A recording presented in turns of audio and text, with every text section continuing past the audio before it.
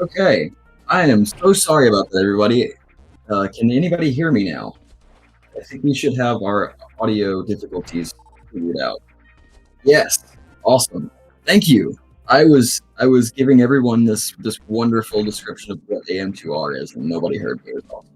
So, uh, welcome, hello everyone, and welcome to the 2023 2D Metroid Relay. Um, so we've got an awesome show for you guys. We are This is the first year that we have included AM2R, another Metroid 2 remake. Um, so, extra special treat. I did want to just kind of, at the start, do a little what is AM2R, because people might not actually even know what this game is. It is a fan remake of Metroid 2. So, it it did get a cease and desist order from Nintendo. Little misconception there. It is only in regards to the original developer making the game and updating it.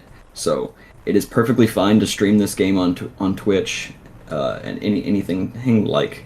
So if anybody is interested in this game, wants to know more, you'll have to do a little searching to figure out how to get it. But it is pretty easy to get. The original developer no longer works on it, but it is still being updated by an open source community. So, with that being said, let's get right into it. We've got EOD Tex up in the top left, Lyncher up in the top right, and Glitzy down in the middle of the bottom. These runners are absolutely amazing. I've been really intently watching their grinds leading up to this. There have been something like 11, I think, world records in the past couple of months leading up to this. And all 11 of them have been between EOD Tex and Glitzy, and Lyncher is right behind them. These are the top 3 runners right now for this game, so this should be an awesome show. So you'll probably have noticed by now that our runners stay in Morph Ball, just like in the original game. Morphing is going to be for the most part, the fastest form of travel for the beginning of the game, at least. Once they get Speed Booster, that will change up a lot, and there are a ton of really cool momentum conservation techniques that will come up when they do get Speed Booster. But for now, they're going to be doing a lot of going in and out of Morph. You will see I missed it a little bit back there, but you saw them doing a little bomb jumping back there.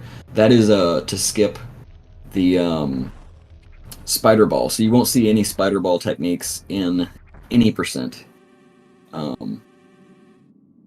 That up there on EOD Tex's screen, you just saw him save. So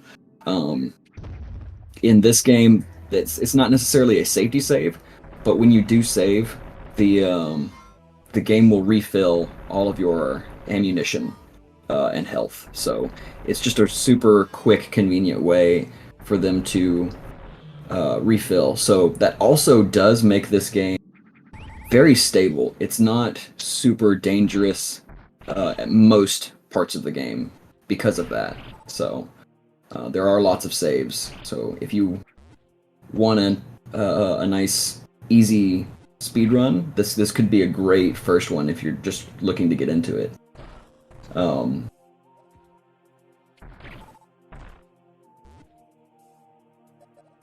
Yeah, thanks. It was really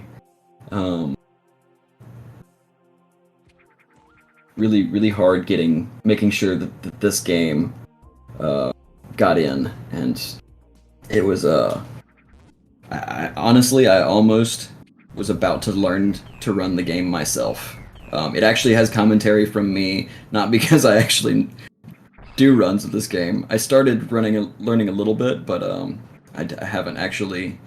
I didn't make it very far with that, but I was about to learn to run this game just to get it into the relay, and we ended up getting Tex, which is I'm super glad that he joined,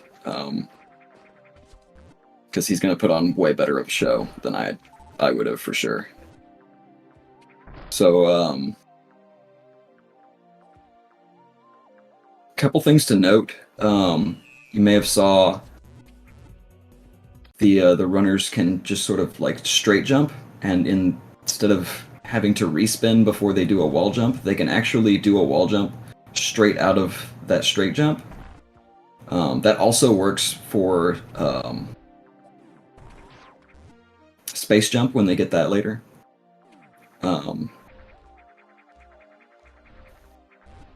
So that'll speed things up quite a bit. It makes it pretty interesting, especially once again when they get speed booster, things get really interesting. Another thing, if you just saw Lyncher just laid that bomb and then unmorphed to shoot it with, you can do it with a missile or a beam, although you have to be pretty precise with the beam, because the missile has an AoE that actually makes it a lot easier. You can just shoot the bomb after you lay it, and that makes it explode a lot quicker. So there you see it. Hey, that just happened again on Lyncher's screen.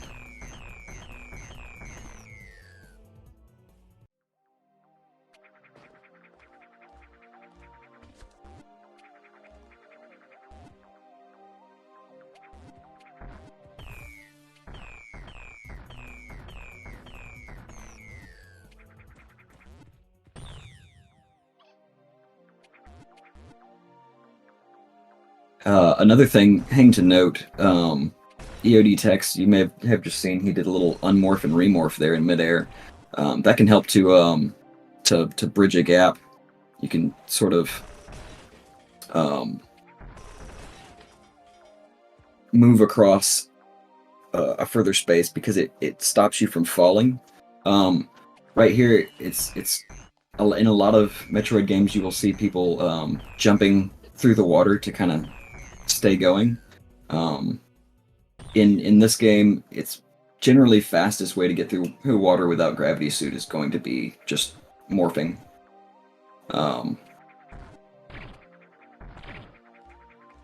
So that's pretty common.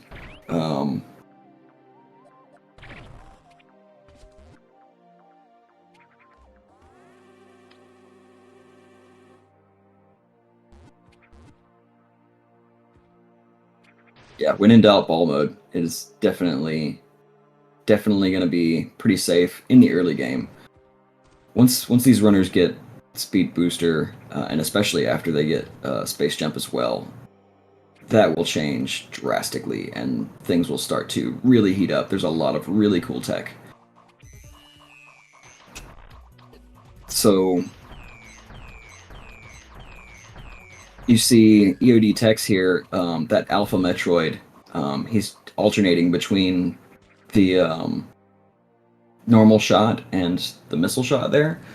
What that's for is so when the Metroid dodges, because it has a sort of dodge AI routine, that makes it become vulnerable sooner. And so that shot just sort of baits it into dodging, and so he can shoot it a lot quicker in that way.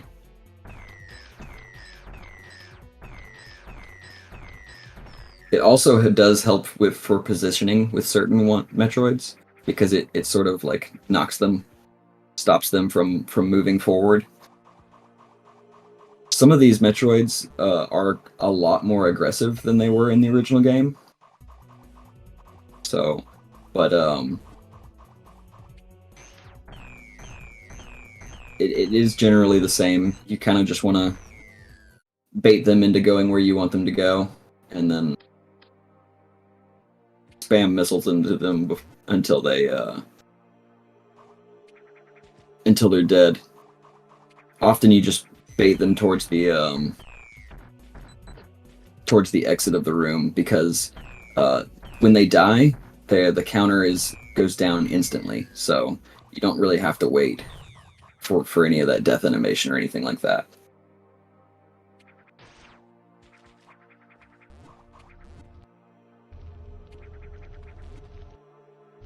Yeah, so there is one runner for each of the games. So you can see down there in the bottom left which runners will be doing, or what order the runners will be in, actually. And then on the right, the games themselves that we will be going through. So after this one will be Zero Mission.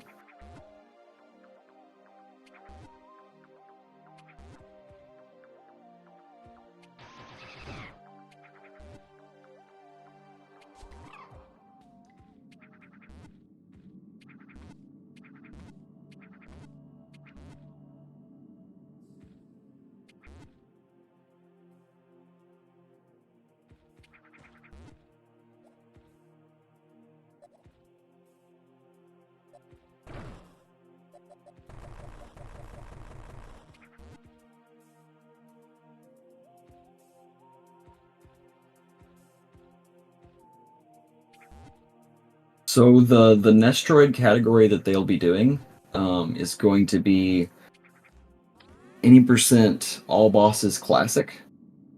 I'm not actually sure what that is, but yeah, I'm pretty sure it is a no major glitches category. So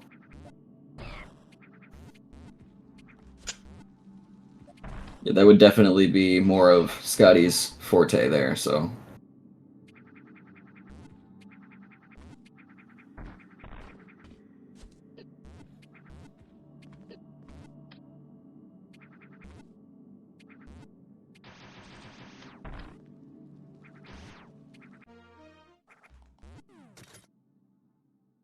all right, so EOD Tex is heading into the Chorizo fight.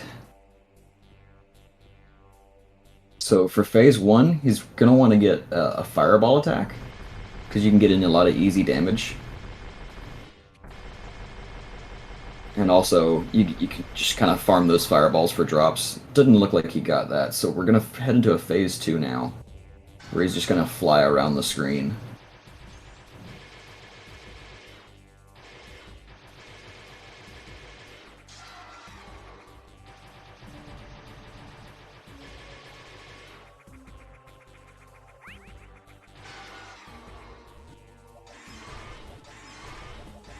So during this dive attack, you'll see Tex is going to just lay some bombs. For whatever reason, during that dive attack, Chorizo takes less damage from most things. Bombs is really the only thing that's worth hitting him with there. So kind of an interesting touch. Bombs are usually relegated to just like traversing in most Metroid games, so kind of interesting to see it used for an actual boss fight.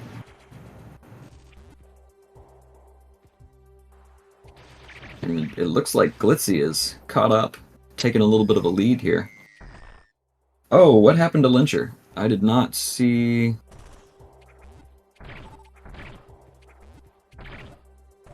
Uh-oh.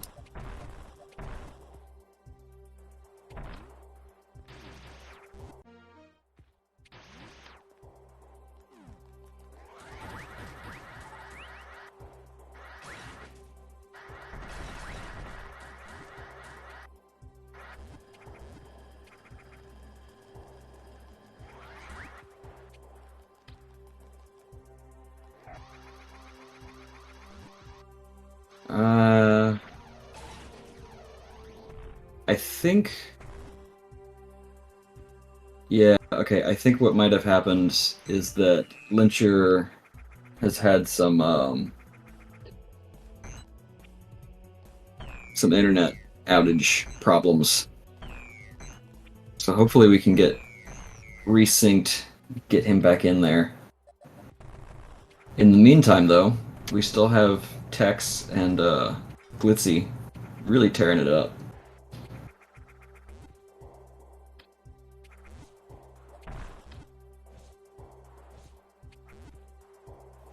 So now that we have that speed booster, you'll see uh, the maker of this game was inspired.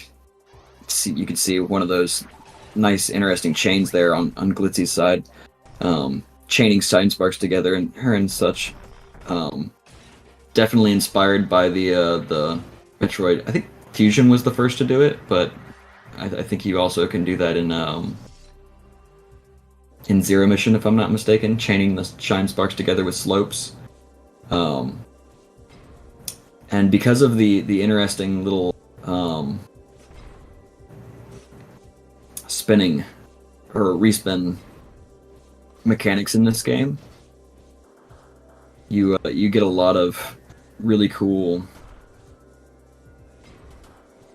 mechanics with that. I'm not sure what's up with Lyncher's screen. I think this must still be the VOD, actually.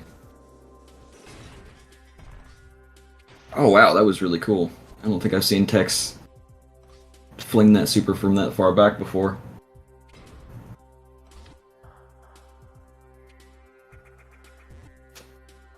So now that they have Speed Booster, you'll see a lot more just running normal.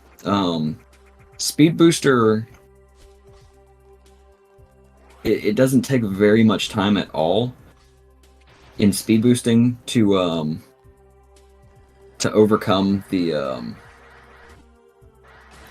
speed of the rolling, and so at this point, it's pretty much if you have space to get a full speed boost, it's worth it to just go ahead and do it standing up rather than in morph. You'll also notice that they sort of do a little mock ball.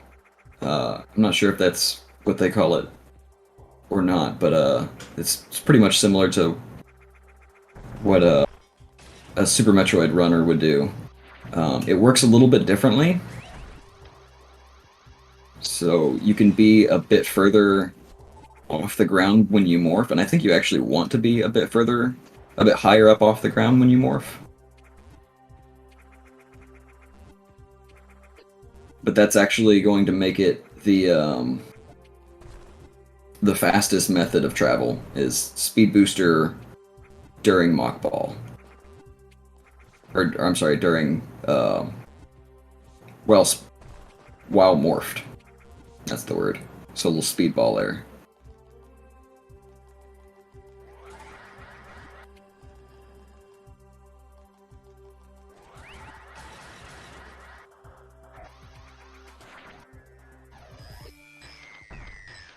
So there you saw Tex just shine sparked directly into that Metroid, and it knocked him directly out.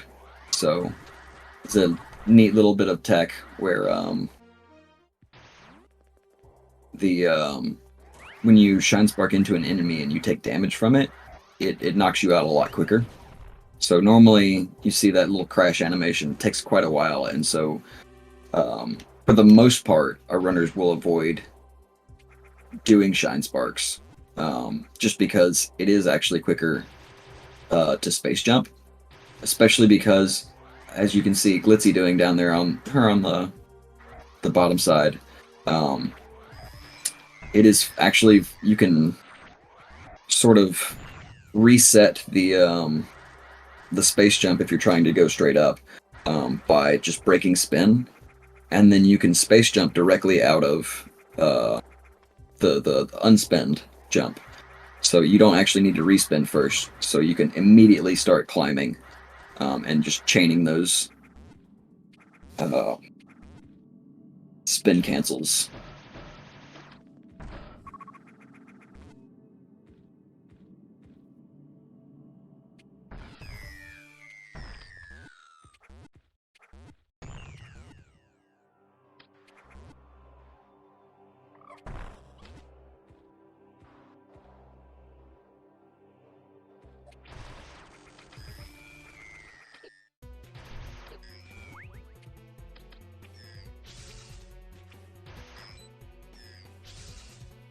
All right. I think we've got Lyncher back now.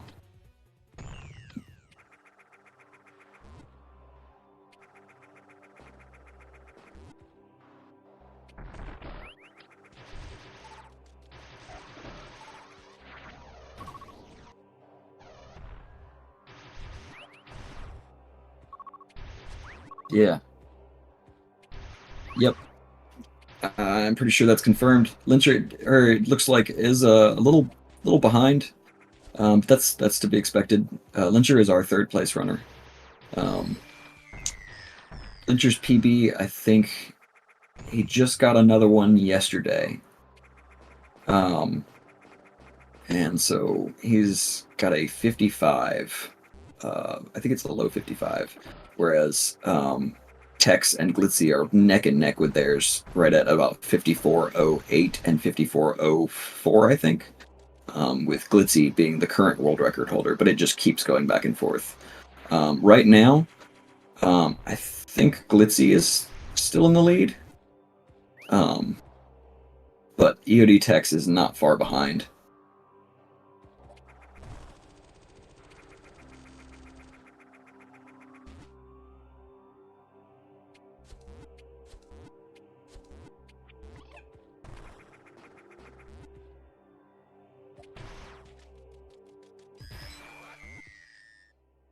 So yeah, you saw Glitzy just came back for that Metroid that EOD Tex just skipped, so uh, just a little ways ahead. Um,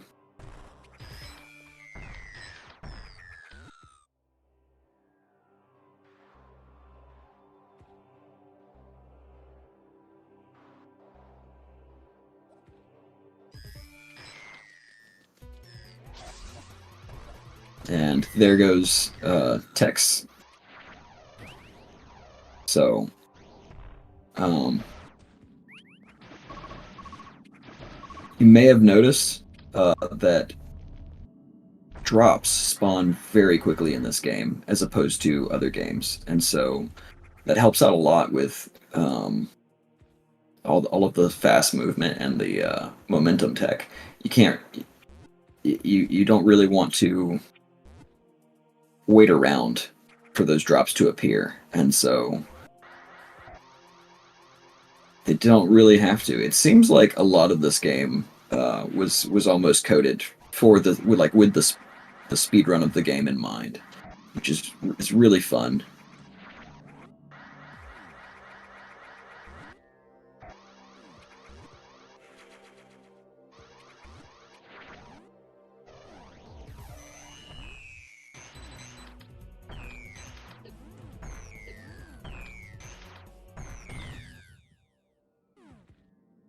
A little bit of a rough Metroid fight there on Lyncher's side,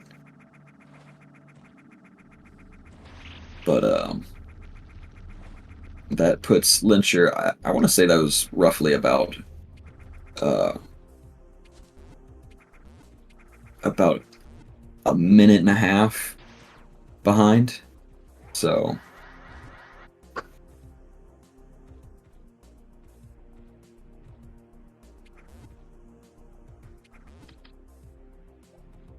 Purple Gang, Purple Gang may very well be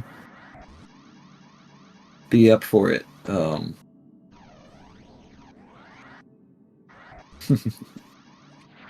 All three of our teams have some very strong runners.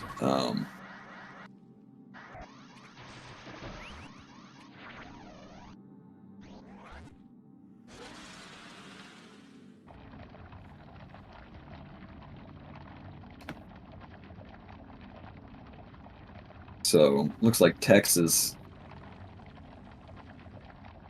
just on Glitzy, just right behind him.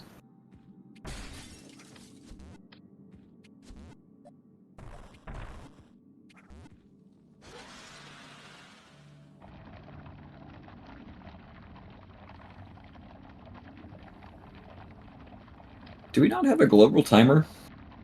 I did not see one on the screen.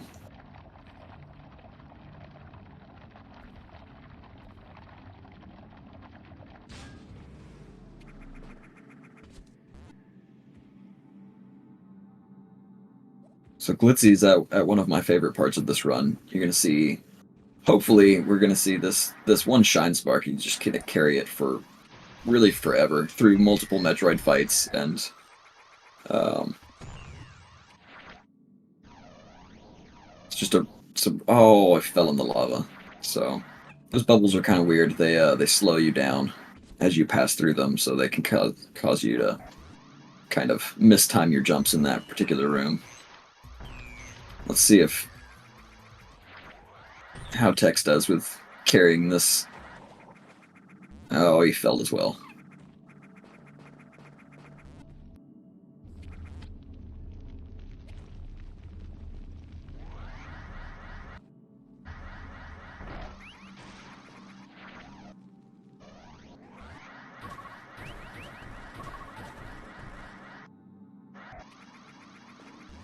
"29 seconds seems about right, yeah.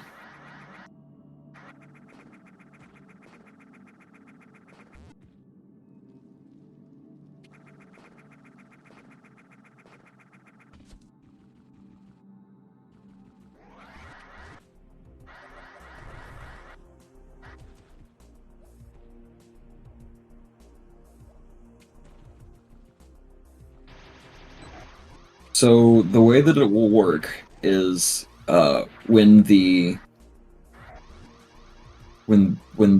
runner gets done with the game, they're gonna ping a little get ready message in our Discord, and then at the see you next mission screen, they'll ping their follow up, and that will be the cue to start. So we will be watching the credits for each one of these.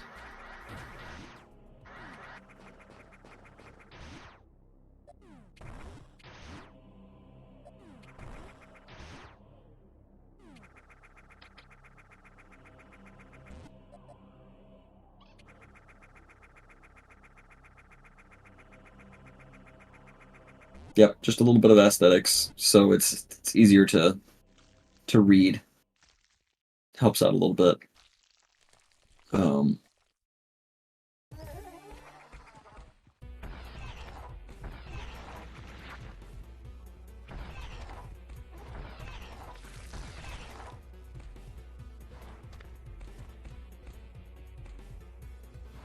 Tex having a little bit of a rough fight there.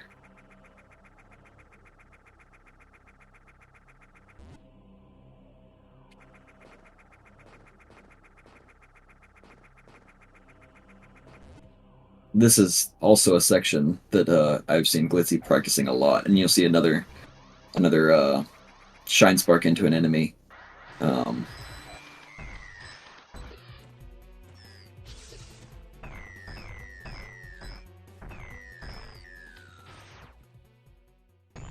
Tex is definitely closing up that gap. Both of them wanting little extra drops there. Normally, those get skipped, so I'm not sure if they're playing it safe with the relay or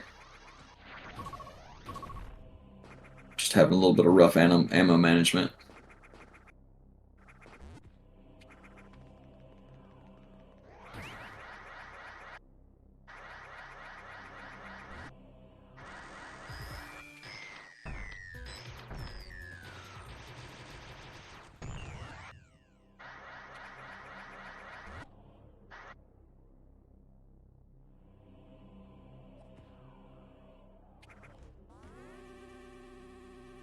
Oh yeah, Texas is only a handful of seconds behind at this point. So this is turning out to be a really fantastic race. Lyncher is a decent little ways behind, but that is okay. Our teams are pretty balanced, so we've got wherever there's one of the runners is a little bit slower than the other runners for their game, you'll have a faster runner put on that team for another game. So our teams are pretty balanced based on rough estimates and averages of recent runs.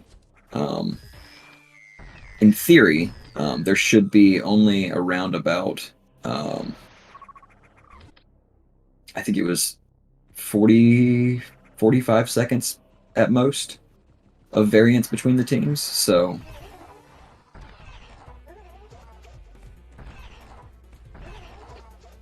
with any luck, um, these three teams should all be finishing pretty close together.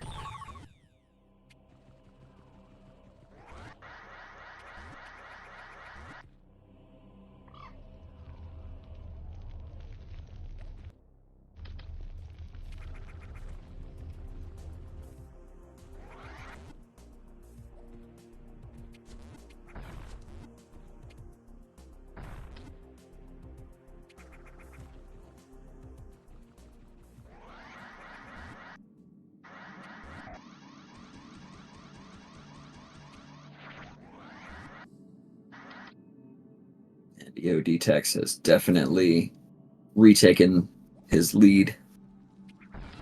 Still just neck and neck though. So here the wow, that was really fast underwater bomb jumping for Tex there, and a nice solid segment there for Glitzy as well. The underwater bomb jump um, in this game, it's a much tighter. Yeah, you can. It is much tighter though. It's a very different rhythm than the normal bomb jumping, and so you kind of have to have two different versions. It's really hard to get. I've seen all three of these runners practicing that segment a lot, and sometimes it just really doesn't go well. So that was really awesome that they both had through it. Hopefully Lyncher as well, when he gets there, will just not have too much of an issue.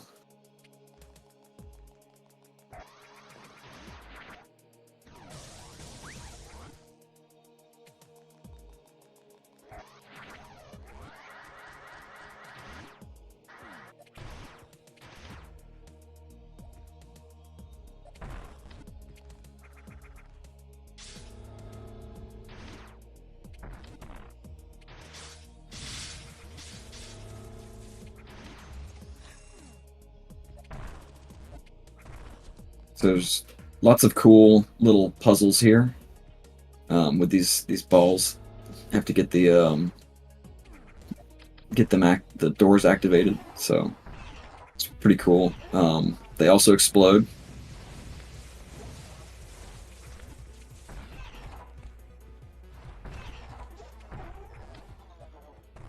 Can do a little bit of extra damage there using those. So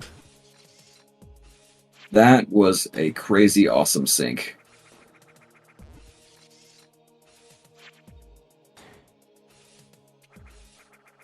They are just neck and neck right now, and it is really fantastic. Here goes our underwater bomb jumping section for Lyncher. And he breaks the surface of the water with no problem. That is fantastic. Really glad to see that.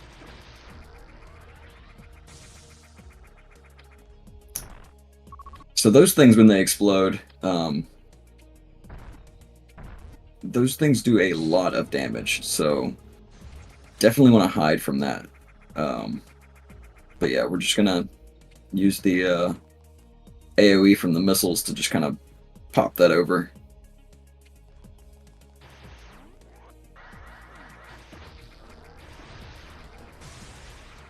Glitzy having a little bit of a rough time with that one ball. So Tex is taking his lead back. We'll see how long he stays up there.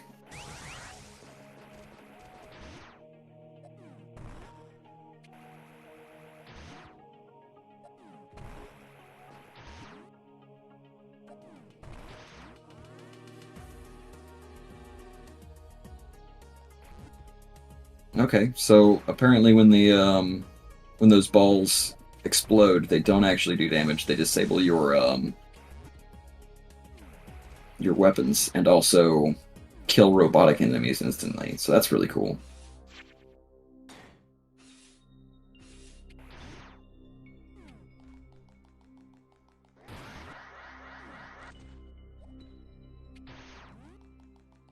So same thing for these little areas. I do know that they also make it so that you can't shoot.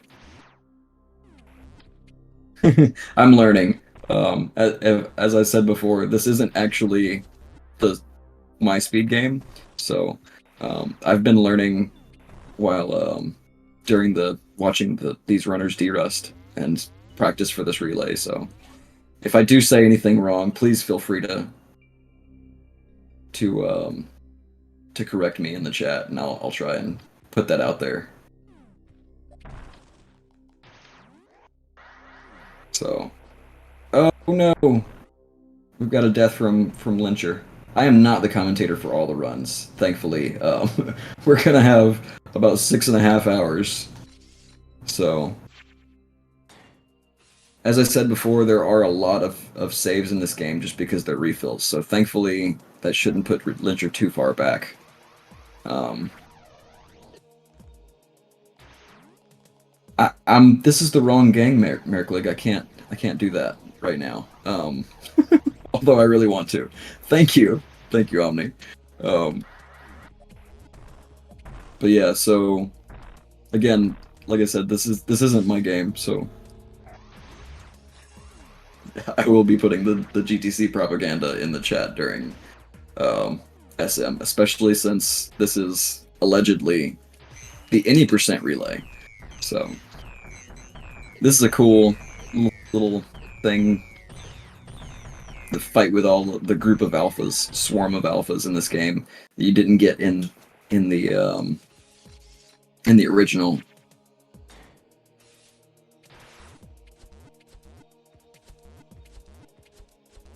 Oh no, Lyncher accidentally exploded that ball, and so it's gonna have to wait for a new one to respawn.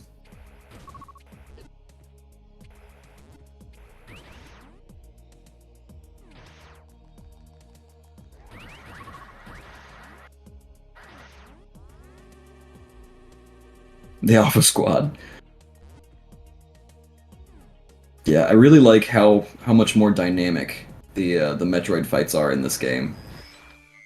So now we have a couple of I believe those are Zetas, if I'm not wrong. But yeah, the group fights and then all of the different are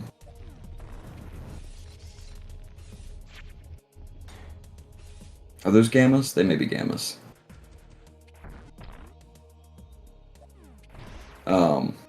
I thought gammas were the biggest ones. Maybe not.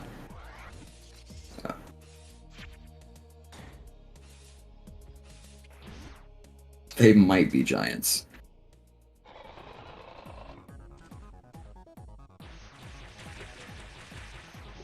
Lyncher having a little bit of trouble getting the Robomine to cooperate. So we have the Ceres fight. There are some different versions of this game. What they're currently playing is the 1.5.5 version of the game, and so this fight is actually one of the biggest differences between the different versions for the speedruns. So in 1.1, I know that this fight is a lot quicker. What they're going to try and do here is shoot certain areas on the wall and electrify those little ports to do extra damage.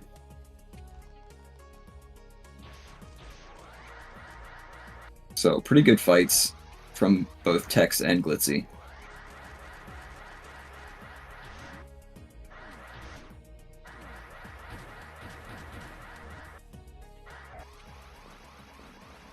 Yeah, the conduits were added in a later version.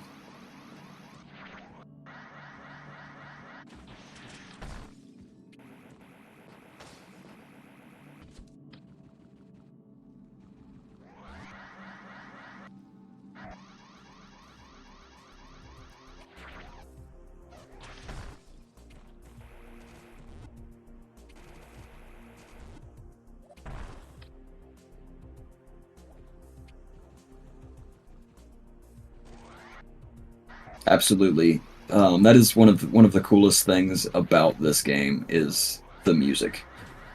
Um, all of the music is redone really well. So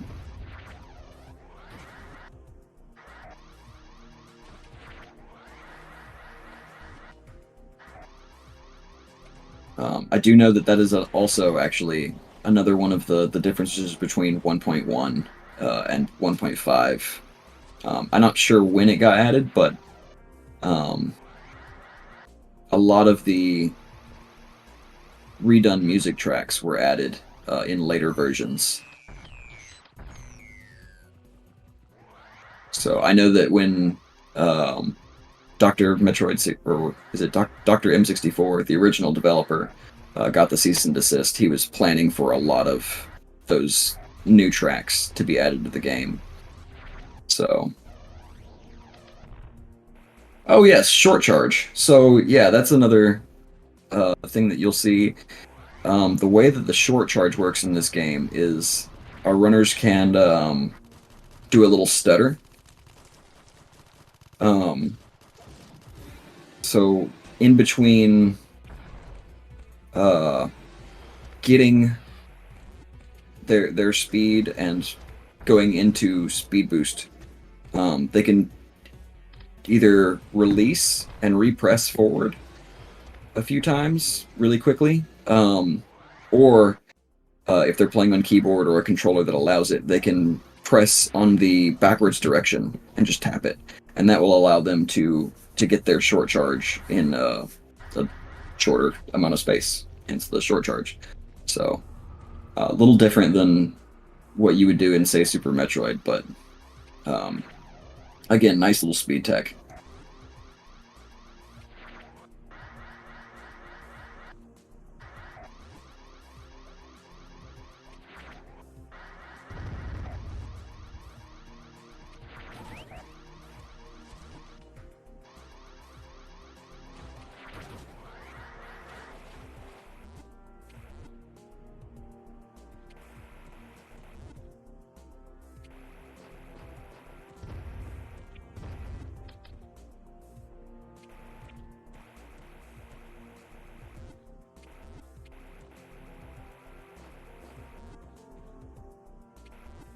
Yeah, this has been a really fantastic run. The back and forth between Tex and Glitzy has really been a fantastic exhibition of sorts. So got Lincer coming in on the Saris fight. Hopefully, he can have a pretty smooth fight.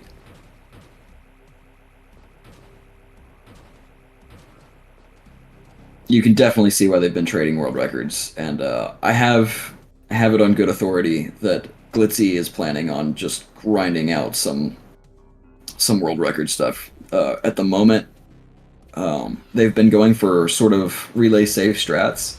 Um, I don't know about Tex, but I do know Glitzy is really planning on grinding out some of the more risky strats for world records and really pushing this game down once this relay is over. Um, so the fight with that Metroid on Tex's side, you might have seen there's a tiny hitbox, the little green area on the Metroid's back. Um, that little spot, our runners are going to try and hit it when it opens up, and that will do triple damage. So it goes from being, I might be wrong on this, but I think it's 5 supers that you would need to kill that Metroid, down to if you can get 2 in the back and 1 in the chest, you can do it with 3. So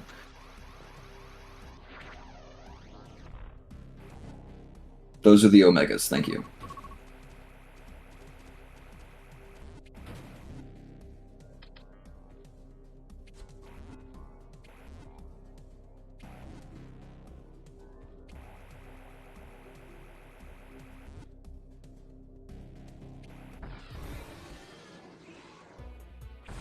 Also, I just remembered this. Some of you might have noticed that Lyncher and Glitzy have a different color palette a little bit from Tex.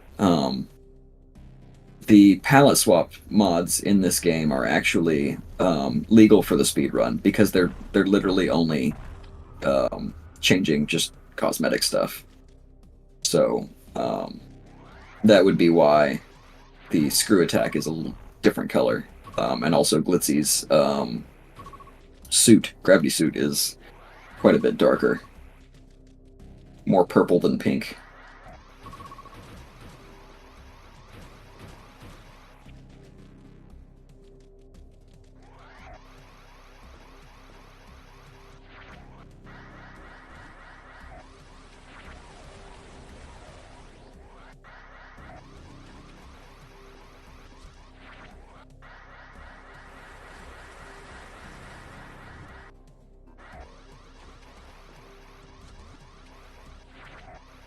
Oh, that's cool. The fusion design for gravity is what Glitzy's suit is based off of. I kind of like it. It's I actually thought it was a little more Super Metroid like because Super Metroid's is definitely a lot more purple than it is pink.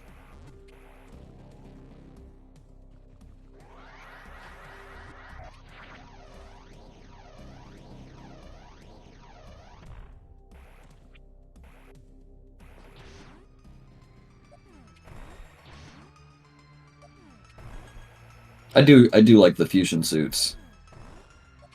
I like the smooth aesthetic on them. So Tex is at the baby. We have a little egg here.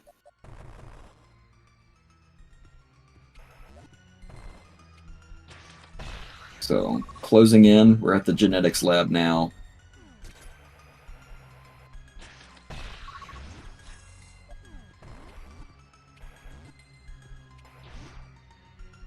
The baby, TM.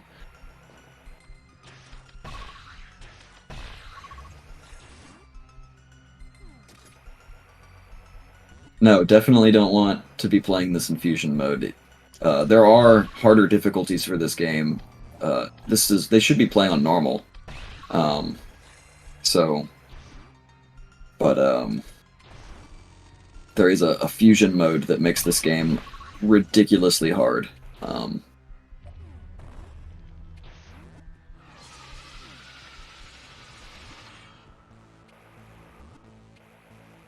And here we go.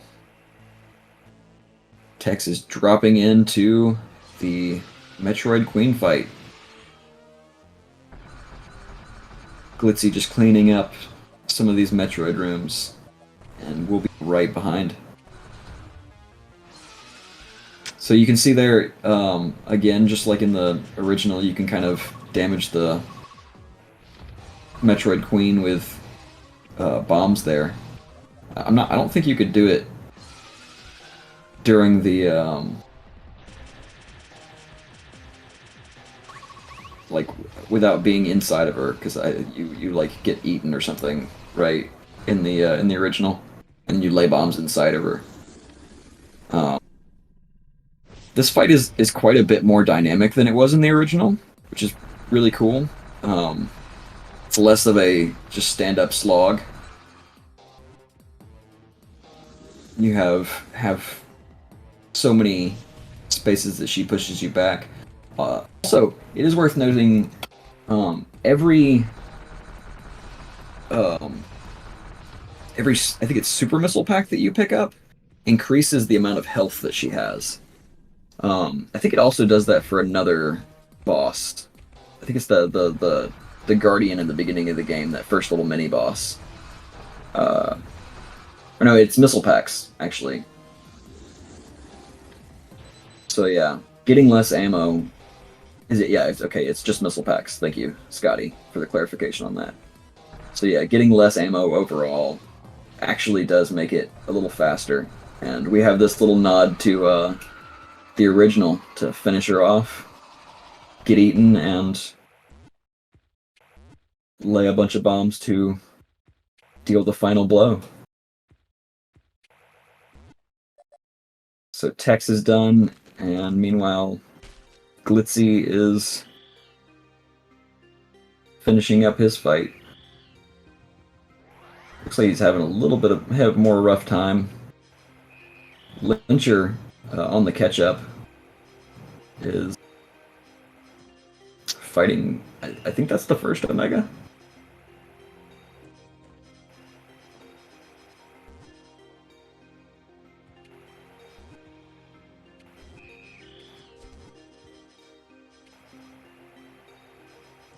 That was the last Omega. My apologies. So, not too far behind.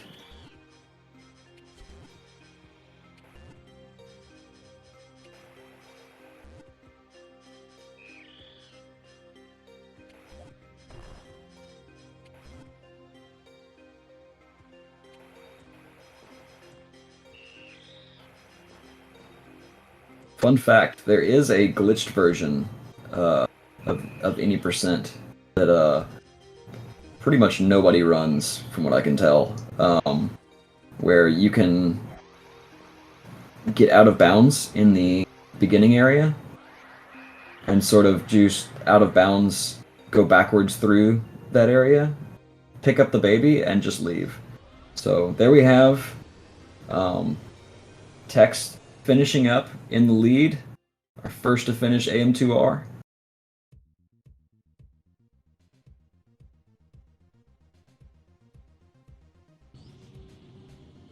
So huge congrats to Tex.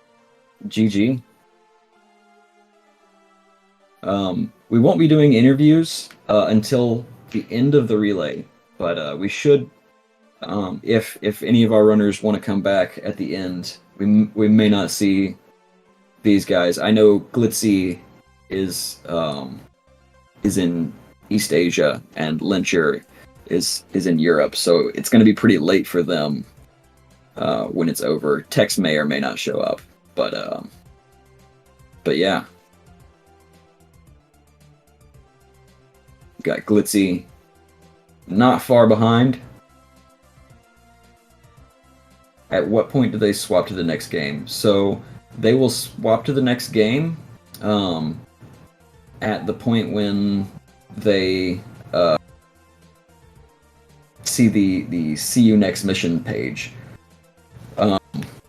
Each Metroid game after the credits will have that some form of a see you next mission pop up, and that's the cue for the next runner to start, and we'll get the gameplay feed switched over. So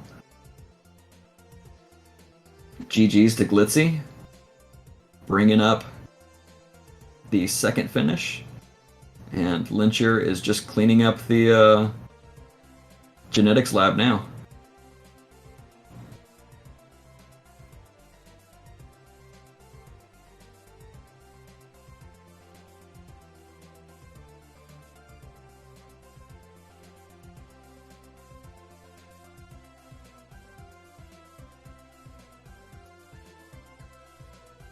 And here we go with our final Metroid Queen fight.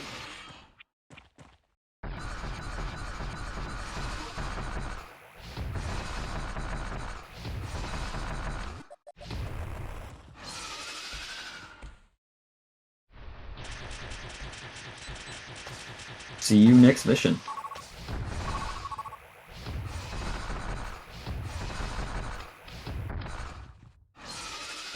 So we are on to Zero mission. And I should have... Oh, sorry, I was like late. There he is. Sorry, but here I am. Yeah, so we are into Zero mission right now. So if I may begin talking about Zero mission, so any percentage, there are technically two routes for any person. You can do either Great First or Regular First. But we will really not see Great First today because it's harder and slower, so it's more of a challenge you do by yourself rather than something you are likely going to see well, it's not a marathon, but something like that.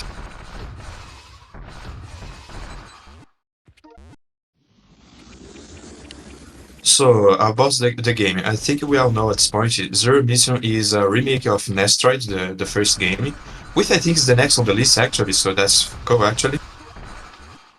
And because of that, your objective for the game is like to defeat the two main bosses and then go to Mother Brain and, well, destroy the Metroids and Mother Brain.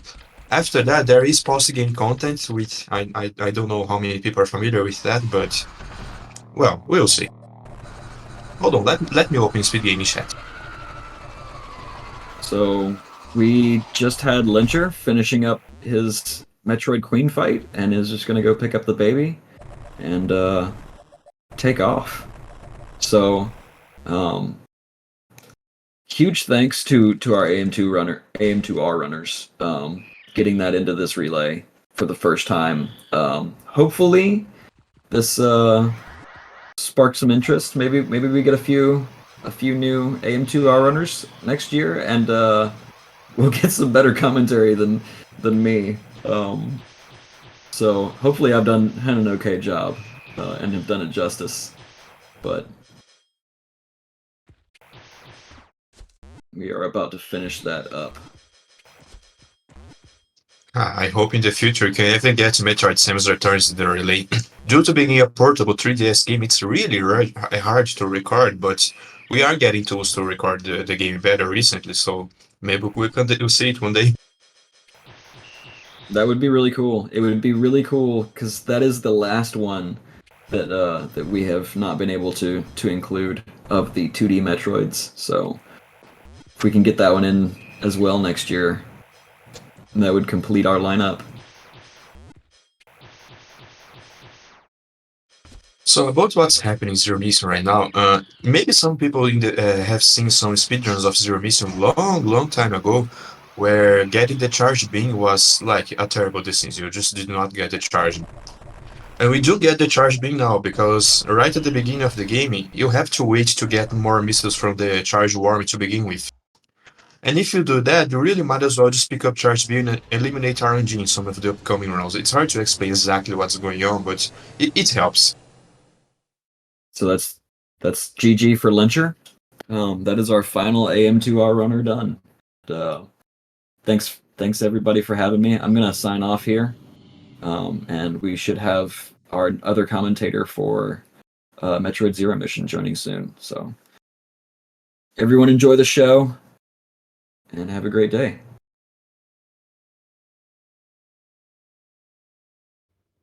So right at the beginning of Metroid Zero Mission, it's kind of very linear, very streamlined. Very, I don't know the best possible adjective. Sorry, I'm not a native English speaker. But oh, hello, Visu. Hello. Hello, what's up? So now that we have bombs, we can kind of do our routing for the game. Again, it's now possible to already go to create, but we're actually going to do that much later because it's faster. So the best thing to do to finish any percent as fast as possible in Zero Mission is to go to Norfair and from there not only collect items and return, but straight up already go to Ridley's hideout. So that is what Rocky and Mike Food are going to do. They are going to Norfair and from there to Ridley right now. Something interesting is that there's an additional route deviation in Norfair where you can grab high jump first, or before you go into Ridley, or after you go into Ridley. I know Mike and Rocky get late high jump. I'm not sure about Valkyrie.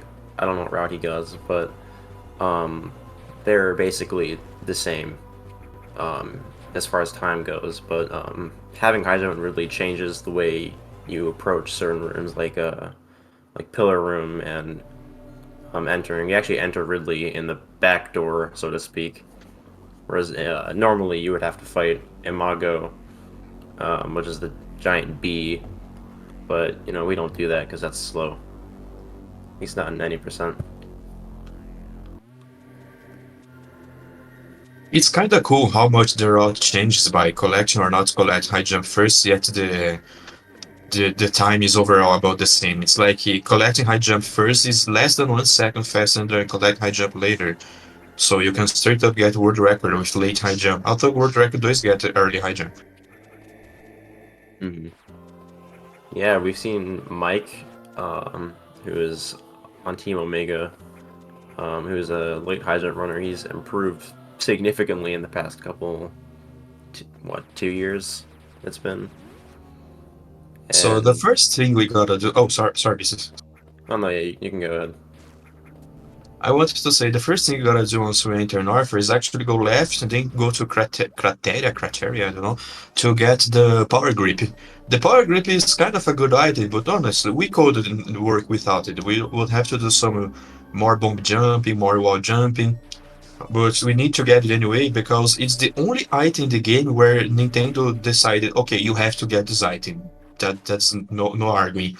Because if you don't get it, there's an arbitrary barrier right at the next room in Warfare that you can go to the end of that room without power grip by bomb jumping. But then there's a barrier there which you cannot go through, so it's kind of arbitrary. It just it is going also get the power grip. So you have to get power grip, and on one hand, it's unfortunate because it makes it run slower. On the other hand, it's actually very fortunate because then you need to get a very useful item. Mm. Yeah, unfortunately, we have to skip. Or we can't skip power yet. I really hope power grip skips never found because it's good to actually have it. Like we would save so much time by not having to get it, but it would also be just much worse.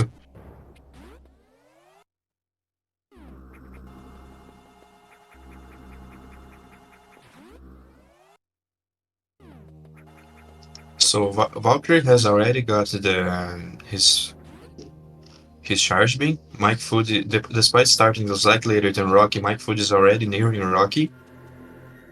Mike Food is among the top 3 runners of the game, so it's highly likely he'll finish before the other two.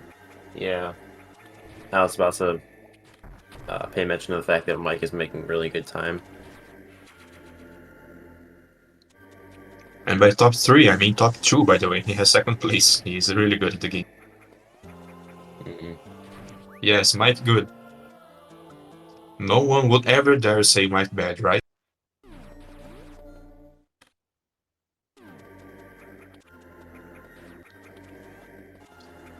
And the Rocky right now is in the room where you can go through without power grip, but jumping, yada yada yada. And then there will be a barrier right there.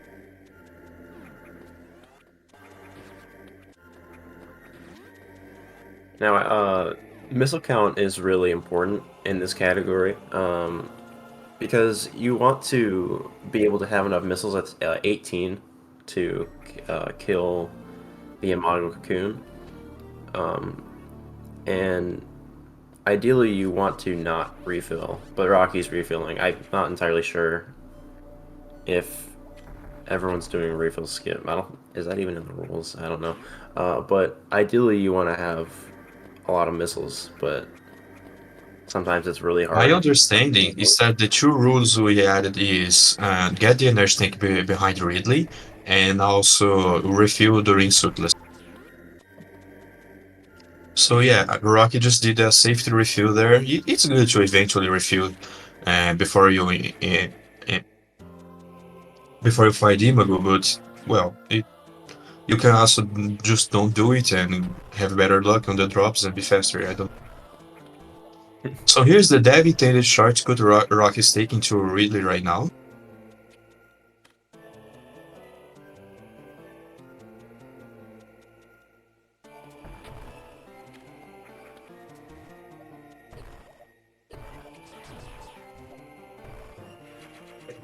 Oh, no, boy, do you mean the right at the final run of the game? If there's like too many bosses you have to fight, right? Well, most people do a cheese strategy during them because it's hard to fight the legitimate, and the cheese strat is like really good. It's really fast and super easy and consistent to do. I could not tell if Mike got any corner boosts falling down there, but um, he was going. He was going for them.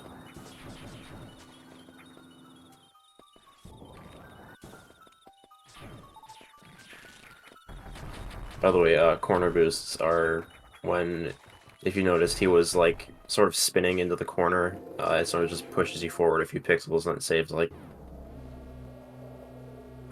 2 frames every time you do it. I don't know the exact amount.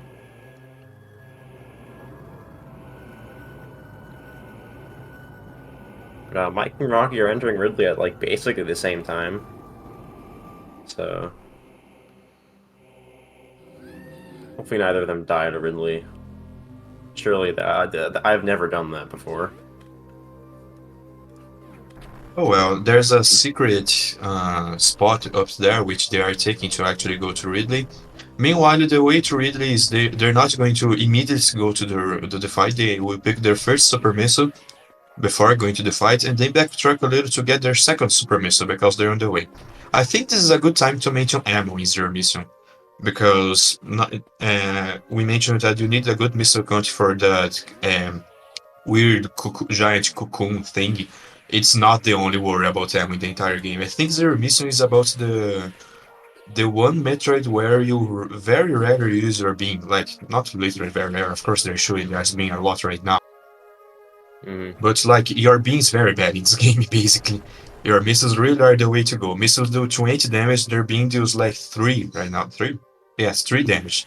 And if you charge, it deals 4 times that, so it's going to do 12 damage. A missile's far stronger than a charge beam in this game. As opposed to Fusion, where it's the exact opposite.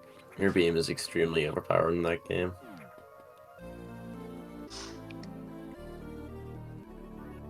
So Mikey has already got his first super missile and he's now backtrack to get the second, that's this turn around.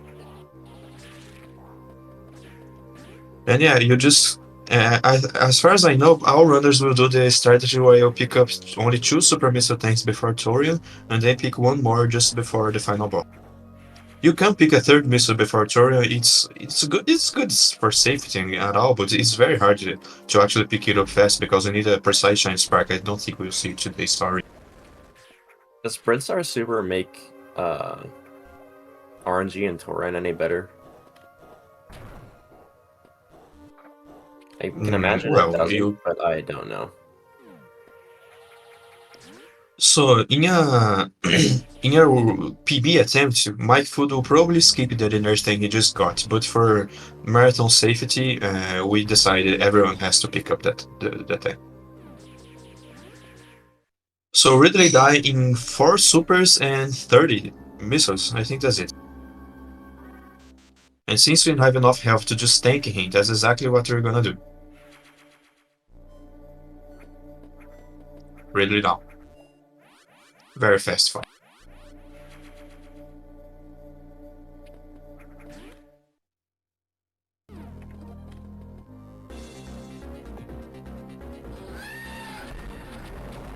Oh, wow, look at those supers.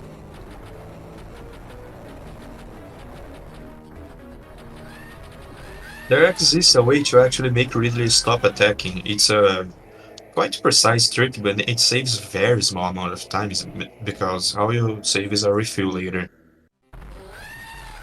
So we're not going to see it here. But it's funny because people fight about what's the best name to give to the trick. Kirby Air Ride. Yeah, the time save from that trick, I think Scotty, who is the world record holder, I think he's the only person who does it. I'm not sure I if anyone think else. JRP does it too. I think JRP with 3rd place does the trick too. Basically, the time save just comes from him.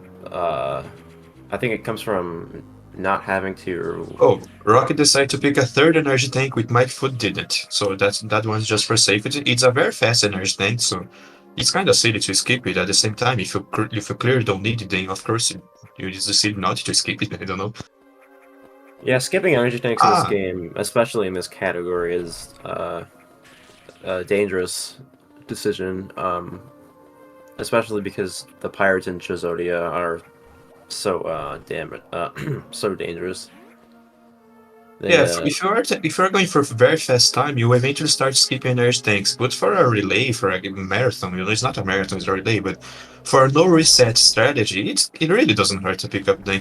Valkyrie decided to pick up the high jump boots early. So as you can see, he has to make a slightly larger detour than everyone else because he has to go up, and now he has to go down again to finally go to Ridley's hideout. However, high jump boots saves a lot of time anyway, because high jump boots do not like outer gravity or anything. Which funnily is what happens in Samus Returns. In times of gravity change, once you pick up a high jump, but not in this game. What happens is that you jump faster. That's literally all that happens. Samus jump with a higher starting speed until she achieves higher heights before she starts to fall. Which is exactly how you would expect this to work in real life. And because you jump faster, coupled with the fact you can now jump in ball form, high jump boots end up saving a lot of time, even though there's a detour to pick it up.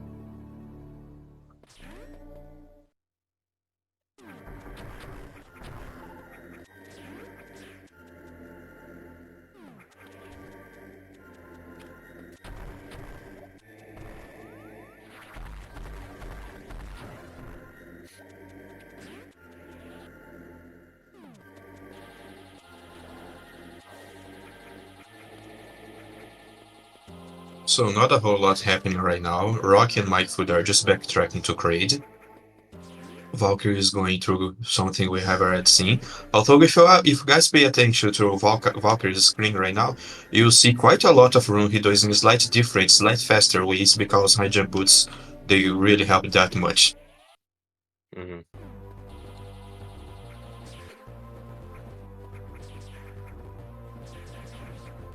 Or I'll just pause champing, waiting for Mike to get to the acid room skip, so we can talk about it. Well, I think we can begin. You might notice there's a zip line in the scene where Mikefoot is about to go. You're supposed to activate it and then go to the left of the room. But you can just not activate it. You skip the fighting the boss as the worm. Those we call it as the worm skip. Yeah, And he got he it. just did it with no issue. It's really, a lot this is not harder than it looks.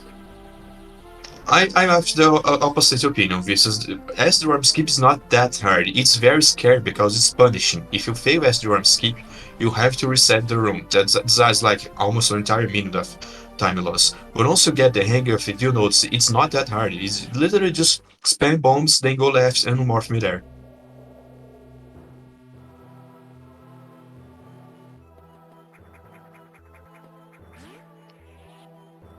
There is a method of doing. Sorry. No, you're good. I was gonna say, like, I don't mean to imply that it's hard. It's just like it takes a lot of practice to get used to. Yeah, it looks like Rocky got it too. Rock got it too, yes. Of the three runners, Rock's the only one to sometimes complain, man, I hate S-drum escapes. So I think we are going to see three. Oh, there's Grady. Bye, Grady. And I think we're going to see all three runners get S-drum skip first try, which is really cool. So Ridley has. Grady has 300 points of life, of hit points, I don't know. And well, that's clearly an amount that was balanced without super miss. Like devs realized you could get super misses before Kraid, but they thought, oh, we're going to balance the fight, so a player comes here without super missiles. If you do have super missiles, it's just a 3-hit kill. It's this fast. No glitch involved, not a trick, no precision. Literally just fire, crits.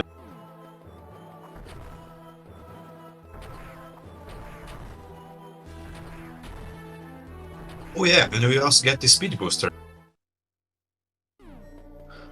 In the following room Mikefoot will have to go, there's a zip line, so that's actually the second part of S Dwarm escape.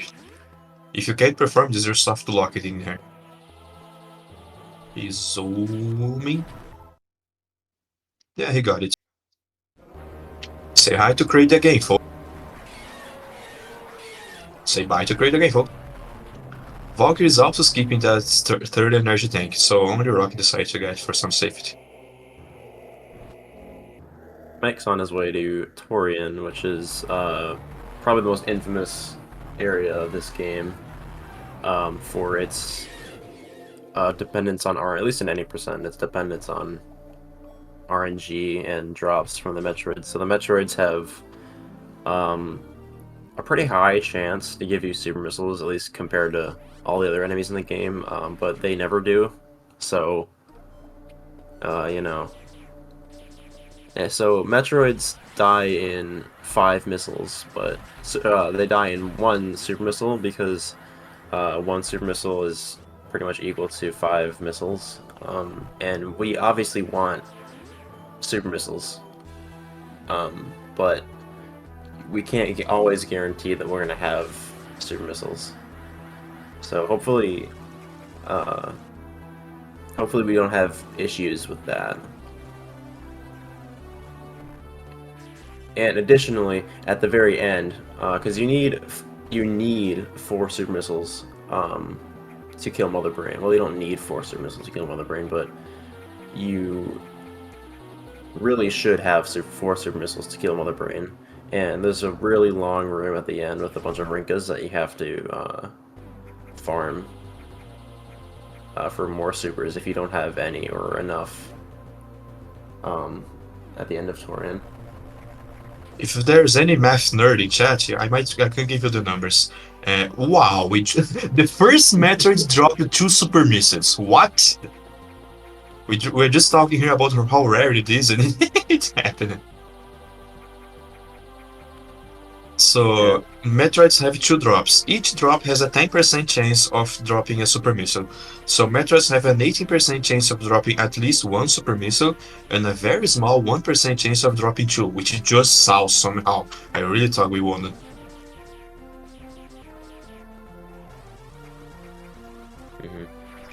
And if you want more numbers, in Mother Brain's room, in Mother Brain rooms, Mother Brain itself takes 15 missiles and 2 super missiles to die, and her tank takes 20 regular missiles to break open.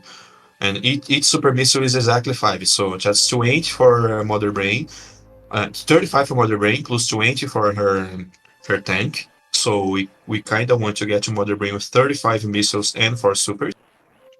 And each Rinka, each Zebetite, oh, my foot gets really good RNG at the end. Yeah. Each Zebetite takes 7 missiles. So the standard strategy in the past was enter the Mother Brain's room, destroy 2 Zebetites, then you go back and fill up until you have 49 missiles and 4 supers, which is exactly 1 missile away from maximum. Oh, Valkyrie has missed S-Drum skip, was not expecting to see that. Something else that isn't really talked about much, but I think is pretty cool. The green Rinkas always drop something. So when you see them farm, they'll always be killing the green ones. And looks like Mike is trying to do the Zeb skip, and he gets it second try. That's a frame perfect trick, by the way. Yes, Zebetite skip is actually really hard. Okay, Valkyrie got the S-Drum skip second try. So as I said, in the past... Sorry, you can talk about. I'm talking about. The Zeb skip basically just allows you to skip farming for missiles a second time. So the normal strat, you walk in there, you kill, I think it's 2 of those Zebetites, and then you go back into the long hallway and farm again up to full, or up to however many you need to finish the fight. But with Zebetite skip, you only have to farm once, and it unloads 1 of the Zebetites, so you only have to kill 2. And it gives you just enough ammunition to kill Mother Brain. Oh yeah, someone asked a nice question in chat. Another 1% double super missiles drop. What's going on here? This never happens in PB attempts. So yes, as a boss is dying, if the boss stops you from running forward, the game actually allows you to build a Shine Spark. This is not dev intended. It's one of the very few non-dev intended shortcuts we get. Building up building up a speed boost during the modding. The reason this happens is because the game, instead of pretending you are running into a wall, it just pushes you back. Since you're being pushed back, according to the another piece of code from the game, you are still running, so you can build up a speed boost. Noticeably, this actually happens on Crate too. However, you cannot actually get Speed Booster before finding Crit because Speed Booster is just behind it. However, if you're playing a randomizer, or, well, if you just hack your Speed Booster in, you can build up speed as Crit's dying, which is kinda cool.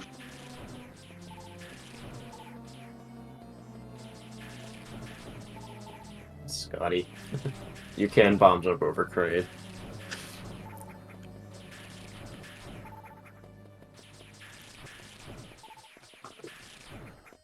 Wait, did I say something wrong? Sorry. To my understanding, as Creed is dying, it pushes you to the right. So you can build a speed boost there, expect that in game it just never happens because you can't have speed booster there. So Mike's Oh about yeah, Rock. to. Sorry. I keep cutting you. I'm sorry. No, you're good. So Mike's about to enter the space pirate mothership. Well, let's see if he gets the hardest trick in the game, the map skip.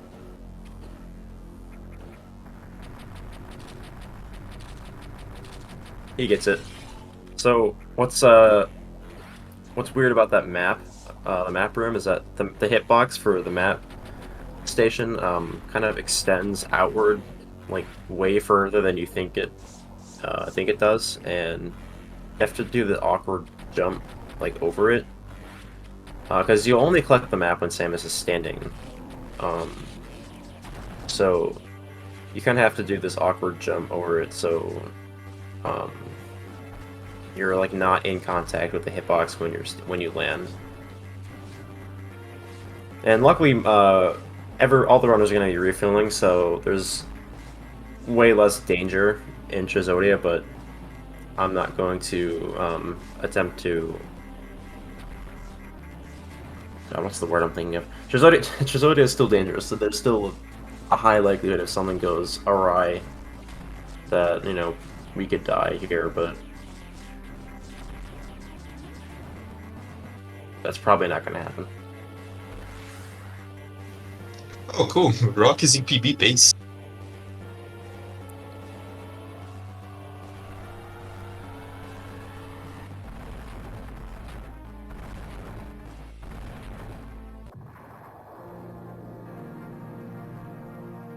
So yeah, as much as Chozoja is dangerous, if you are in a PB attempt, want to get like really good times, you kind of do not refill, do not save, do not do anything.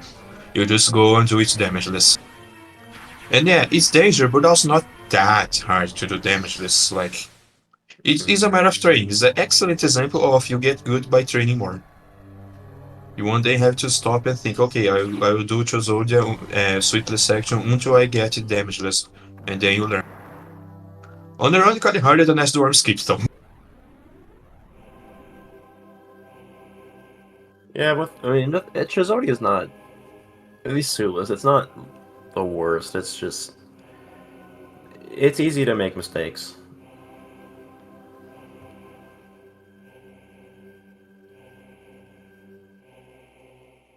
I don't think Mike shoots Roger.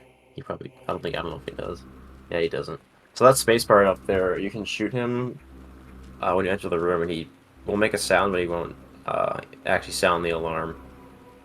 Kind of goofy. And we named him Roger. I didn't know he had a name.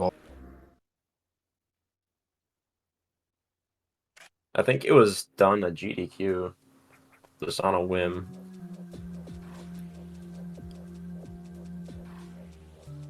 I forget who named him. Probably John.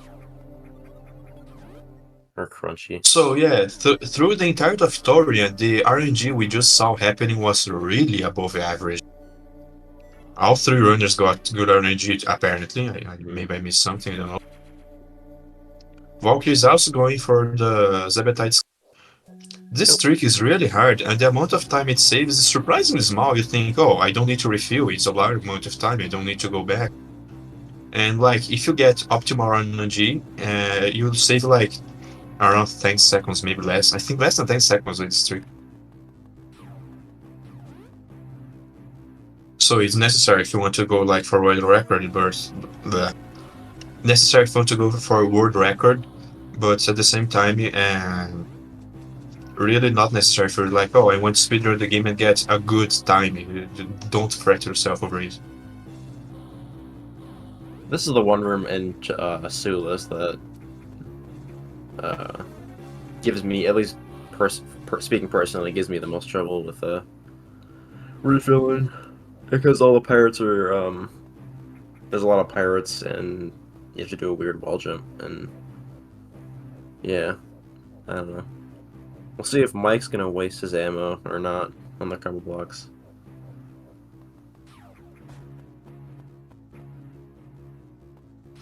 Oh, by the way, And we you ended up save. not really explaining what's happening during Sweetless. As you can see, Samus' pistol kinda charges. If you see the upper left corner, you see that her pistol is automatically charged. The good news is you don't need to press B, it just automatically charges, and you just press B once to actually shoot it. And if you fire an uncharged shot, while it can still break blocks, it cannot actually stun a pirate, while a charged shot stun a pirate for a few seconds. Yeah, and additionally, the charge shots are the only thing that can I want to say damage, but I don't know if that's the right word. But Do basically, literally anything against pirates, I think that's what you. the charge Uncharged shot. shots literally just break blocks. Charged shots at least stun a given part. Stun a part it hits. And if a part is stunned, you can like walk through it, walk past it, it doesn't see you, but it does not stun for a long time. So it is actually meant to be really scary for a casual player. I thought by the time you're playing for the thousandth time, you kind of know what to do. Mm. And charge shots are the only thing that can actually hurt Charlie, who is the Chozo ghost or the tester or whatever his name is. I don't know the lore, but uh, yeah, if your beam isn't charged, you can really get into hot water really fast. But it looks like Mike is getting really good RNG. Well, that should probably also mention. This guy's RNG. He moves around the room and takes a completely random amount of time for the orb to turn into like a glyph, which is when you want to shoot him. Um, and like I said, Mike got really good RNG for Charlie. That went really fast. And Charlie gives you your powers back. And you'll notice that he has the Varia suit, even though we didn't actually collect it, and that's because the game just kind of gives you the Varia suit for free. And if you were to go back to where you collect Varia suit, it would just be gone.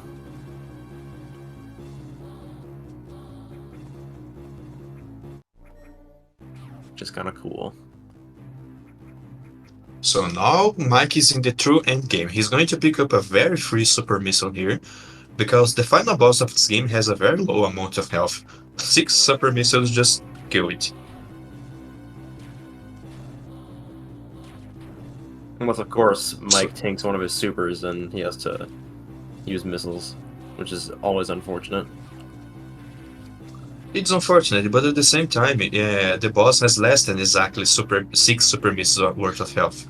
Mm. Each actually has 5 supers and 3 missiles, as opposed to 5 supers and 5 extra missiles, you know. So if you miss exactly 1 super missile, it's still not that bad at all.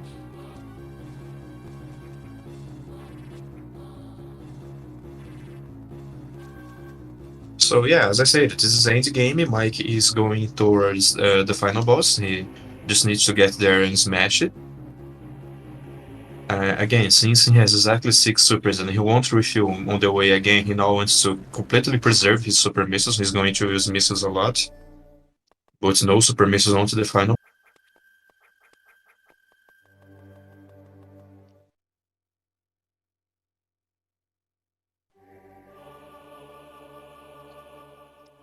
There are some very funny strategies during the second part of Chozodia, where, to be fair, the first part too, where like pirates open the way to you or pirates shoot at each other. It's kind of funny how pirates have a friendly fire turned on.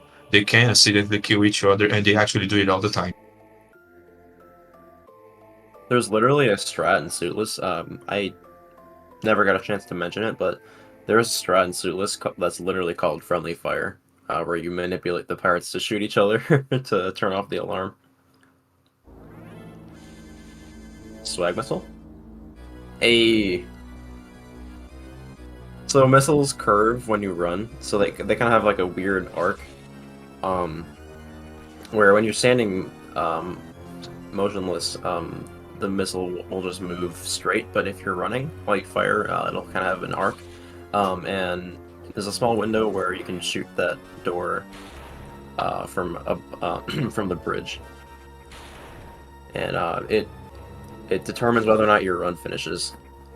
And that's not true, but we like to joke that it does.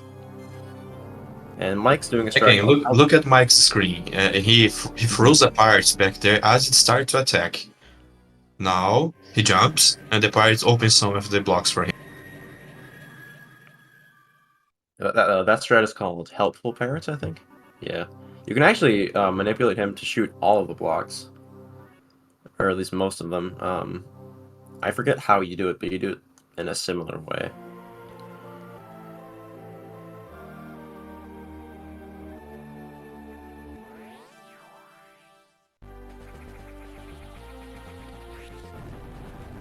Rocky has his fully powered suit too. So Mike Food is right now in a room where technically you're supposed to use power bombs, but there's again dev intended shortcut up there, making power bombs completely optional too. Yeah, huge shout out to R&D1 for making this game really speedrun accessible.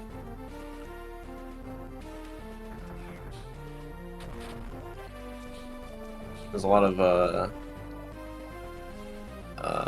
shortcuts that you don't even see in this category. But like in 100%, there's a lot of like a little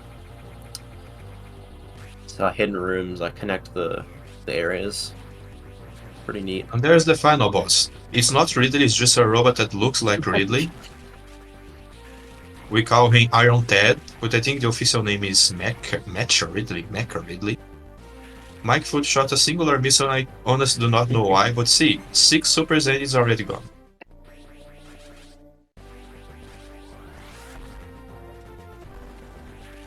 Drop a bomb after 13 beeps, and the bomb automatically opens the door. Mike Foot is in the final scan. Is it 13 or 14? I mean, I count to 14, but I might be wrong. Well, I count to 13, I don't know, that works for me. The name of this Metroid game is Metroid Zero Mission. Paulsmore says it's 13 seconds and 25 milliseconds. It's also known as Metroid Zero Missiles, but the official name is Zero Mission.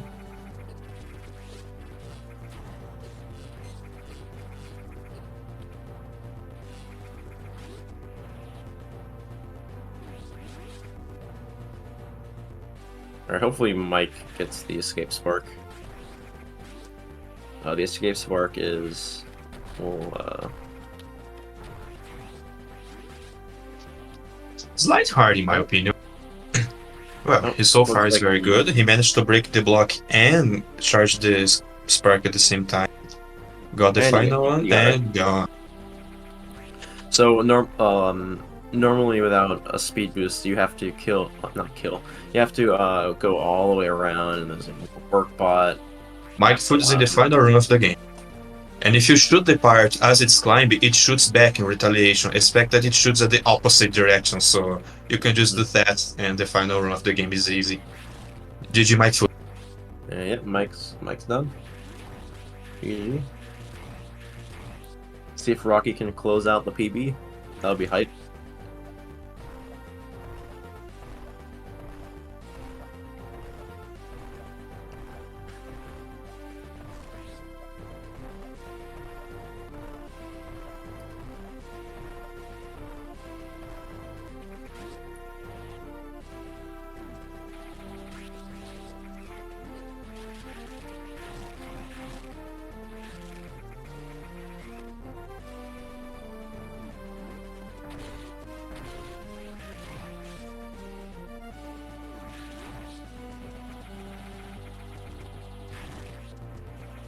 So GG to Mike, and that's it. This is will come to the final remaining 2 runs, and shortly thereafter, C Scotty W. Sorry if I mispronounced that. Will enter the commentator run and start talking about Nestroid, which is the original version of the game we just played. See you guys.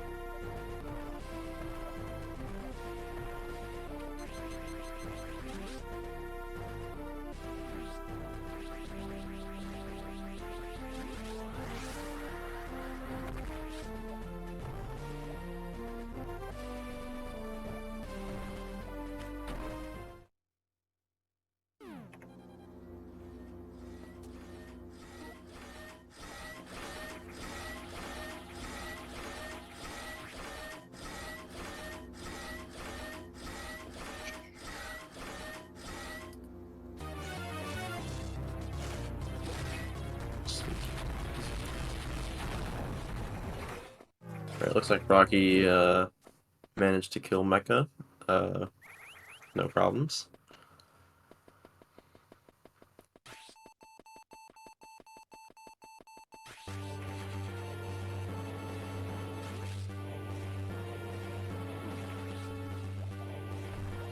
Can we get some pause chants in the chat? Some holds?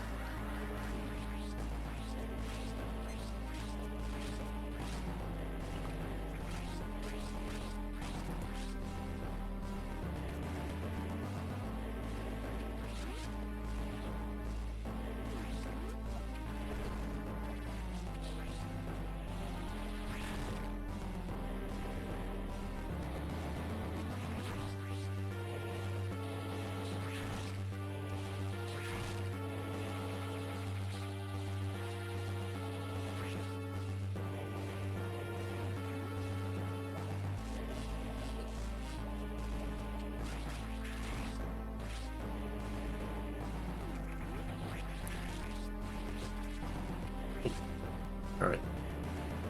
Okay, let's see if Rocky can get the escape spark.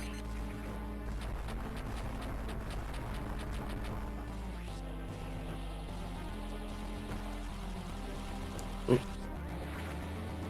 That looks like he's good. Taking it safe. And he's good. He's got it.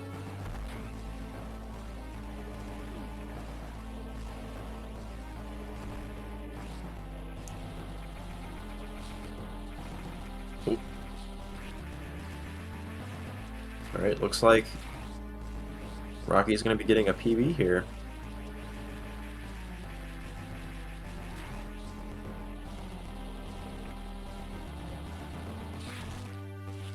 And GG.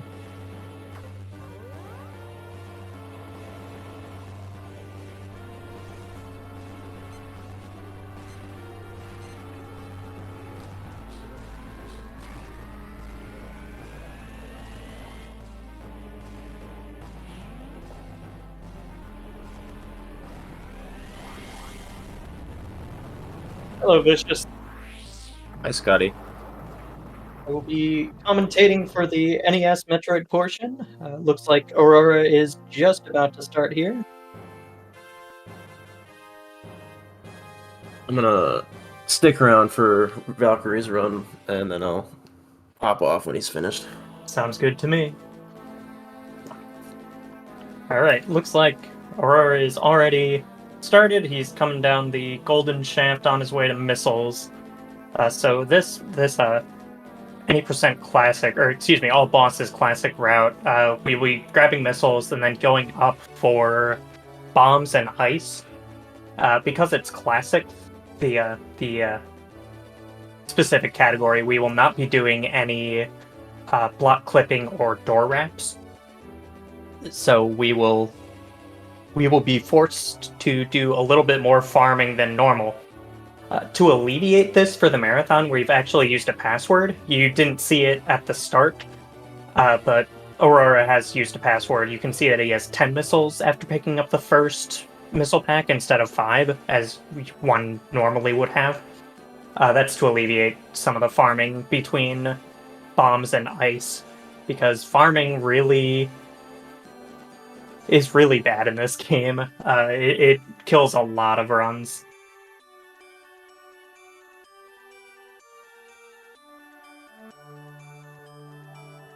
It's especially bad in Hundo, where you have to farm missiles before bombs. Yeah, missiles before bombs, and in this category, yeah, you pretty much the same thing, except it's delayed until after. Since we get bombs first, we do it on the way to ice. It's a little bit better in Classic because you have bombs to farm enemies, so you can farm things that are on the ground easier, and kind of group them together. But in general, we decided that it would be better to use a password to alleviate that as much as possible. After Brinstar, there's not as much worry with missile RNG, since we go down and kill Ridley, and Ridley will give us 75 missiles. Mm-hmm. I don't mean to interrupt Scotty, but Valkyrie got a space boost, leading, got a space boost in lieu of the escape spark, which is really hard and really cool. Yeah, space boost. It saves very little time, but it is very cool, very good. So, GG's for him, and I'm gonna leave you to Nestroid, Scotty. All right, enjoy your day.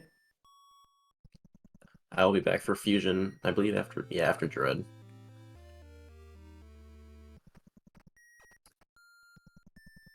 Right, and showing has begun. It doesn't look like anyone's used. Oh no! Showing is using the Zero Suit sprite. That's a.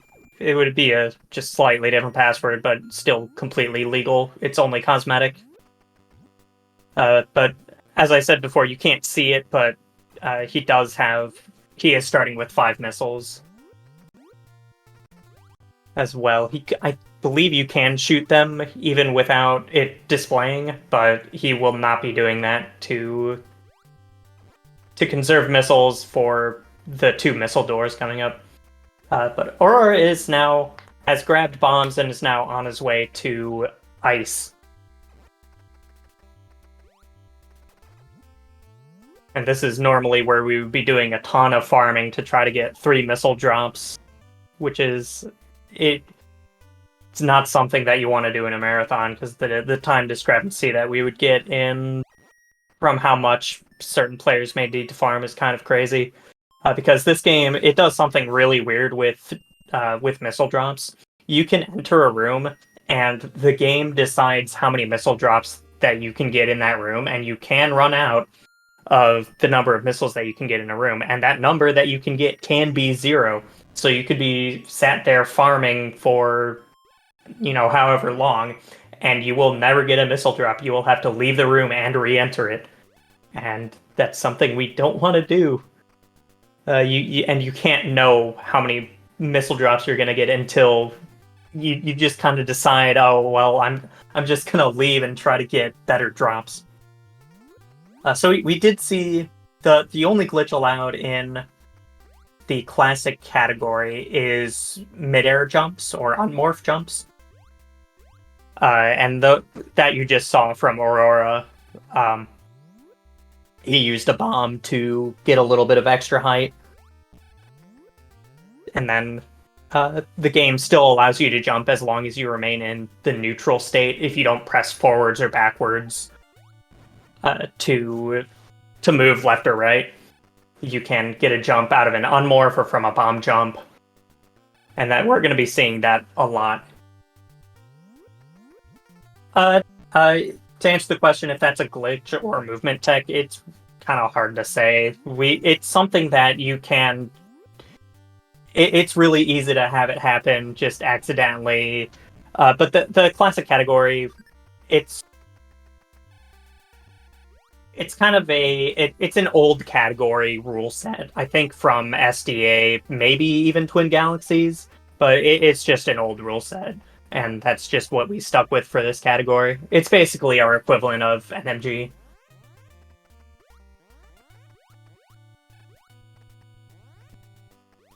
Another thing that we keep in mind a lot when running NES Metroid is enemy manipulation. So every enemy in this game spawns in a specific slot, and there are 6 slots that an enemy can fill, or can be put in. And if an enemy goes off screen or dies while going a certain direction, the next enemy that spawns in that slot will then spawn going that same direction if it can. So if an enemy despawns going to the left, the next enemy that comes in that slot will then be going left as well. And this is very useful in knowing what pattern you're going to get entering a certain room or entering a certain part of a room. Really makes it nice to either avoid damage or take damage intentionally, or just get a faster pattern in general.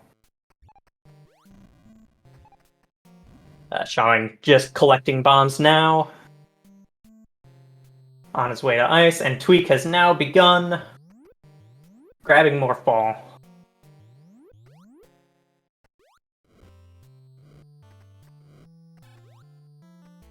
Getting a lot of lag there from Aurora's side. In this game, lag is something that we really have to deal with too, and that's another part of enemy manipulation that we can use to our advantage. If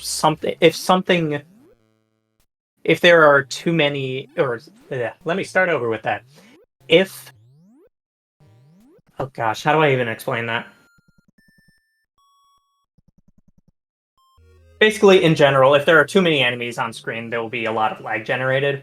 But if you manage how many enemies are on screen by killing enemies in specific parts of the room, it will either allow or prevent other enemies from spawning. And that's entirely determined by their slot number. Each enemy having a specific slot that will spawn in. So we have a big map that shows where every enemy will spawn in the game's memory. So we can use that as a reference to determine what exactly we want to do in order to manipulate enemies. To either prevent lag or just get a better pattern. Hopefully I explained that well enough, because that's a really... it's a little complicated, and it takes some getting used to. But it's just very, very integral to this game. So we've seen... Oh. Tweak has died. Please continue. Just hopefully starting again on the same password, please.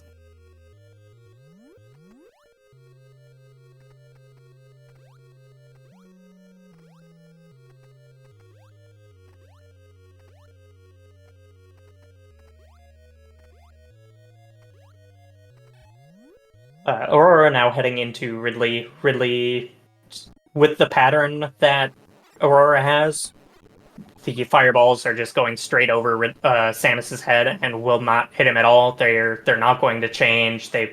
Ridley cannot really do anything. And the pattern that Ridley gives is dependent on the console that you have, which is which is a very unique thing for NES speedrunning. A console can either give you a good pattern or a bad pattern, and that will be very consistent with the console that you have. But Aurora, I believe, is running on emulator, and the emulator that he's using will always give good pattern for Ridley.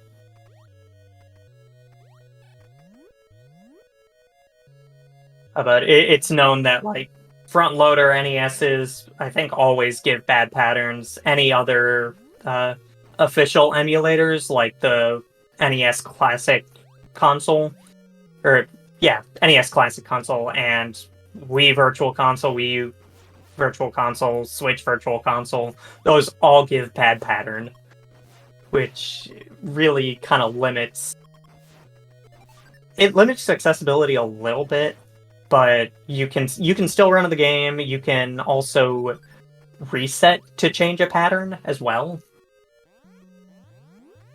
which I think is what we now allow and what we now recommend players do if they're running on something else. Oh, I'm sorry. Did I say front loader gives bad pattern? No, I that was a mistake. Front loader can give good pattern, but it won't always give good pattern. So you kind of have to test out consoles and see if you have a good pattern console or not. The top loader, always gives bad pattern. At that point they had I think Nintendo had standardized their production in some way that they all work the same at that point. Yes, Zero Mission Asteroid as well, Prime and Asteroid, those both give that pattern. I don't know specifically what causes that. It's something about the memory not being fully reset when you reset. Or, yeah, not being fully reset at some point. I don't know the specifics. It's weird. But back to talking about the gameplay that we're seeing here. Aurora has finished Ridley, has left Ridley's lair. Xiaoling is now on his way to Ridley. And Tweak is, I believe, heading up to Ice. Or not Ice. Heading up to Bombs following his death. Very unfortunate. We have allowed for some safeties, or we are enforcing safeties for this run specifically, because there is a lot of risk in this game. Let me pull that up. Yeah, so in this game, we are picking up a minimum of 2 E-Tanks before killing Kraid. Our runners are doing a slightly suboptimal route for going through Ridley to pick up this E-Tank here. Normally the fastest route... What? Tweak? No! Normally the fastest route is going to the right after entering Ridley and approaching Ridley through a much more dangerous side. With a lot of enemies flying at you and the very deadly ballroom, which is usually a guaranteed hit if you have manipulated enemy patterns correctly.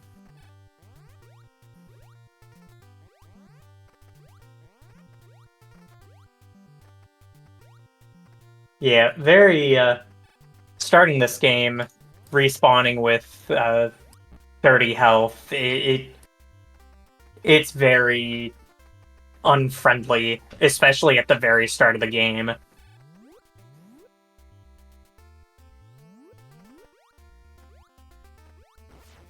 No, there is not a password that starts you at any higher health values.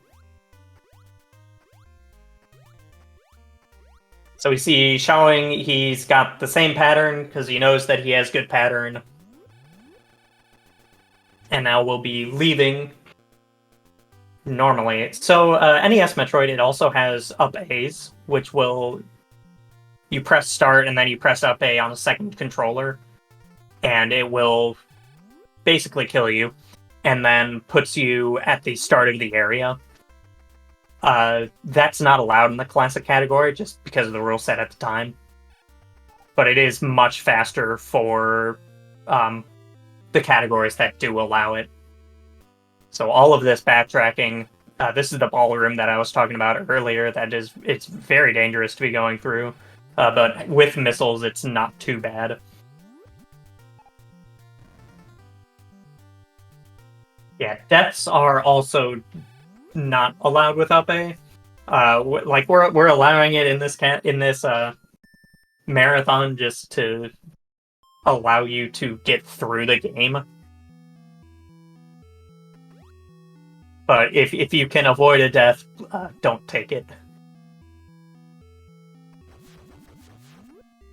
And also, it also takes a long time to die in this game if you have 2-3 E-Tanks.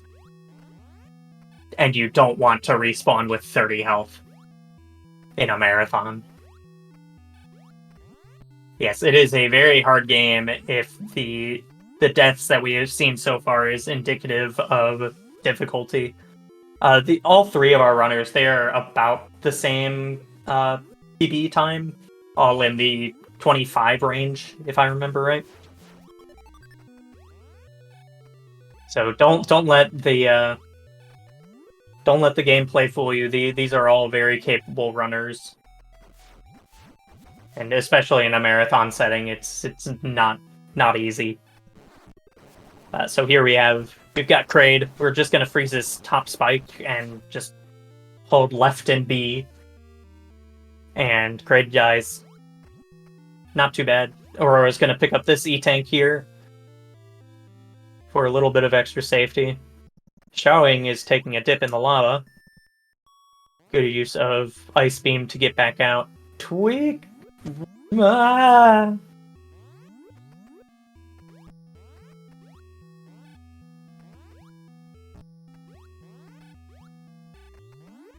So, unfortunately, going again.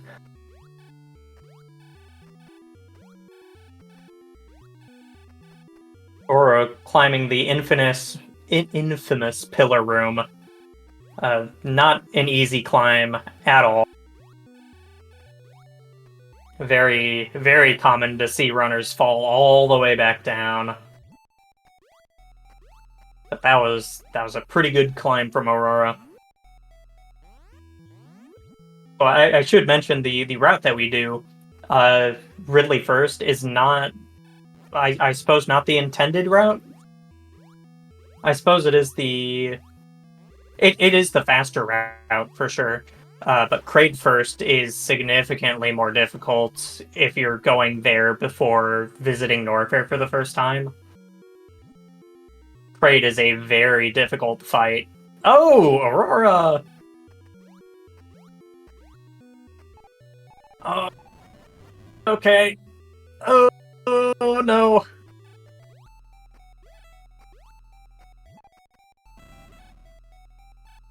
Oh, take your time.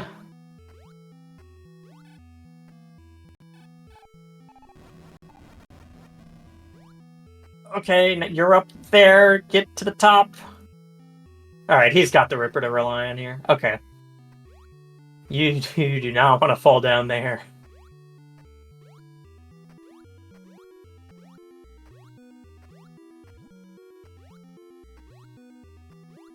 And making his way out.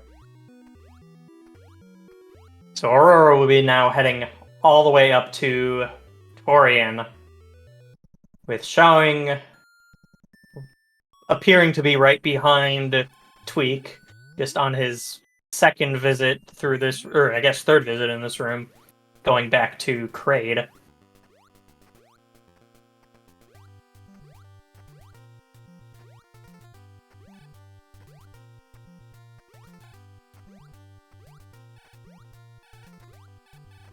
I believe Aurora got the ceiling tank coming in, so he's already got 4 tanks.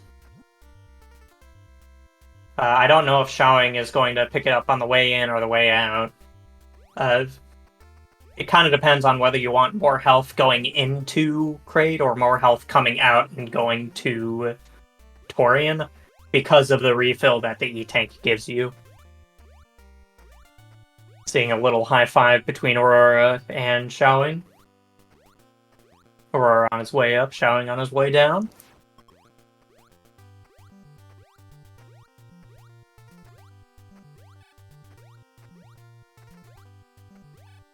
Well, let's see if Showing is going to pick up this E-tank here. He's doing a little bit of movement to respawn this bat on the ceiling. It won't always spawn without proper enemy manipulation. So you kind of have to roll right and left to respawn it. And we do see that he does pick it up.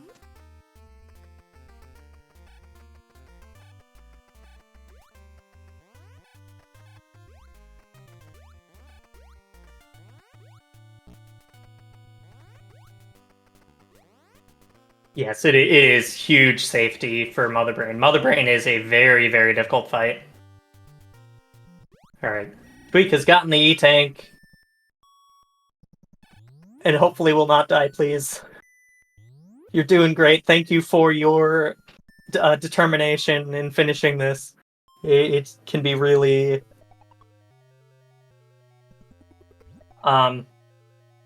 It's not something that you want to have happen for sure, but thank you very much for continuing.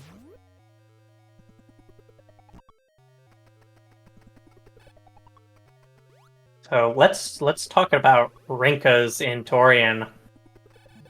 They are very annoying. That's my talk about Rinkas in Torian.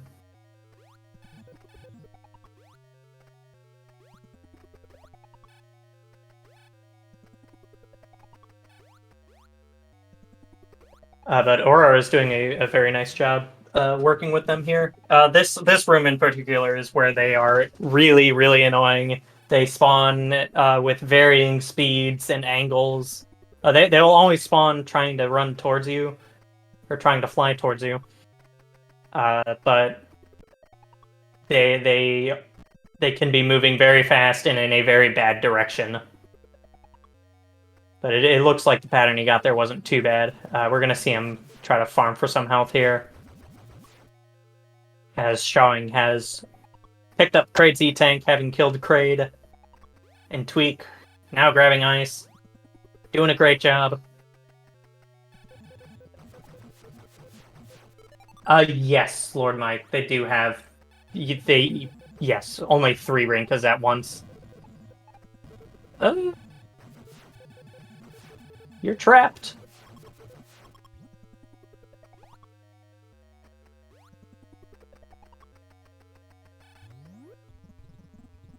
Showing on his way up the tower. Hopefully doing well. Mother Brain's room. Lots of different Rinka patterns that you can get here, and you kind of have to recognize what pattern you're getting and what you have to do with regards to that. A very, very, very difficult room to go through, especially dealing with all the lag, because there's a lot of projectiles, all the Rinkas and all the turrets shooting things makes for a lot of lag. We're going to be seeing a lot of unmorph jumping between these platforms to kind of stay as close to these Zebatites as possible. You need 8 to get through each one. 8 missiles to get through each one.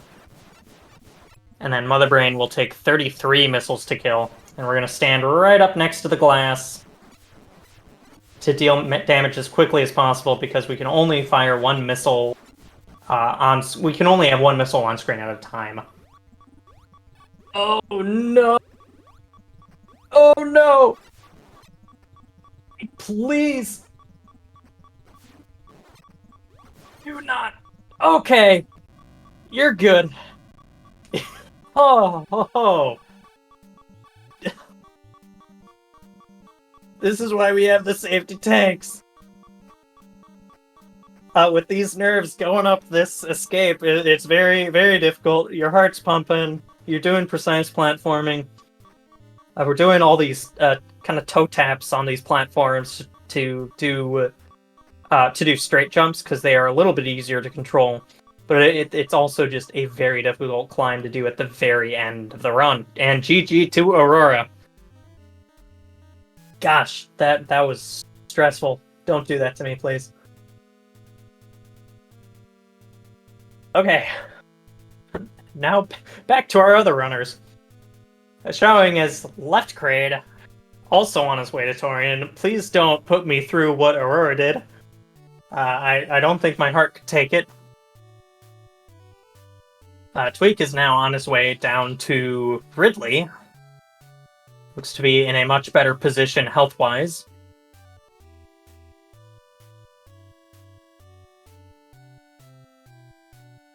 Gosh. Xiaoling doing the final climb in Brinstar. This is like the first room of the game. The first, not first room of the game, but the first vertical room. Will really put you to the test with your platforming abilities. I remember as a kid, I never made it past this room. It's hard. And I was bad. We coming through Ridley, going to the left to grab the E-Tank on the left side of Ridley.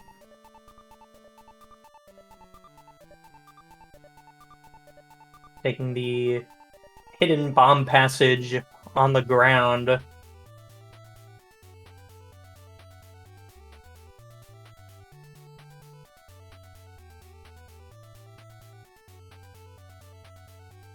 You're gonna do great, Shawing. I believe in you.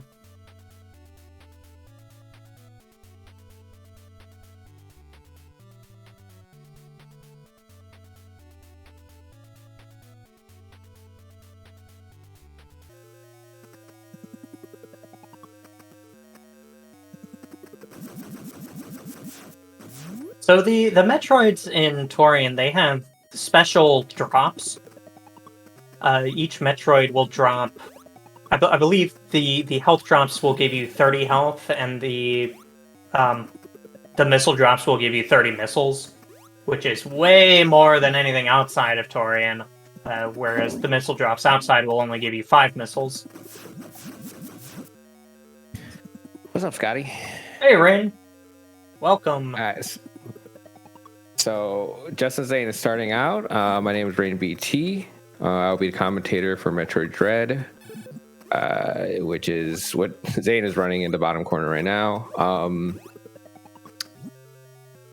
The first trick you're going to see in a little bit is going to be a pseudo wave. Basically, you're just going to shove your arm into the ceiling a little bit, and it somehow lets you shoot a blob over the ceiling.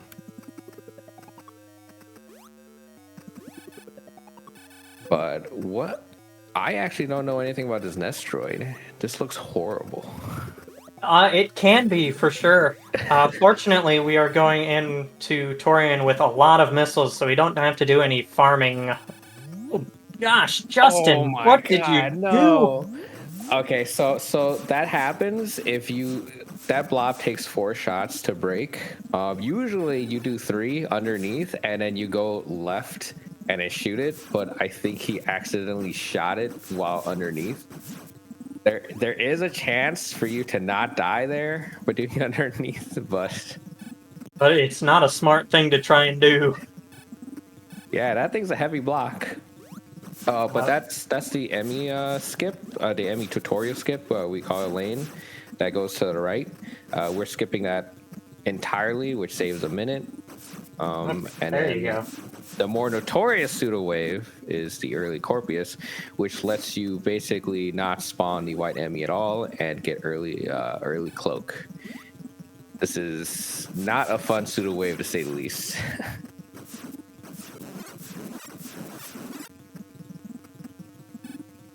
Shawing has made it to Mother Brain's tank. He is making good use of the ice beam to keep these Rinkas frozen so that he doesn't have to deal with them.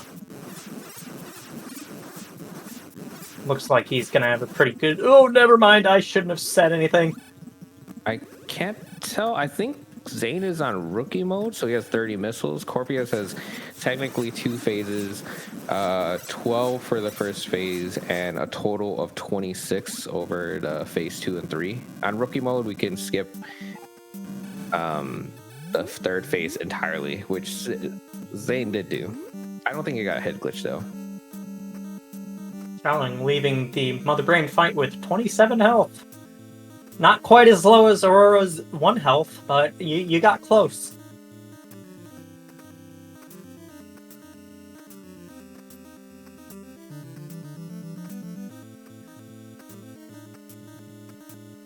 Making his way up to the final elevator. Very nice. GG Shawing.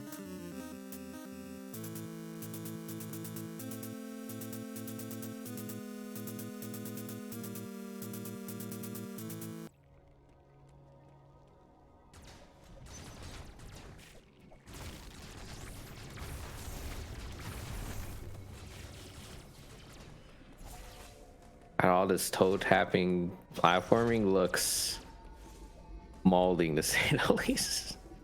Yeah, the final climb it's hard, especially on pace.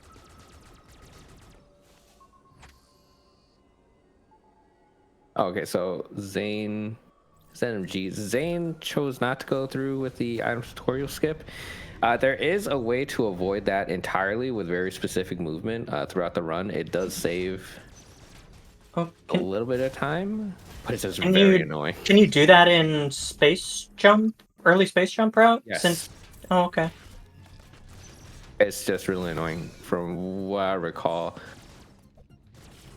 I don't do it. It's such a huge hassle for like a handful of seconds. Yeah. I just don't remember the number. This is the single wall jump. We call that the water skip, I believe.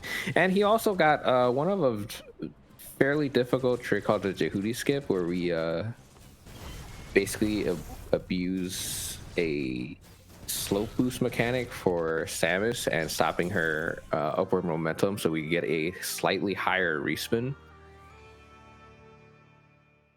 It looks a lot harder than it is. Yeah.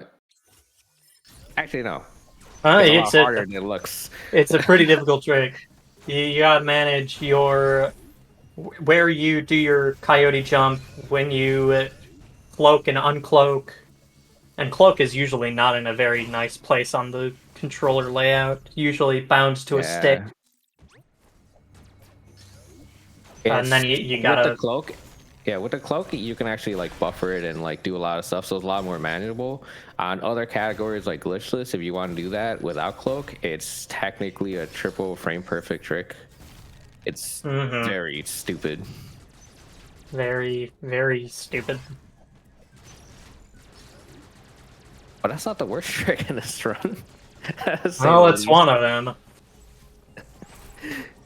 That only saves 15 seconds. It's the trick that I'm almost sure they're going for short boost for early screw. That trick saves like 2.5 minutes. Oh, is it harder though? Oh, very much so. With I think harder than it's cloakless? also- Yes, you have a potential to die. The resets are like 20 to 30 seconds long or something like that, and I believe it's also technically frame perfect, triple frame perfect, with no real leeway. Yeah, that's pretty hard. Yeah, it's very silly, but afterwards, it's pretty much smooth sailing. We'll see how many times Justin takes to get it. As well as the other runners. We're joined by Carter Freak now, doing the lane skip. 3, 4, perfect. 1. Have it. The second shot's always the hardest for seemingly no reason. This angle it's so precise. It's a really hard angle to hit that. Yeah, And the there is a timing way depends to, on when you jump in your coyote jump or if you jump off the ground. It's different depending on any small change in your movement. Yeah, the ceiling, where you do on the ceiling also matters. There is a way to cheat it a little with the right stick, because you can set your angle early. That's what I do. It makes that so much more bearable. Yeah, Dread is pretty unique in the amount of rebinding that it allows you to do. You can basically rebind anything that isn't like you can't put your stick onto the D-pad, or I mean the like directional inputs onto the D-pad. But everything else you can pretty much change around to your liking.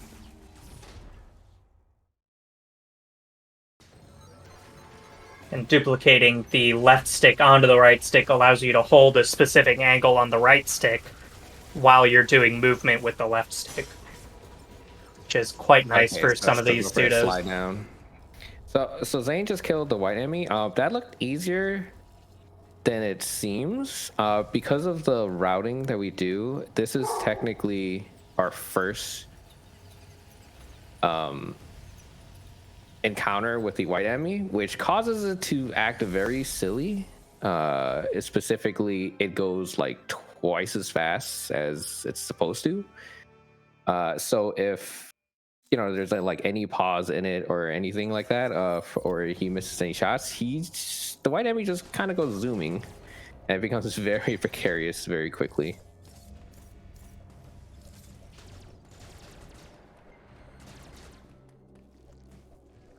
So Carter, I believe, is also going to Jehudi skip. He has cloak, so I have no doubt he'll get it in a few tries.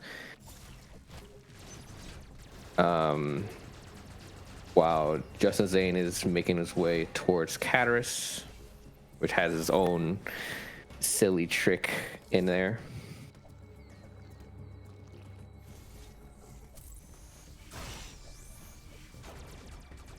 Third forced try for Carter.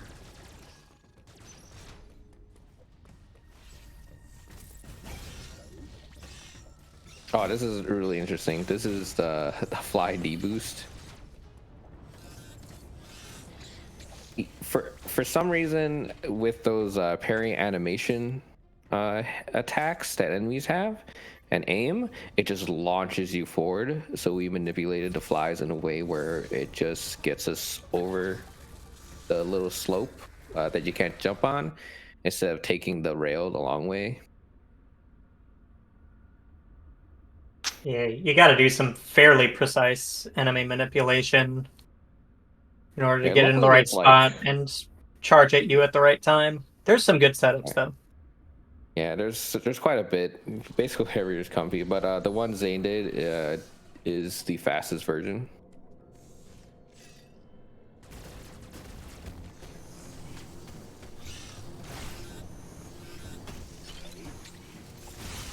So this Atom room right here is going to be the very last Atom you'll see during the run. With a trick coming up called the Atom Skip. Atom works kind of like a line. If you skip any of the atoms in line, the rest kind of just go inert and just don't force you into the room anymore.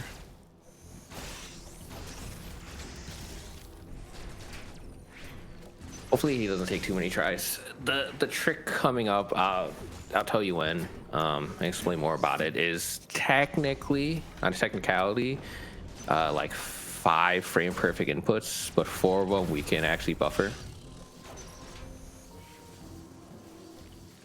Do you know how many frames there are to get the buffer? For the wall jumps? Yeah. No, but it's extremely generous. That's all I know. I don't know the specific amount of frames, but it's like anybody can do it. The melee though is silly. That's frame perfect, right? Yeah, there's no way about it. There is like 3 frames where it works for the wall jump, but the melee itself is frame perfect. Mm-hmm. Not a fun trick at all. Takes a long time to learn and a long time to master. Yeah, it's easy, but you'll go like 10 hours without your first success. That's how silly it is.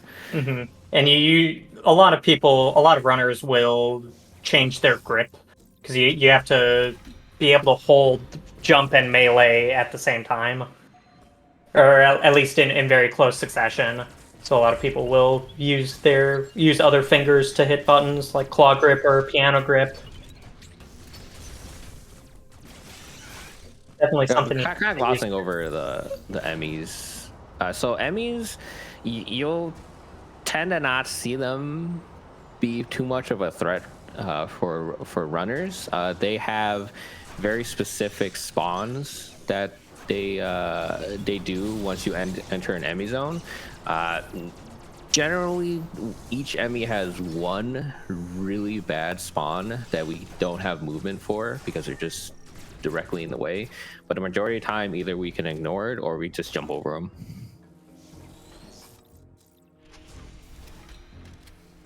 Harder facing the white Emmy. I don't think he could do a planted kill here. Oh, he greeted. Shots. Oh no, missed the parries. Those parries are very, very precise. Yeah, the first one it has a lot of leeway for the parry, but the second one is basically you can't react to it. You have to anticipate it.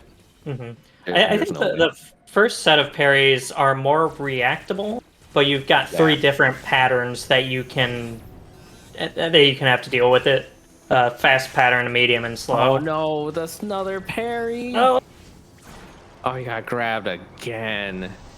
But yeah, the first one I believe has 18 frames. It cannot be that much. It cannot possibly be that much. It's either 16 or 18, I don't remember. And then the second one is like 12. Man, I've got bad reaction time.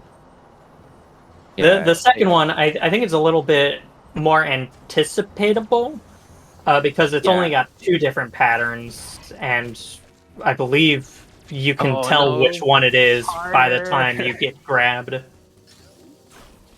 Oh my god. Carter, please stop going for that. But just fight the enemy. Zane's side.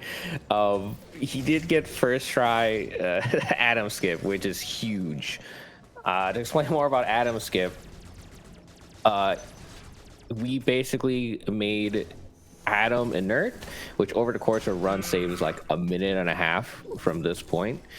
And because of the routing that it allows, we save a minute optimally through Cataris. So it's a 2.5 minute save for that simple, silly trick. I apologize for shifting the focus, but we're going to look back at Tweak. He is trying to go through Mother Brain Room, and he's only got 3 E-Tanks compared to the other runner's 4 E-Tanks. And he's already down to 189 health. Really hoping to not see another death here. If he needs to, I hope he will go back and refill. He is not getting very kind patterns. Oh my god, he got hit like twice. Yeah, each enemy here is going to be doing 30 health.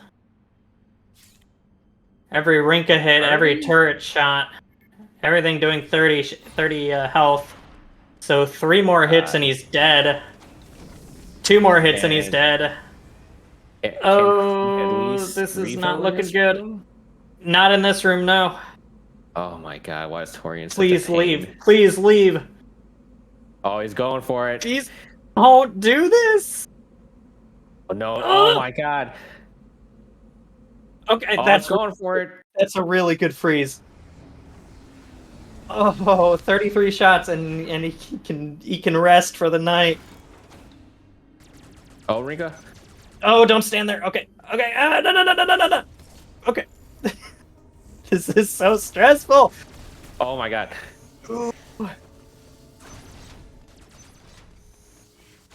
Waiting for another freeze.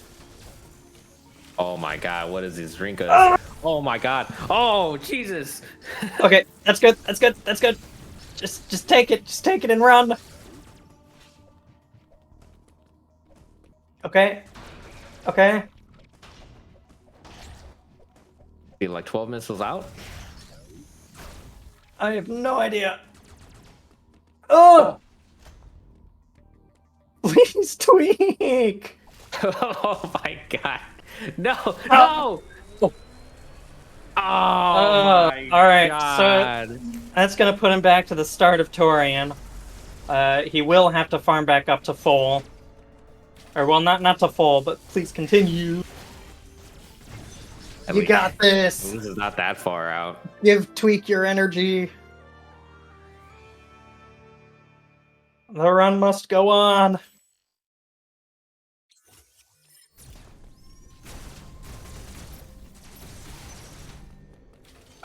Where's the other runners? Oh, okay, so Carter is in Cataris now. And Zane will be seeing the yellow enemy first time. Ooh, got the D-boost. Nice. I see you guys figured out how to normalize that. Yes, we did, and it all depends on whether or not you're holding a charge shot. What? That's what I heard, and when I don't hold the charge, I don't get it. Okay. I do know if you go to the bottom, like the very bottom, you get it like all the time. The charge shot is new. That's what I heard. Someone could have been lying to me though. I know. It is very consistent. About a month.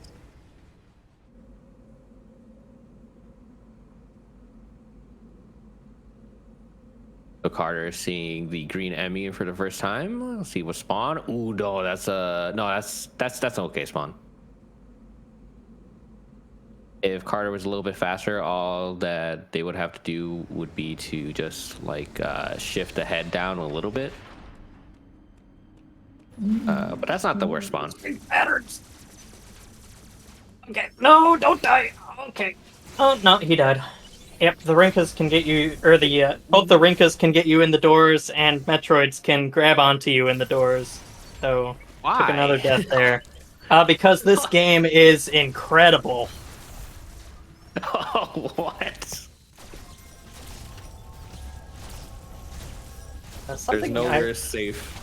There is nowhere safe. Something I didn't mention earlier about this game's drops is that if you kill 2 or more enemies on the same frame, they will give you the same drop. So we will be usually grouping these Metroids together to kill them at the same time so that we get the same drops. Although Tweak is getting a little unfortunate RNG and only getting missile drops. I wish I could get this in any percent. Okay, there we go. Okay, is that enough health? That does not seem like enough health. Hopefully you can get through this door without taking damage. Those Rinkas will lock in on you as you're going through the door. And if you're not morphed and bouncing through the door, they will almost always hit you. Harder at Adam Skip. That's a pretty bad one. Dane killing the green Emmy. That's also a bad one. Just too low, too far in. That one. That one's good. Nice. All right, that was like Very 4 good. seconds try. Anything under 10 tries is like okay. Yeah, as we said before, Adam Skip it's very hard. It's technically glitchless. It's like the equivalent of like Lakitu script. If anyone's like familiar with N64, it's just like jumping over a flag. Yeah, but it is a very necessary trick. It is a route-defining trick. It is silly. Ooh, wow, triple. That's neat. Yep, since he killed all of those on the same frame, they all gave the same drop. Stop getting missiles! I am so jealous of your missile luck right now. There's super missiles in Metroid or just missiles? No, just normal missiles. Yes, that's a good thing or bad Lord thing. Mike, doors stay unlocked, the Zebatites stay dead. And I think the glass might stay broken. I can't remember on that one. We will find out. Oh yeah, so speaking of super missiles, Dread is funny in that you get super missiles in this game, and it's actually a net loss. Like it does more damage per hit, but the DPS is like half as much or something like that. It is actually like the worst upgrade. I thought my understanding was the DPS stayed the same because of the damage increase, but countered by the cooldown increase as well. I don't know. It may also depend on what enemy you're shooting. I believe Robos. I don't know. The damage resistance in this game is very weird. Like Ravenbeak entirely has like 10 times beam resistance or something like that, and like the Robos have less missile resistance or something like that. It's very silly, but we don't have much use for super missiles. Tweak has killed Mother Brain. Yay! Oh, they can leave. Let's go. You can stop playing the game now. I mean, that's a huge release. That's always the relief at the end of a Nestroid run, is you can stop playing the game.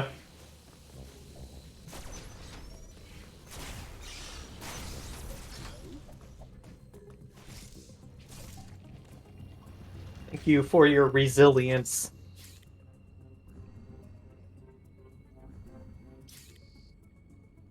I know Satora is itching to get into this run. GG Tweak. So you guys know Satora is a multiple world record holder for this game. So we'll see if we can catch up. I have no doubt he might make it close. But Zane has a substantial lead in that respect. Everyone, please give our Nestroid runners a follow. We've got Shang, we've got Tweak, and we've got Aurora. I pulled up the command, but Aurora's already been changed out. Go follow all of them for Nestroid content. They are all very, very good, very capable runners. And with that, with all of our Nestroid runners being gone, I will be taking my leave. See you guys later. Enjoy your commentating, Rain and Dummy. Yeah, I'm joined by Dummy. My name is Dummy Dude. I'm going to be co-commentating Metroid Dread. Yeah, I gotta give props to Tweak though. That is some resilience.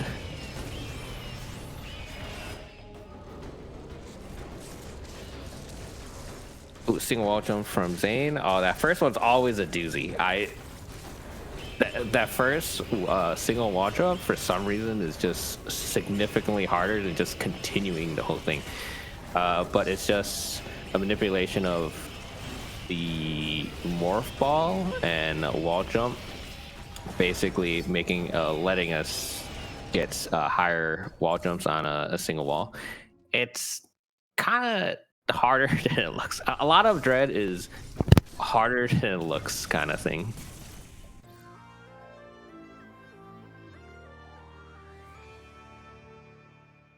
Or is Kraid an eagle?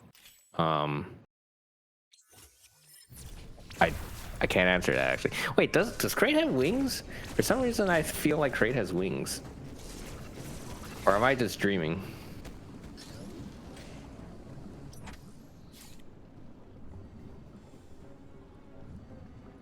Alright, well, Tweaked Beacon just ended. Well, he doesn't have wings. He also doesn't have legs.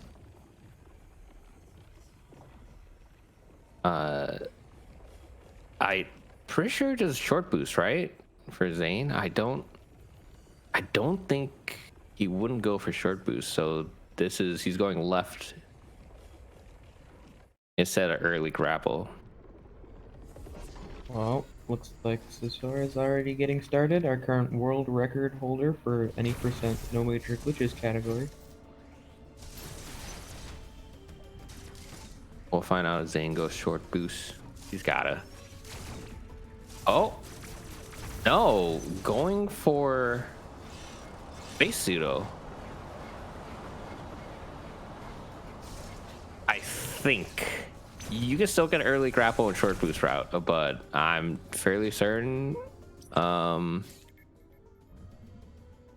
know Zane's in the chat. I don't know if he's going for space pseudo, which would give Carter and Sator some extra time, because short boost route is about 2 minutes or so slower. I know, faster than space pseudo. He's spacing? All right, I respect it. I like space pseudo.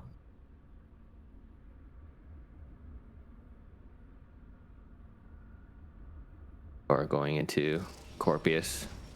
No doubt Corpius is gonna get demolished. Hopefully he gets head glitch too. To get head glitch on Corpius, you basically want to phase him into this phase during one of his attack. Specifically, the spit one is the one you want because it's the most generous. Getting blocked by the tail. He's gonna have to go to a phase 3. I bet he's hating it right now.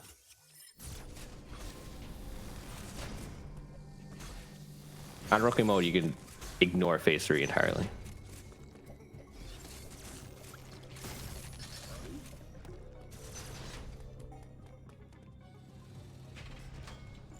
Got Justin Zane returning from Grapple Beam.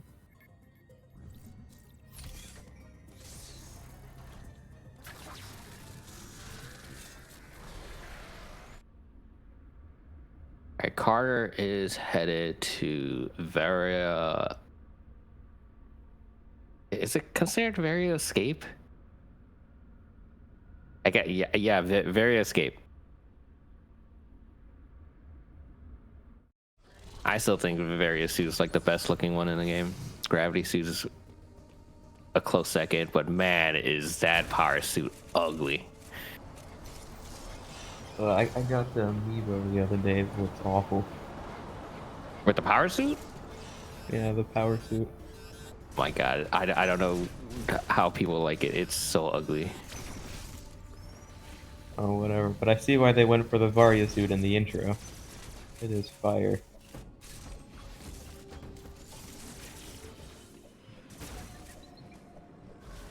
No, power suit's supposed to be the base form, isn't it? Yeah, it's the blue one. Yeah, it's supposed to be the base form, not a damaged suit. It's supposed to be a suit without any of the upgrades.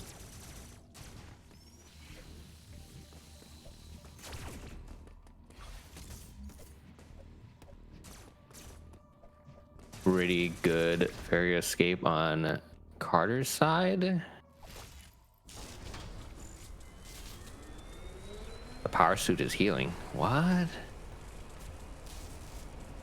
To be fair, every single start of any of the Metroids is always damaged.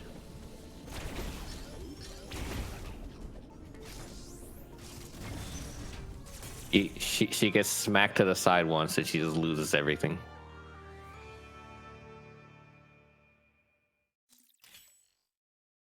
The torch is blazing through Ataria right now. Man on a mission. Good movement on Carter's side though. Oh, missing the door. Oh, commentator's curse. I'm sorry.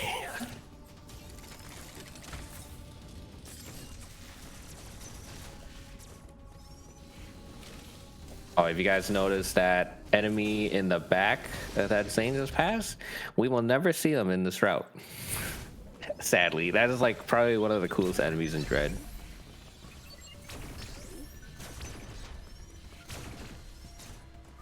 I kind of feel sorry for the developers spending months trying to develop the game when speedrunners just beat it in an hour in like 10 minutes, skipping half the content.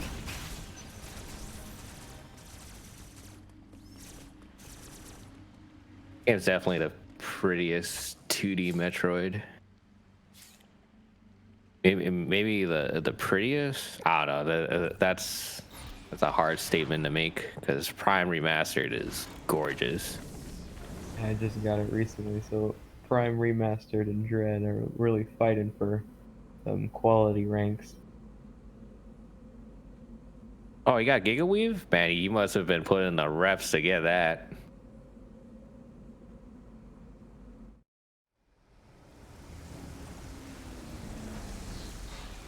Carter going into crate. Doesn't look like anybody's using turbo. Wait, I don't remember we split off the categories yet.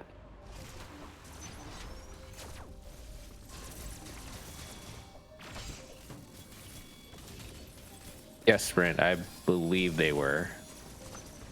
A nice single wall jumps. Those were clean, to be honest. Ooh, no setup. Maga skip.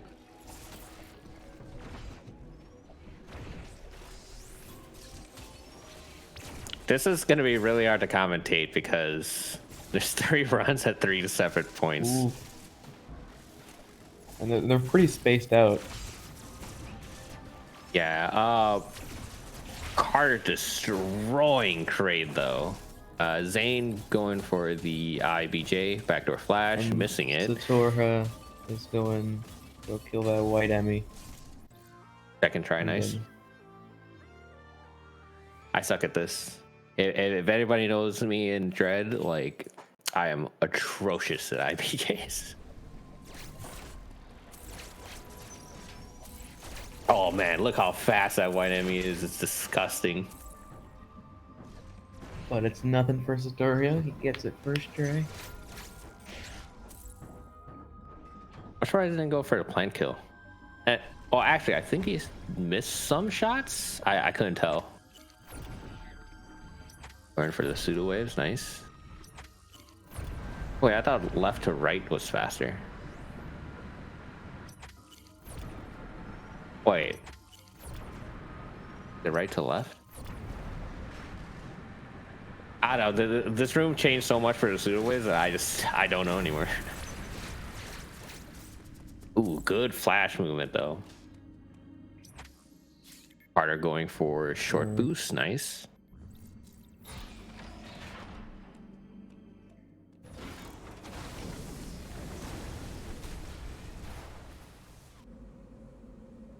So ooh, this is scary. Ooh. I think Carter was going for the Arcandy evade. Was a little bit too slow. So I don't remember what the arc anti-evade looked like.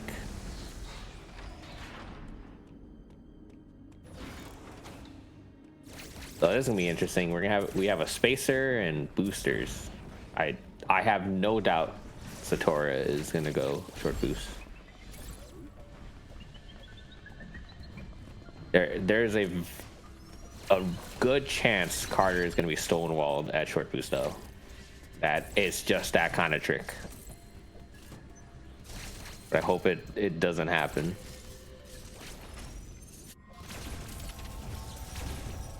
We got Just Insane fighting that central unit, so to get speed boost.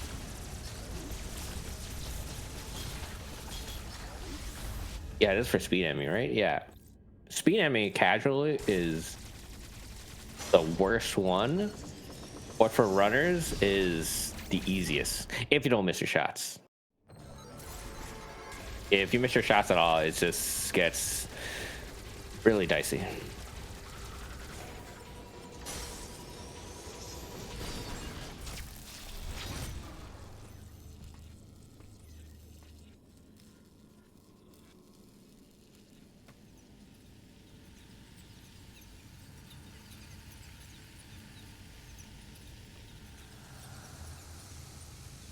All right, no grapple.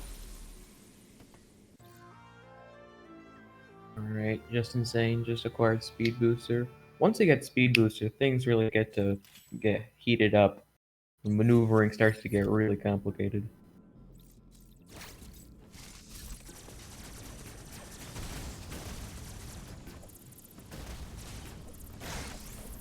It is definitely my favorite thing to add into the game. This really, God, speed boosting just feels so good. Oh no, Ooh, bonk the just lost the ledge. trick. Oh, we ball sparked there because there is a cinematic there that if you're not in ball and you spark, it's like tremendous. It was like 2 to 3 seconds slower. It's ridiculous, and it'll be there forever. So on some categories that come back, don't not ball spark there.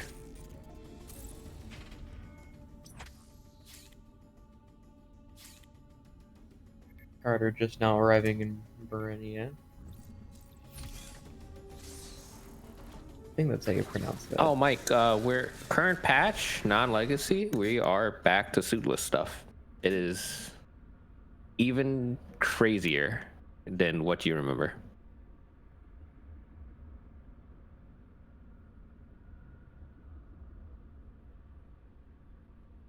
And yes, it's been patched. That invincibility. Tora went for the pseudo. Ooh, quiet rope. Oh, missed it. Oh, he's going for. I respect it. Oh, sad. So all that speed thing does is just to skip that grapple and to this flash gate.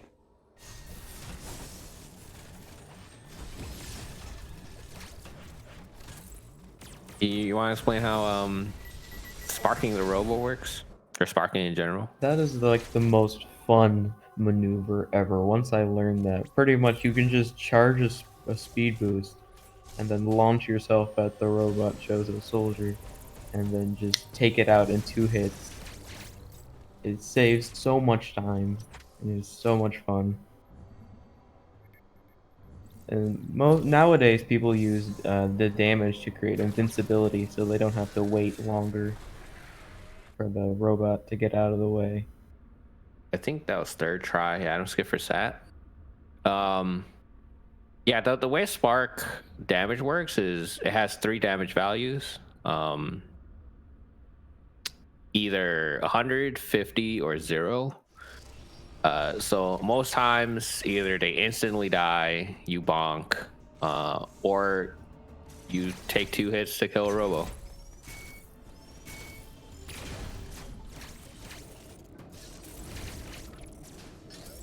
If you parry an enemy and then spark it, you also parrying an enemy also makes it anything do like 40% less damage, or it does 40% damage. I don't know the wording on it. It just, we try not to parry much or go into the parry animation or cinematic. Unlike Sat going straight in there. Oh my god. Oh boy.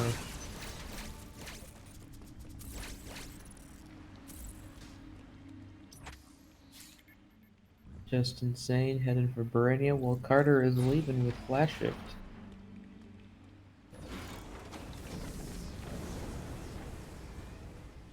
Sat Torno's is struggling a little.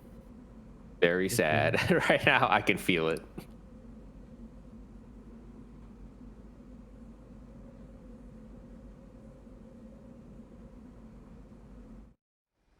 Carter going for E. Satora is making his way out towards Styron to wide beam, and Justin Zane is headed to Gavaran. Yeah, I believe so. Full speed keep? Yes? No? Maybe? Doesn't look like it. No. No one ever goes for it. You can actually keep that speed keep the entire way. Oh, going for the flash version. Okay. Justin is going for the fastest version of this. It is surprisingly hard to do it completely because flash shift does stop you when there's an enemy in the way. But Justin doing it smooth.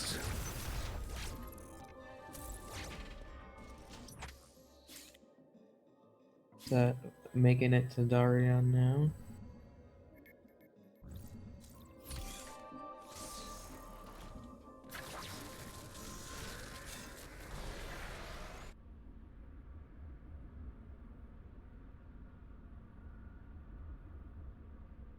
Now, for most, especially people starting out, where Zane is right now is probably the most precarious spot while learning, because the gold robo does quite a bit of damage for how much E-tanks you have. So it's... I have no doubt he won't die, but for most learning it, this is like, people die here a lot.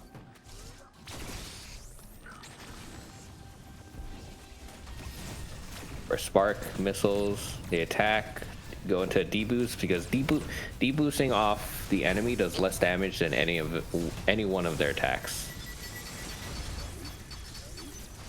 Also keeps you closer to him.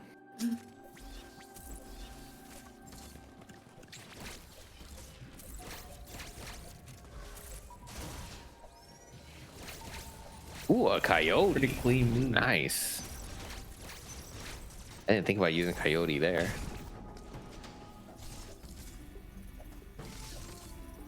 Oh, okay. I just riding the elevator.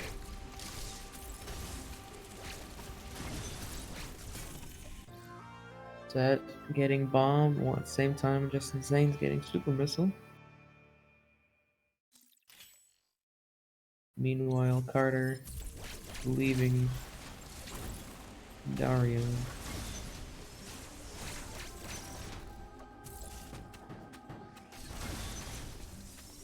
I think super missiles are...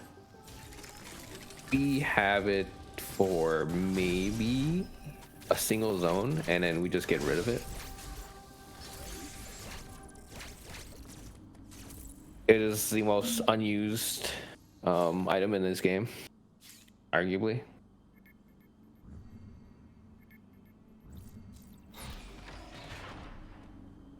I guess plasma too. I don't know, it's hard to say.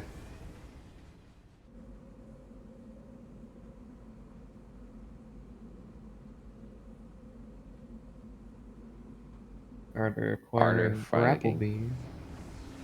I believe this is where Carter starts going to short boost. Having a... Yes, this should be where Carter goes to short boost.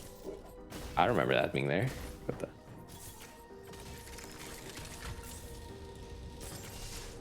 The whole downward spark.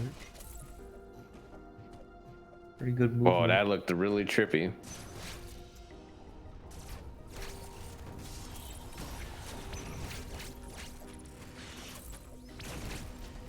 So explain this trick coming up.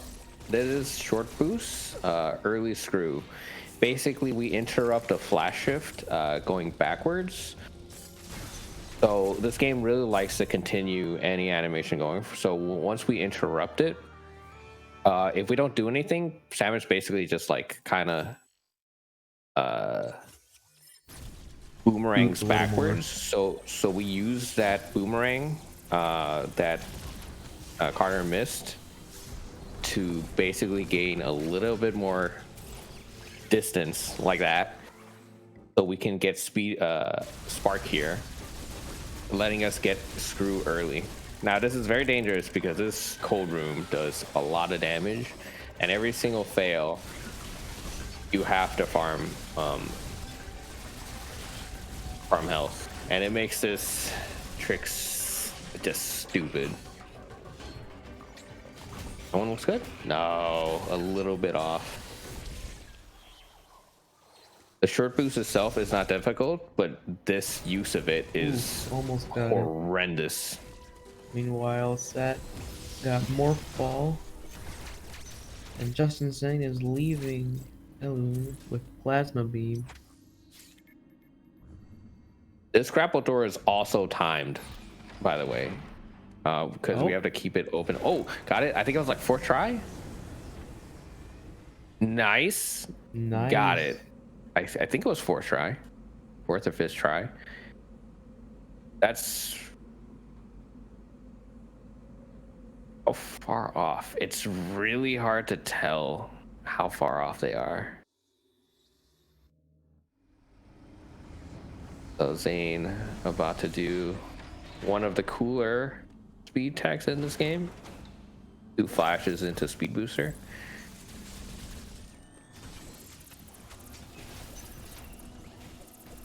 Going to gravity, and Carter is going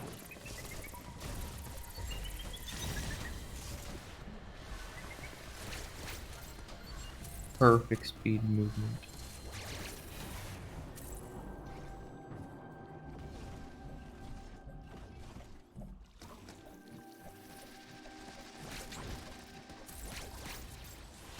are also doing a really cool speed techs here.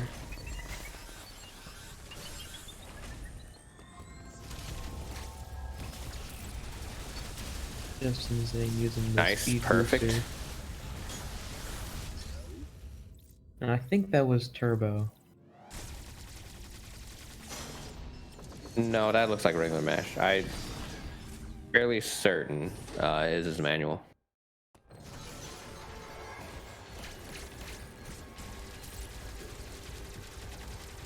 Did he do speed there? I wasn't looking.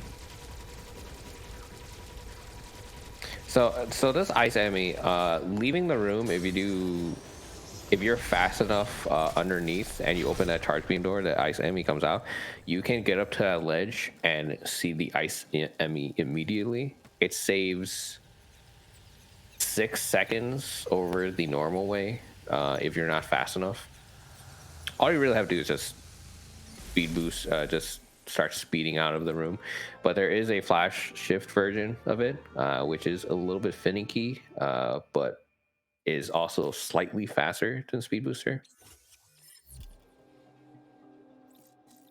If I'm correct, Justin Zane should be heading to Perenia for the base jump pseudo.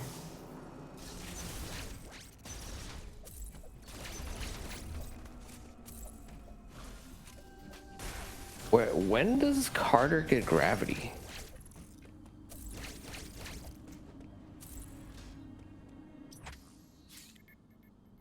Carter getting gravity now? Ah, man, I'm blanking on the short boost route.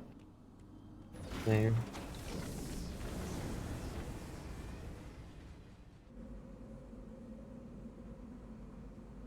That quiet robe.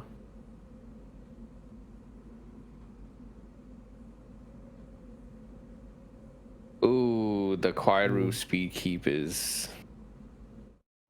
That saw is really silly, and it's really easy to lose that spark by accident.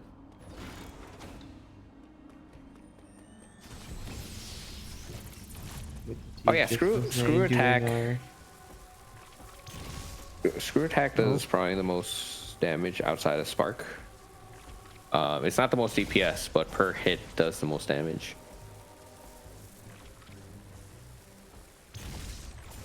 That looks off. That's 4. There we go. Nice. He had one more shot before. No, that was his last shot before having to reset the room. So explain that trick a little bit. Technically, like, has a 3-frame leeway if you do it at a specific time, but technically frame perfect. You can't actually shoot that blob. What we're actually doing is using diffusion and the explosion from plasma shot to ricochet off that claw up top to break the blob for us. That blob takes 1 hit, thankfully. So we basically angled it in a way where we don't directly hit the blob. We just barely get the hitbox for the enemy to explode and destroy the blob. It is very satisfying to get. There's also a glitchless way to do it. It is 13 seconds slower optimally than the optimal space pseudo, but some find it easier. Also, it's just cooler. It is more difficult though. I'm still trying to figure out how far off Zane and Carter is. We'll find out after one of them, after Carter gets gravity, I believe.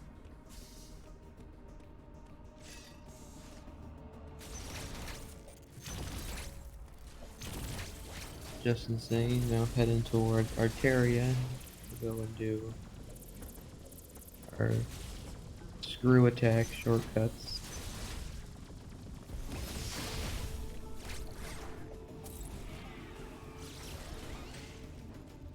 Ooh, going for the full speed. Missing it. That door into morph is a lot harder than it should be. Man, no one goes for the full speed keep. You can actually speed keep all the way to this grapple door. No one does it because no one does it. I don't even think it's faster, but I do it. A week ago, I think Scotty made a little clip of a comparison between like the times for the speed keep and no speed keep in the Discord server. It turns out it's faster to just not keep speed and just flash shift the whole way through. Maybe what they're doing here. The flash shift is faster. Out of that tunnel, but speed keeping's cool. That's true. We could be going for style points.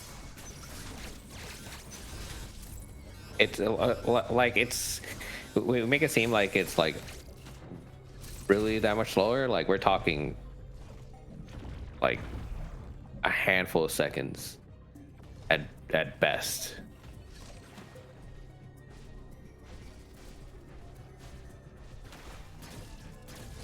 Carter's fighting Gold Robo. Those are underwater space jumps. Space jump can't go higher than where you started underwater, but we can use the ledge to I'm not sure if we figure out if we interrupted the descent or we're just boosting ourselves higher. It's one or the other, but we're basically manipulating the initial starting height so we can get up to that ledge.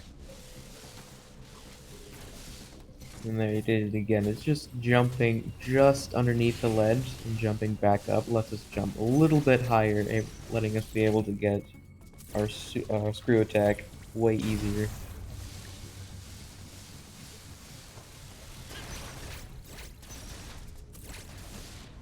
You can actually do it with one rub. It's not consistent. 2 rubs is very consistent, but the 1 rub is like really hard for no reason.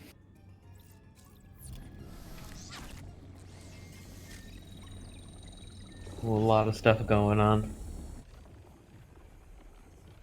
Harder making it to a loon.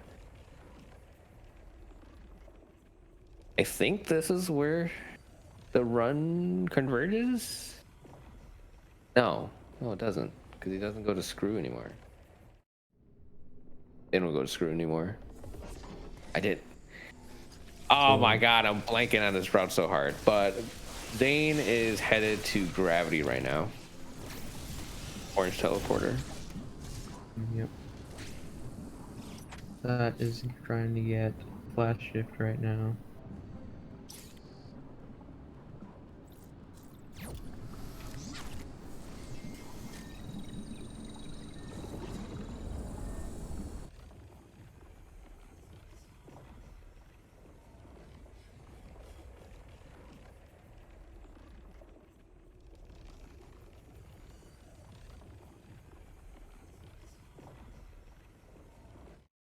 The run converges now.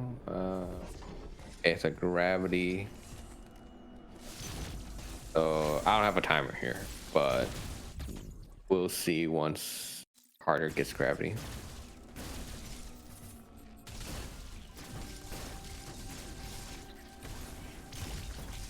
Had that backdoor flash. First try? I don't know how you guys do it. I suck so much at it.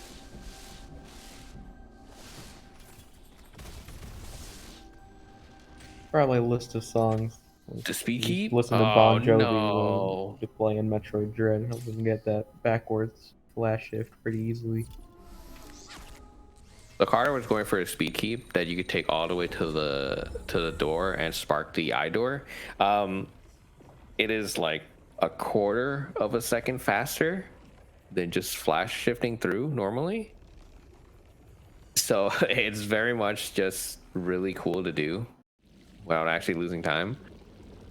One specific about it that I found though is if you don't farm the enough health and come into this door and come into this boss fight with like minimal HP, you actually lose time for that speed keep, because pairing the eye door gives you more resources, and sparking it gets you like a quarter of it.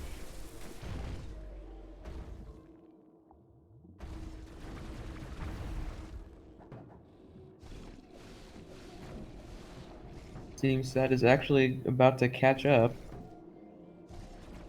Trying to catch up, doing amazing times through Berenia.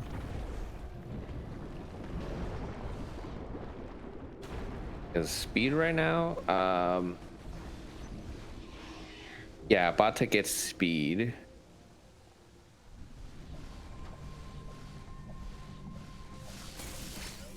Arter about to get doing the really cool speed keep. Hopefully gets all of it.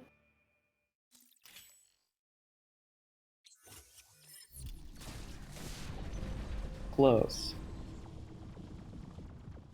Missing the jump. I think was attempting the slide. Not getting the full one, but getting a decent spawn, so it's not really in the way.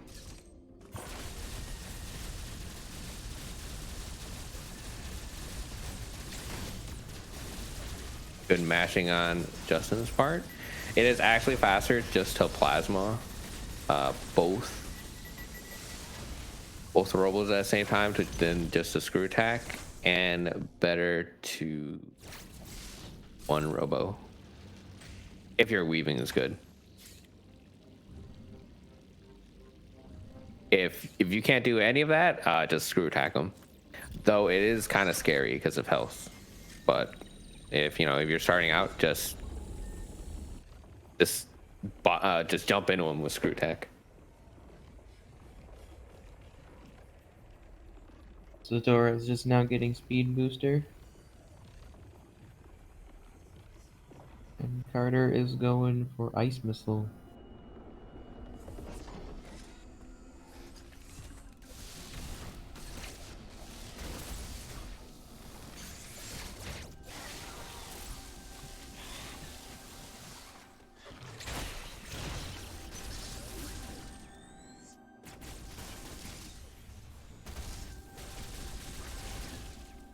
Just insane going for cross bombs.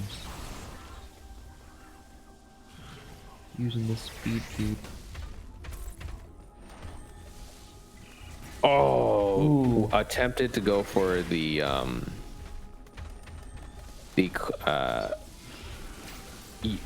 when you get near the wall, you can actually jump and buffer the down input, so it makes it easier to get. But he anticipated early.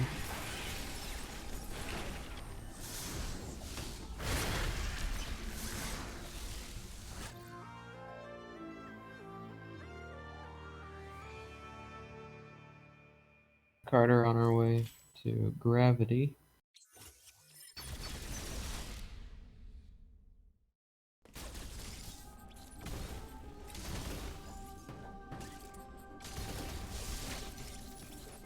Going gravity and then cross bombs, right? Ooh. Carter is actually not that far behind. If this is going to gravity and then cross bombs, I believe is like, I don't know, like 3-4 minutes. No, my timing has got to be off. It's got to be more than that. Gravity plus both bosses.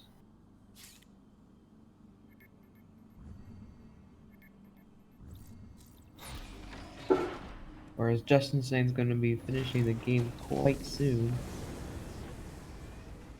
Now, cross bomb objectively is way better than a regular bomb because you have basically 3 bombs in 4 going in 4 directions. So that's like 12 bombs in one, right?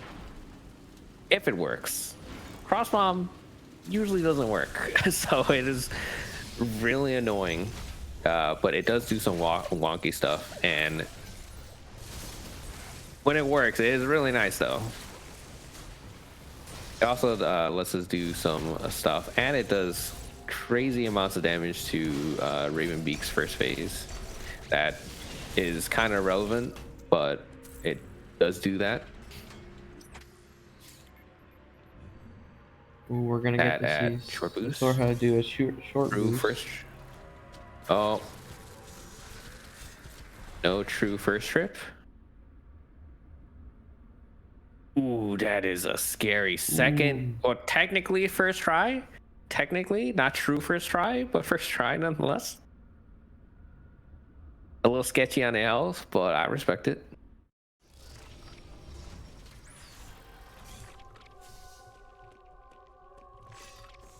Barreling through though.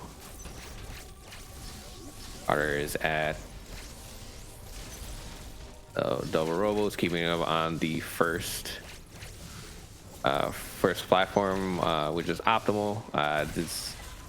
The manipulation for these robos is a little bit difficult because all they want to do is knock you off the platform. So you have to both control the robos and stay on the platform and keep them relatively stationary on so you keep mashing both of them, so it's a bit difficult. Yo, Sat almost died. He was at 12 health. He was 1 tick away from death.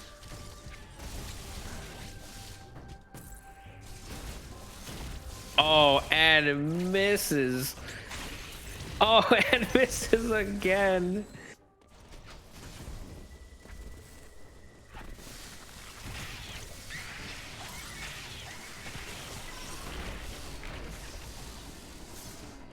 Two round? 2 round. You can, okay, so this SQ, I completely, okay, first Carter's at Gozuna, gonna try to get the quad spark. Nice. And I'll explain SQ when Carter gets there. SQ lasts like 16 seconds or something like that, or less. Nice, perfect Gozuna.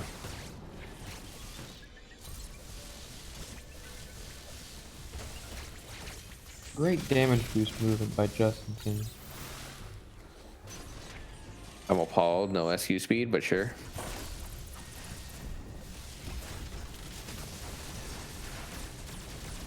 that was a weird storm missile.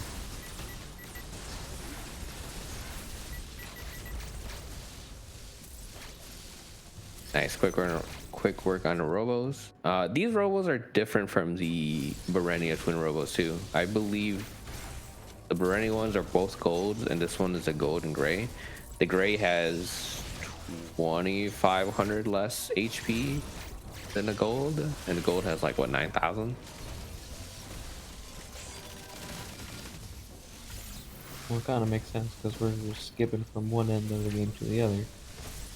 Yeah, technically that robo was supposed to be before the Barenia ones.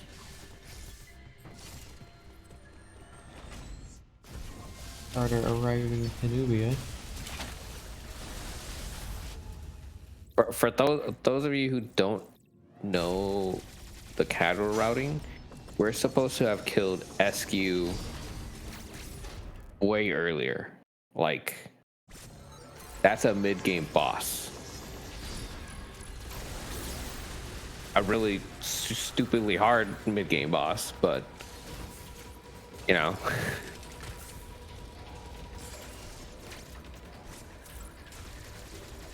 Going for a plant kill. Be a man. Throw some hair in the chest. Just stand there. Don't jump over.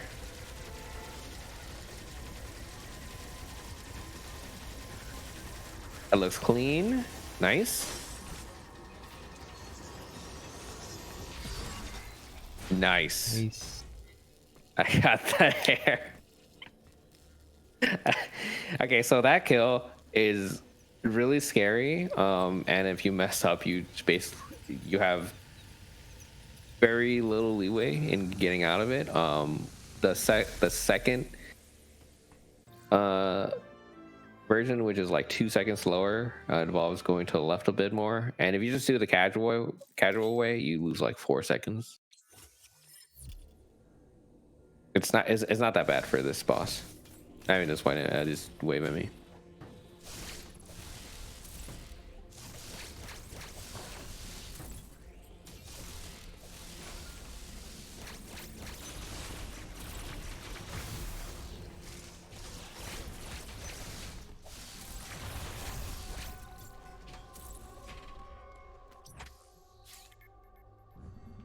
Looks like Set's Okay, so Carter is the SQ. Looks like Set's a good 30 minutes behind. Ooh. But catching up. The comeback will be real. Okay, so just keep an eye on Carter's. SQ is going to die like immediately, and that was a really maybe not. That was a really weird setup. I think jumped too far, but you can set up in a way where it dies in six screw attack hits, like basically immediately, and then you can 2 round. It takes 3 screw attacks on this X core. It's very easy to get 2 rounds, and you can actually 1 round it.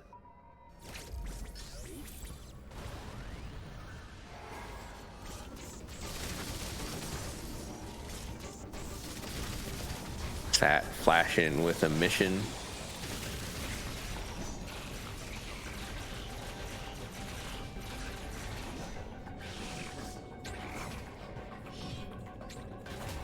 Oh, I would not have expected Sat to miss some of those shots.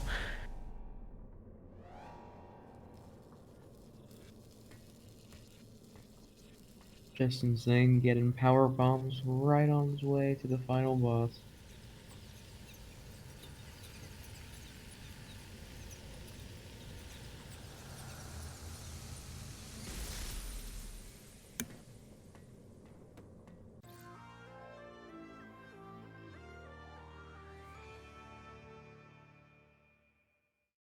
Carter mixing charge and screw attacks. Ooh, missing the charge shots. Okay. Getting speed should. Okay. I hope we can get out. I hope Carter can get out. It's got no Aeon. Ooh, nice. Was a little Clutch. bit off from getting locked out because he had no Aeon.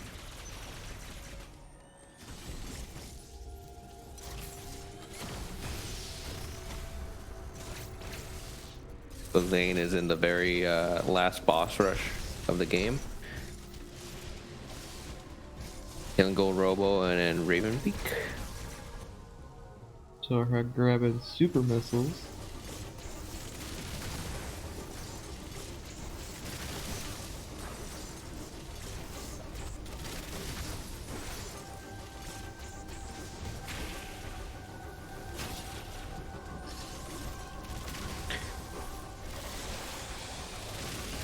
Now while Zane heads to Ravenbeak. Ravenbeak is a bit complicated.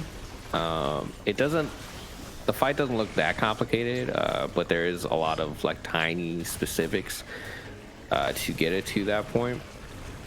Specifically, the first phase, you can get a gold skip. You basically abuse the damage window that the parry animation gives you to skip this like 20-second long invulnerability that Ravenbeak has. There are ways to make it easier, but basically you skip that and then you abuse a lunge melee animation window. Carter, oh, this is okay. Ooh. Nice plant. You abuse some animations and some, and basically just shoot the crud out of Ravenbeak for phase 2. And third, we'll be using Void Cross, I believe. Basically damage boosting our way through almost every trick he has.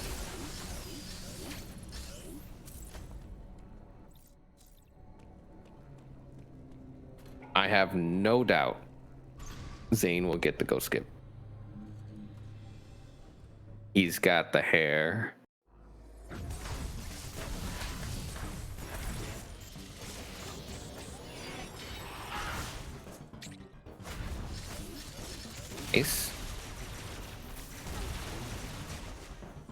Nice gold skip. Ooh, oh my god, no lunge? Just taking these hits to the face.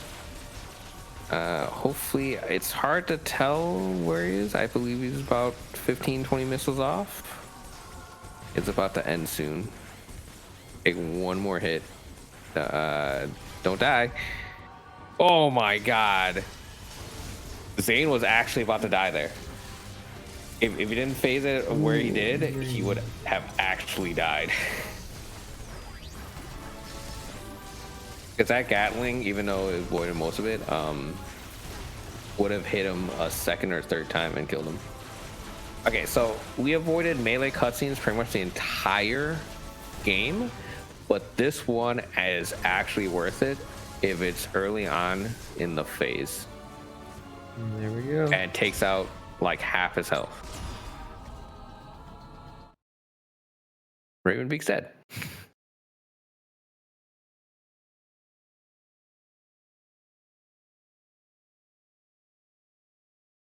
That was a really good RB. A little bit dicey on the Gatling, but that comes with the hair.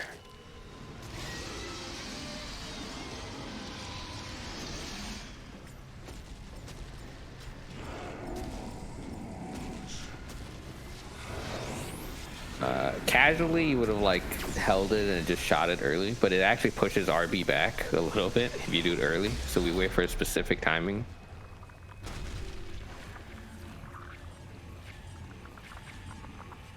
Great movement by Satora in this section.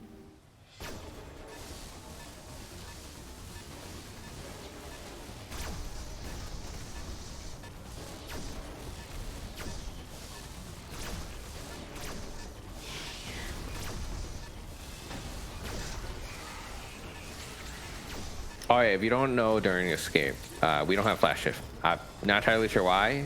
We have speed booster, but no flash shift. Also, we're invulnerable during this. Like any enemies that hit you, they just die.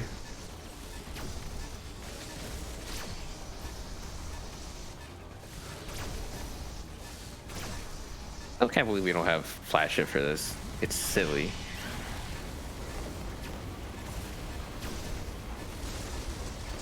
Oh, let's be real. Samus is already overpowered enough. I mean, why not? There is actually a cinematic spark cutscene there. Justin just jumped over it. You can also speed keep it all the way to the end, but this is faster. And there you go. Team Omega can now move on to Metroid Fusion. GG's to Zane. Be sure to give all 3 of these your follows. They are top tier runners. With top tier movement as well. Are also making their way to Ravenbeak. I have no doubt. Gold Skip and the like. Hopefully a less spicy fight than Zane's.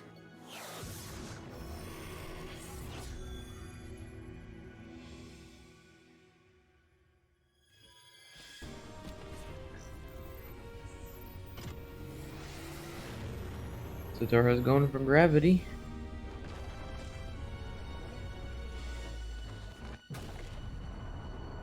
Samus, the planet destroyer.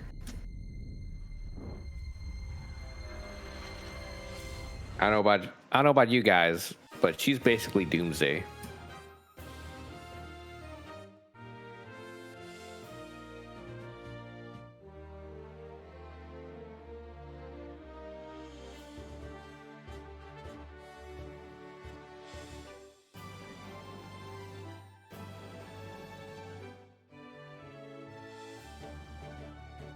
Here goes Carter, Ravenbeak.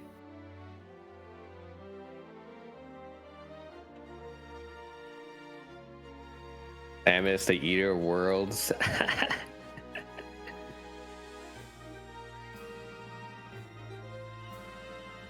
I'm telling you guys, she's Doomsday. She goes to a planet, gets stronger, and then kills it. And then leaves.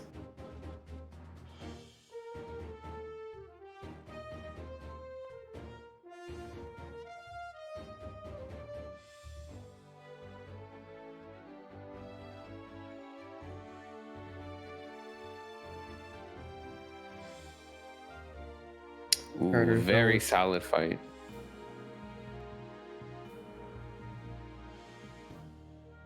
No melee yet. Not gonna break it. That's kind of a late. Good void crosses.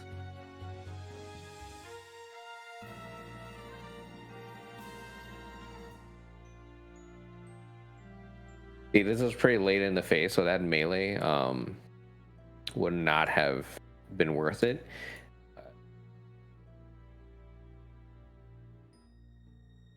It would definitely would not have been worth it because Ravenbeak, any enemy in a melee cinematic does not die at 0 HP until the melee ends.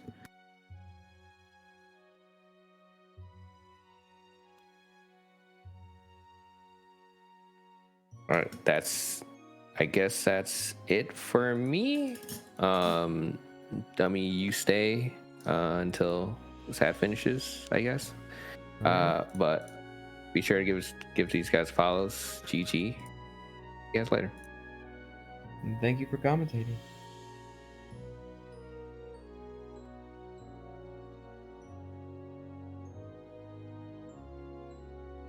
We have Carter starting with the escape sequence.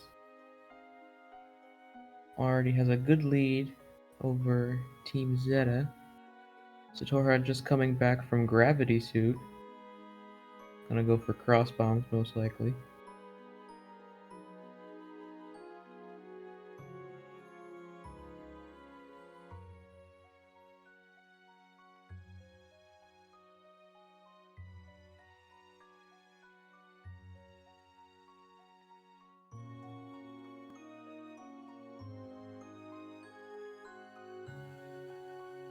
Did you get it? Oh, and he gets the extra speed boost.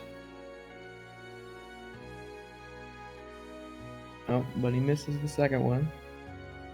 Still gets it. Carter almost done with the escape sequence.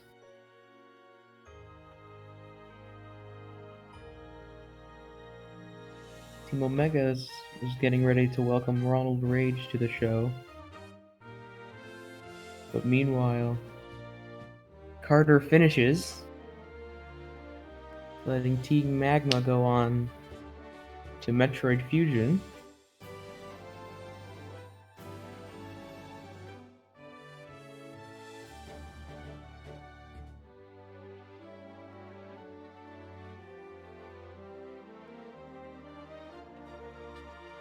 Torha now moving on to Hanubia.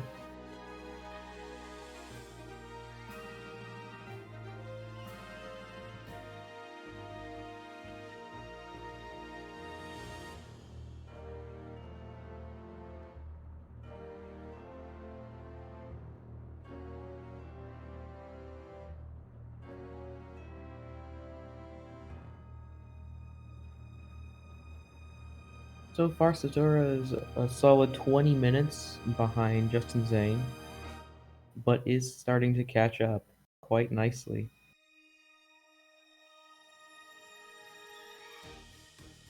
Easily breezes through.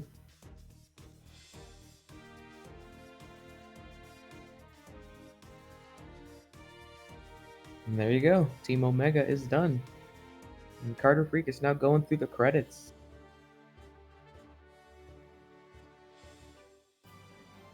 And with Dread done on one of them, I'm going to hop in for Fusion. Going to introduce, well, myself first. I'm Schmade. I've run Fusion for about 6 months, but I played it for a couple of years. And we've got Rage already in the first climb room, in fact.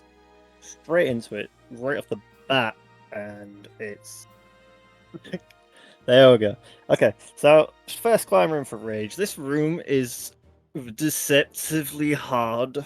There's a lot of room for error. It's one of those rooms where it's like there's a bunch of different strats, but it's a lot of easy time loss. And it's right off the bat as well, so it's like you mess it up, you can just reset. And with main deck as well, we'll be seeing Adam quite a lot. So Rage very recently PB'd actually.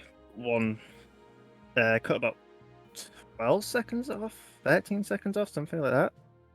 And, oh, he's actually missed one of the Honored shots. So, quick double take. Gonna just clean it up.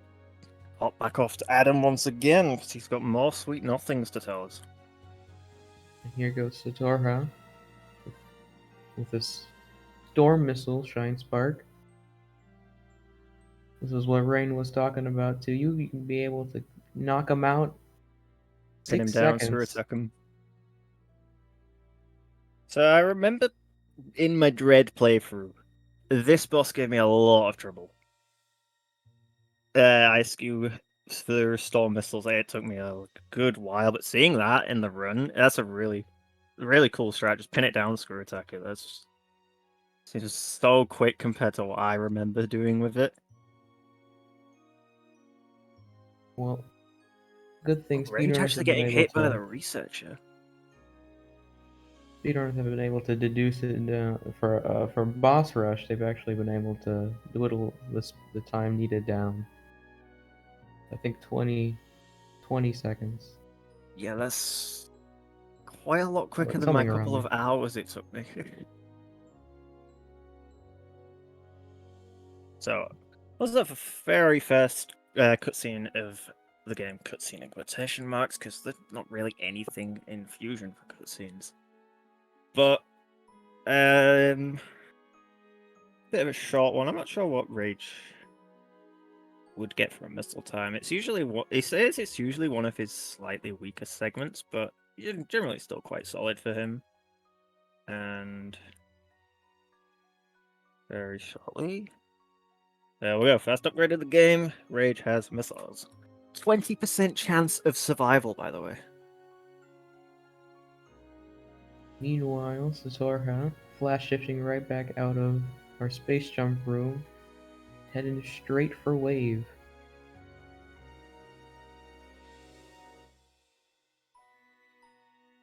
So, Good clean flash shifts.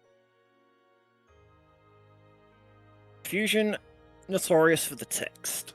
There is a lot of text in this game, and it's not one of those things where you can just gloss over as well. There's a lot of time you can lose just for having not great text mash, especially like early game in the main deck. Text mash can be the difference from like sub 250 to mid 250s, even if you have a very good execution. And Rage, I've really been learning different text mash methods. Kind of feel he thinks it's one of his weaker parts. But let's see what Idol gives him. There's first beam. Okay, quick opening. I think he got the double. And a quick one beam. That's a good start for Rage. Very good way to kick off Fusion with a decent Idol. Will Erectus be as kind, though? Erectus notorious for being a bit of a troll. Can give you 2 rolls. Oh, fire rate's an instant roll. But another 4 attacks. You don't see that too often from Arachnus, actually. Meanwhile, Satoru just evading the wave, Emmy. Ooh, nice job. And there's Carter Freak done with the credits. Team Yep, Gamma so gets to we'll move on be to Fusion getting now. our second Fusion runner, indeed. Varia Gravity, I believe it will be. Another fairly new runner, actually, for Fusion, but climbing up the leaderboards pretty rapidly. Not too far behind Rage's PB, in fact. So, we'll see his starting off very shortly. Rage for getting the door fix. And there is Varia. So Zora immediately moving on from Wave Beam, going straight to Ravenbeak and Power Bomb. Varia doing a bit of skewed climb up the first room. I think he probably slightly messed it up, so just did a bit of a backup strat. As Missile Tank number 3 of the run, I think we'll be seeing only 5 more for Rage in this run. I think he runs 45. Climbing the ledge, not getting the ledge hops for Varia, but probably see if he gets a cleaner pawn node, and he does. Quick 2-shot, and he's out.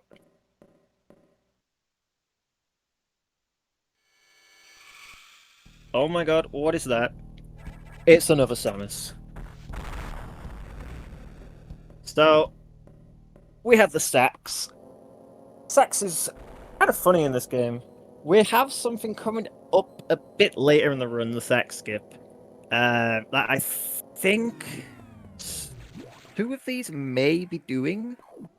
I'm not too sure. We'll have to see when it comes to it. They might decide to back out of it when it comes to the run. Oh, have you seen Satoru's health? Ooh, amazing clutch.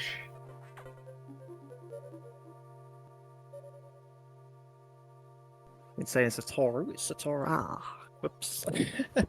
Clean climb from Varia.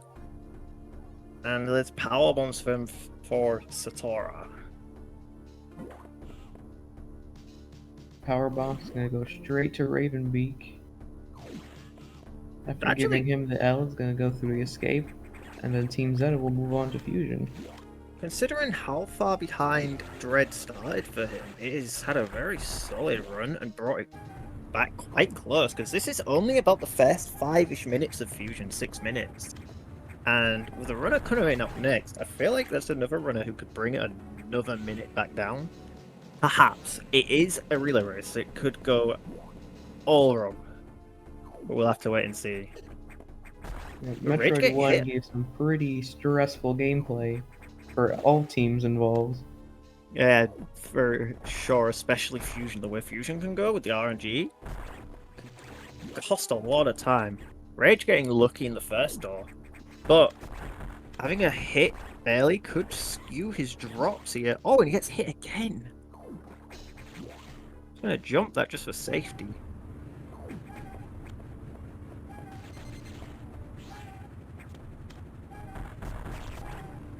Getting 2 health drops there, drops his missiles down quite a bit. Just you do get 3 missile drop every time you kill a stabilizer.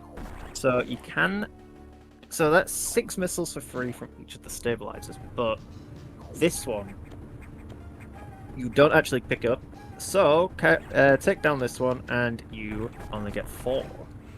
Going right in its face, just make sure it doesn't end up tanking anything. Especially with the resources, it's a pretty safe way to go about it.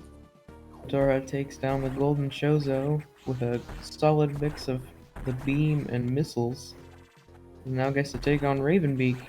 Rage having 2 pirates jumping in the climb. That's not great, but he does manage to clean them up, and Arya getting beamed right now. I think that's a second beam.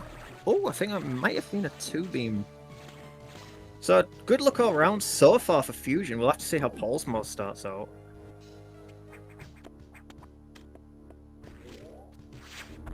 There's a 2. Okay. Oh, Rage getting... Brenda being kind. That's what Rage has named the idol.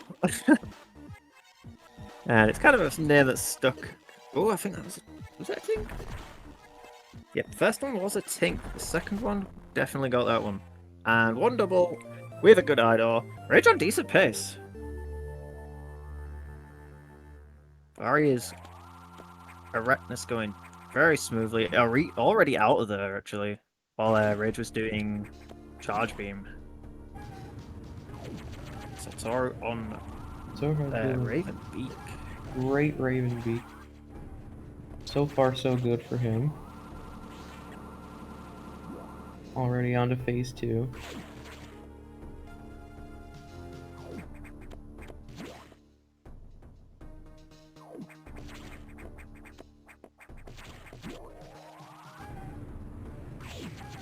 So, Rage on the taking last hits. stabilizer already. As I said, good pace, just gonna missile that Hornet and take out that last stabilizer. As Vari's about to get his sped missile tank. So, decent gap it seems for Rage. Good sector 1 all around, I think. Even though the pirates did try to make it as bad as they could, still managed to clean it up pretty nicely as Vari is about to go down to the set of lift. And once again, I'm gonna see another Samus. Meanwhile, Satoru just now finishing Ravenbeak. Gets to start with Ravenbeak X in the escape sequence. It's looking like another Dread run is going to be finishing. And in about however long Dread credits last, it's like a film's credits or something. It takes like 5 minutes or something, it seems. We'll be seeing the last Fusion run starting. So, a bit of a high five. Rage going up. Sector 1 as Vari is entering, and Kraid getting blasted in the face. Yep. Is that on pace to finish Dread pretty quickly? Definitely made up a lot of time, considering Rage has just got to Sector 2. That's about 10 minutes about into the run. And would say Satoru is about 20 behind. Well, I'm not sure specifically how long the credits are. Yeah, so that it might is be a little true. bit before Team So Zeta can move on to Fusion. Could have brought it back about 5-ish minutes, maybe. Although I do know Justin is also really good at this game, and Carter, of course. Yep, all 3 runners are really good, top tier, like Rain said. So go follow them. Maybe I'd even give them a assume sub. Sator would have had to have an immense run to bring back that kind of gap back. We'll have to see how it goes when Paulsmo starts Fusion off. We're getting much better luck going down that climb than Rage did. Still on And there you go. 20 missiles. Satoru finishing the game, GG to skipping to the credits. Satoru. And that is it for your Metroid Dread and the 2D Metroid Relays. I'm gonna Means pass it I off to Vicious. think to we'll let be you go. welcoming Vicious along. Welcome in, Vicious. How Hi. goes What's it? up? So, So- starting decent runs from these two.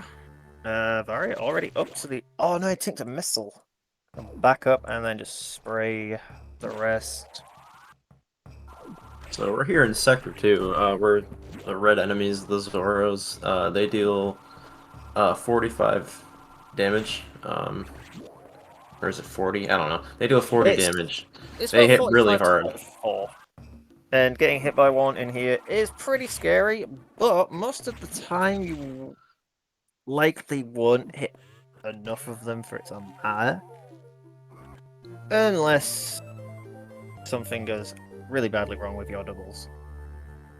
So Varia making it to Brenda, getting the one beam. Getting oh no, he went for a double, but he tinks it. Brenda showing mercy, another one beam off of Charge Idol, and very merciful today. Rage nailing those doubles. Oh, one double on Varia. Two doubles, double, double. Love to see it. Didn't get the door doubles, but he gets it on the charge core. And makes it for his mistake on the door.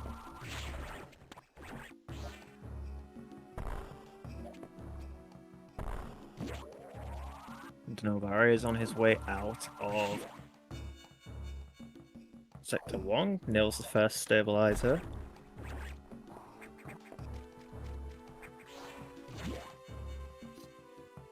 So you'll see our runners shooting when they land on platforms. That's what's called a shot cancel. Basically what that does is it extends Samus's hitbox such that she can land on the platform sooner, which allows her to jump off of the platform earlier. On the first frame. It's because it takes her from the spin jump, and shooting immediately the first frame puts her into a standing or like straight up position. So it basically, as you said, it extends her hitbox downwards and puts her straight into a landed state. And Rage is entering Zazubi, who is infamous for its Being jumps. a bit of a troll. Two beams on the idol, which even the same amount as he started with, so even though that's two beams, still pretty decent look going into this. We'll have to see if Zazavi shows the same kind of Zazubi same can kind of look. give you from anywhere from 6 to 15 jumps. Depends on how you count it as well, because there is 3 jumps which are vulnerable, but right now that's a 6 jumps for Rage, 8 if you count the 2 guaranteed next round. The RNG varies from each cycle. That's 10. So Oh no, he's got that's 11 jumps from Sasabi. That's 1 from the worst possible. Vicious. Well, yeah, 1 from the worst possible. That would be 14. And it misses the double. Oh no, this Sasabi's not going too great. Just nail that one. Let's see about sweet spot. Good sweet spot. So you'll see, yeah. So I was gonna say you'll see them sort of jumping around, moving in weird ways when they're fighting the core. That's because you want to manipulate the core to die at a certain point in the room. That's which is called the sweet spot. Basically, when the core is broken, Wait, it just saving. You yeah. know what that means? That means he's going for the sex skip. When the core is broken, basically the X has to pathfind to the center of the screen, and it's It. yeah, I'll finish talking after this. That might be late. It was Oh. late. Died. It looked That's late. It's unfortunate. morphed too late. So the trick to sack skip to nailing it is you want to spin jump very slightly to delay your momentum, and then you want to morph just as you're about the bottom half of the blocks. It's around that sort of position. Any earlier, allies opting to not go for it, so failed it once, Yeah. and he's just going to let the sacks pass. Hopefully, So I just buy a little bit of time. Only about six. Well, not 6 seconds, but well, Saxib saves 6 seconds, but Yeah, but with the I was save, it would have been about. yeah, way I way don't more think it than would have that. saved any time. It'd just be showcasing it, if anything. Oh, Varia getting hugged by one of the Zoras, just like Rage did on the way in. And But very shortly, we'll be seeing our third fusion runner, another Zora going for a hug. And yeah, the room Varia is exiting, Rage is entering, and as you can see, the room state has changed. All the Zoras, they're all cocooned, and we'll see those again a bit later on. anyway, as I was saying earlier, the X will pathfind to the center of the screen when you kill it, and basically, that's really slow, and sometimes it'll just kind of float there for a really long time, and you really don't want that because it loses a lot of time. It can So- lose around 3 to 4 seconds, something a lot more substantial than you'd probably end up thinking. And another Zora going for a hug. That's 3 for Varia on entry of Sector 2. Especially since you kill, what is it, 12 bosses in this game, so It's around that many. And if you consider,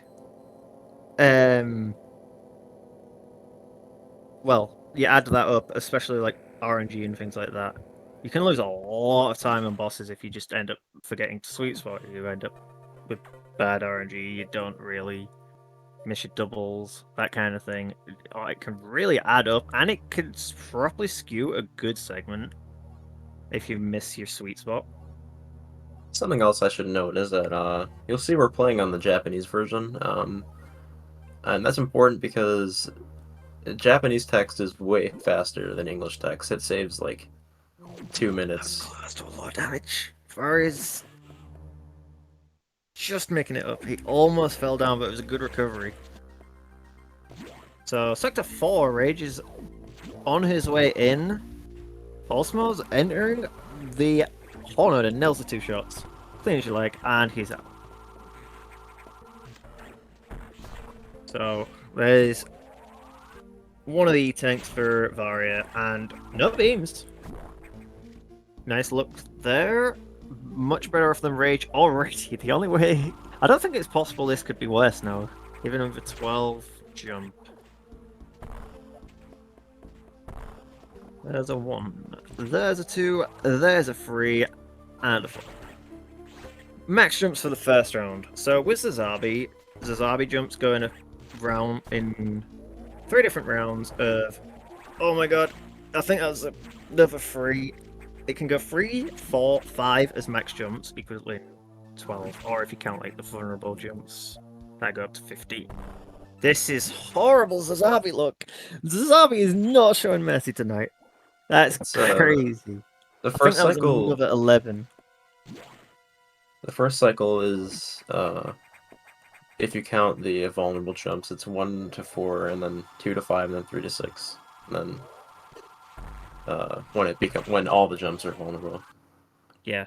And as we were talking to about sweet spotting chords, Varia not really getting it, and ending up having to jump in Blaze like a couple of times, having to pick that car up. And Here's everyone's Up. least favorite snake, Saros. The speed. Oh no, there's a troll pattern for Rage. So basically, And he reacts really well though. what a troll pattern is. So Saros has different patterns he can do. He has 4 different And- patterns.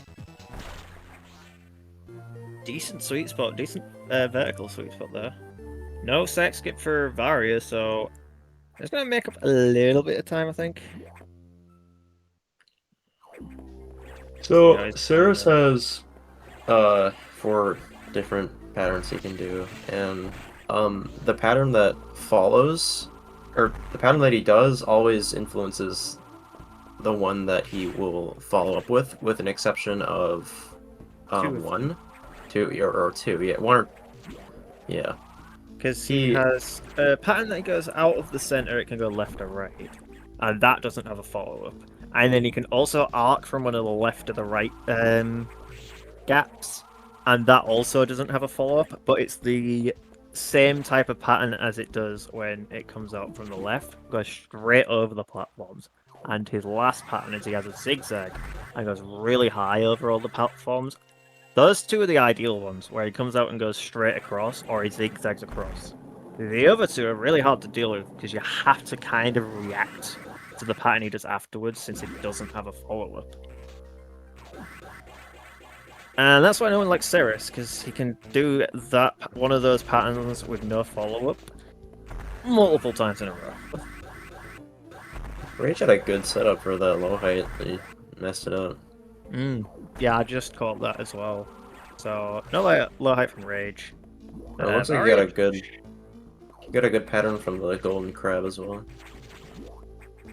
Looks like everyone had pretty good Erectus RNG, because Pulsmo out of there already, getting the sweet spot on the core. Oh, but having a hard time with that one block. That one can be a bit awkward if you miss it. Trying to be fast to recover it, you can kind of do how you do it. So, Rage exiting 4 with the Adam text, Varia entering 4 with the Adam text. Bit of a high five right now as Pulsmo's about to talk to Adam. You do that a lot in Fusion. Adam has a lot to say. Sadly, unlike Dread, we can't skip him. And you can't relax when you're doing text, because you have to make sure your mash is good. And you can't just press the button. You can't just mash the button aimlessly. You have to time your. You use two optimally you use two buttons to text mesh, and you have to time them such that you advance the text box and also advance the text that's on the text box. And the text will only advance when you're holding A. So you want to kind of be aware of how long each text is, and when how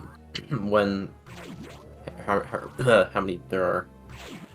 I'm good at talking. Jesus. Don't worry about it, it's fine. I think everyone will understand what you're alluding to.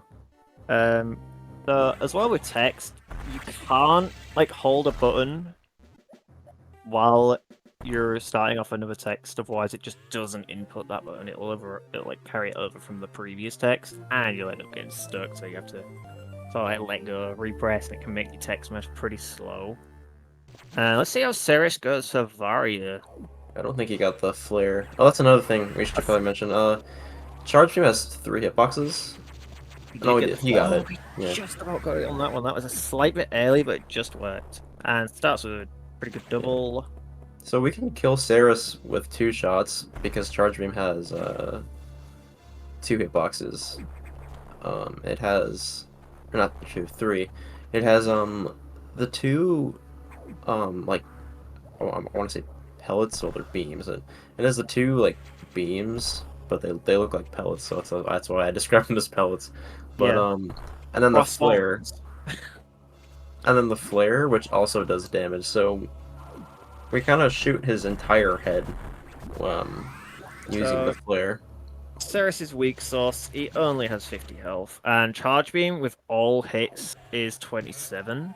So total you can do about 54, which is plenty. That kills him in 2 hits. Oh, Varia missing the spring ball out there, and does a decent backup though, and he's on his way. As looking at Pulsmo's run, go clean wall jump. Oh, tinking some missiles, and he's still tinking some missiles, but he recovers it. Here we go, a Rage on the way to box. This is a boss where, so he's going to do the pretty standard setup. You could do a really quick kill on this boss. You can you jump into its hitbox, fire 2 missiles down, and you spray 3 more, jump out, and then do that again. You can kill it in 2 phases like that, and it's about 5 or 6 seconds faster than doing it in the way Rage just showed. But that was a really clean box kill regardless with that method. Yeah, the quick kill is kind of not race friendly. No, you can even take a lot of damage. Can even lose you time if you do it wrong. Oh, Pulsemore getting that spring, morph through the gap. I love that, but I'm not really being able to get it. Let's see how Brenda treats Pulsemore then, because being kind for our first two runners, but oh no, it's a bit. There's two. I don't think that was a double. There's three. There's four. Brenda, you so mean.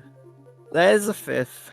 And Pulsemore's getting kind of bullied by Brenda. But he's in. And he's got the charge core. We're going for spin doubles on the core. And then there's the wall jump. That's the strat I do. I do that wall jump strat. That's the one I managed to get consistent with. And who's the strange person that Rage is talking to? Or Adam is talking to for Rage? Kind of just shows up once, and then you never see him again. Strange silhouette man. Make up your own story about who that is. I don't have one right now. Someone's chat will come up with something good. So Pulsemore cleaning up Sector 1 on his way to the last stabilizer. Very solid movement as well, making up a fair bit of time. As Varia makes his way into 3. Rage is on his way into 6. Sector 6 is the dark sector, and you'll see how dark it is in a minute. Well, you won't see. If you get what I'm saying. Anyone? Okay. So, by the way, Pulsemore is cleaning up Sector 1, and I can't see a thing on Rage's screen. It is a very dark sector.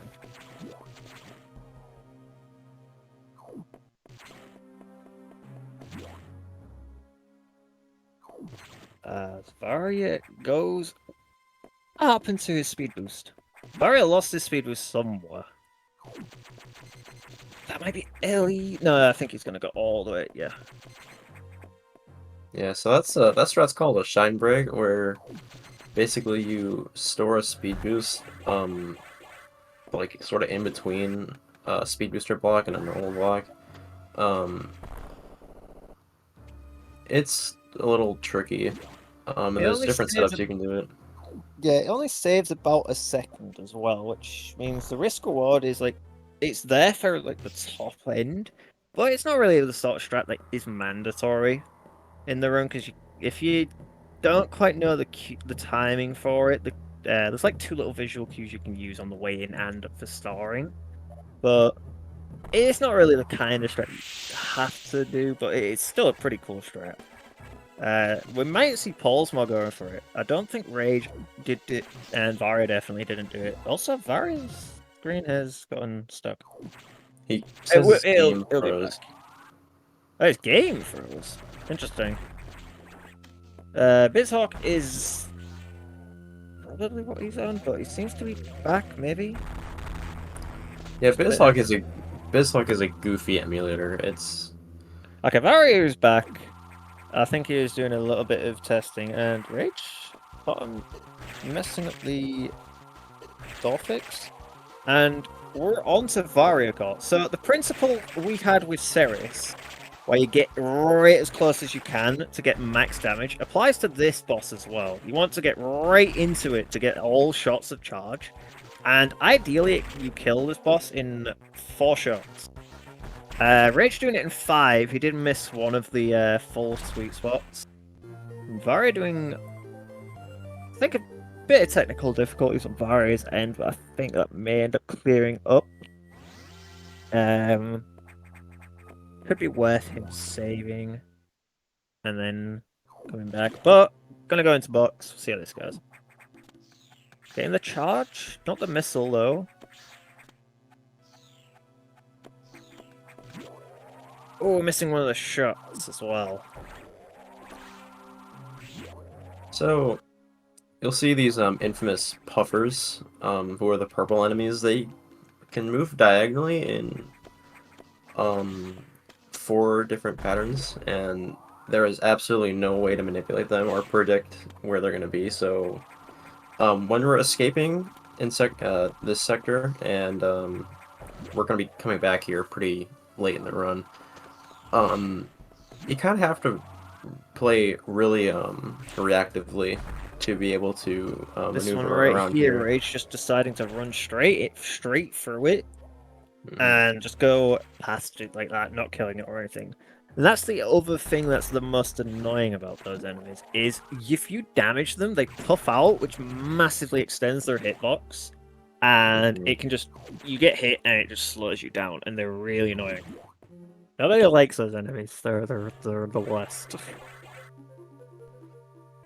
But Rage making it out pretty cleanly, not really having to deal with too many of them. Just the one was in this way, but it didn't really do too much to him.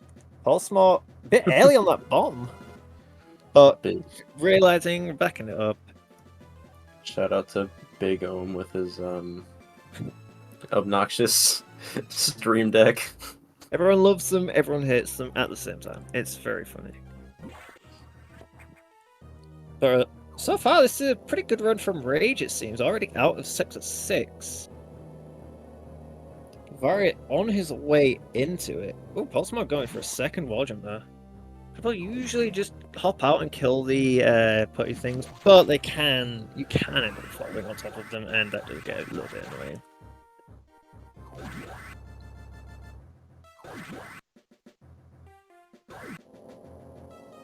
So, off to Zazabi for Pulsemore. Threading the missile there is such a cool thing to do. Because, those enemies, ouches, are a bit weird in that, I don't think it's exclusive to ouches, but you can kind of just put a missile between the floor and the enemy hitbox, and it'll just go right past, and just like hit whatever's behind it. Like the enemy wasn't there, like the floor wasn't there. But 2 beams for Pulsemore. Let's see what Zazabi gives. I know we were 1. It's much There's much kinder than all the other runners got. Oh, unfortunate. Vargar, I didn't even notice. He ran out of missiles, so he had to grab those early. It's faster to get those on the way out, but he had to grab them earlier to kill the Ghidorah. Oh, max jumps for Pulsemore on the last round, but I think overall, much kinder RNG. To say an 8 jump. Hopefully Getting Rage the doesn't get double. scammed. Oh, he's not gonna get scammed. Yeah, So he's normally- backing all the way up to make sure it's safe. So, we say getting scammed because, the way you're supposed to get through there is by using a speed boost, but optimally you know, don't go all the way back. So you can get your speed as soon as possible, but it's possible for that waiver to be in such a position where it'll hit you, and that will get rid of your speed, and that's not good. You can deal with a pattern like that by charge shotting it, but there's like very rare patterns where you can't actually shoot it because the waiver and the blue X that you saw in the way would like almost perfectly overlap, so your charge shot would tink on the blue X and the waiver would hit you, and that loses about 10 seconds. It's quite substantial. Mm-hmm. And our last runner, Pulsemore, not opting for the sex skip. So we did have someone try for the sex skip, but was unsuccessful, and everyone else decided no. And Varia getting beamed in the meantime. Hopefully we get to see the... Oh, Pulsemore doing a Spring ball strat. task Cool strat, yeah. Yeah, old strat as well. Oh, and he's going this way. Another pretty old strat. I'm pretty certain it's just faster to run up. Or it might be faster to do that if your execution is good enough for it. It breaks even. Breaks even, I can see that. But that one's a bit more high risk. Oh, Vari missing a couple shots there. Having a bit of a rough time with Variacore. Despite his name. And there we'll go. No, I don't think there was a double, but I think it was still a 4-shot on the actual boss, so... Not the worst, but with the beams, it's a lot of time loss. Yeah, the Idor is not only have a random number of beams they can give you, ranging from 1 to 4, they also take a random amount of time to open. So even if they don't give you beams, they can still take the idle 3 seconds to open. Yeah, so it's like, even though, like, you can get bad RNG, like 3 beams, but that can still be slower than a 4 beam if the idol decides, I'm just not going to open. Which, it can definitely do that, and it's quite annoying, because it's a bit like salt in the wound. I've Oh, had yeah. some 2 beams which equate to a 4 beam because the idol is just napping. It's just not awake at all. And it's that segment, it's that time. Emergency. You know what to do. Chat. I want to say nothing but emergency and fantasy. You know what to do. So we'll have to see how this goes. So rage.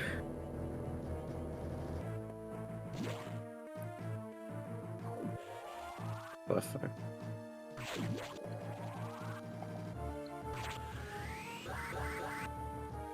Ugh. So you've heard us talking about door fixes, and if you're familiar with SM, you probably know what they are, but basically, so the doors scroll sometimes, and obviously that's not good, because we want to be out of the door as soon as possible. Basically, what a door fix is to manipulate the door in some way by changing the state Samus is in when she's entering, and that allows us to stop the door from scrolling. And in some cases, the time save is always worth it, because the door takes somewhere from like 30 frames to open, but if sometimes it's actually slower to door fix because you enter the room jumping, so you're not moving, and obviously not moving is bad. And while you were explaining that as well, Paulsmore getting 4 beamed by the Ceres door, even with the pretty clean fight, still gonna hurt it.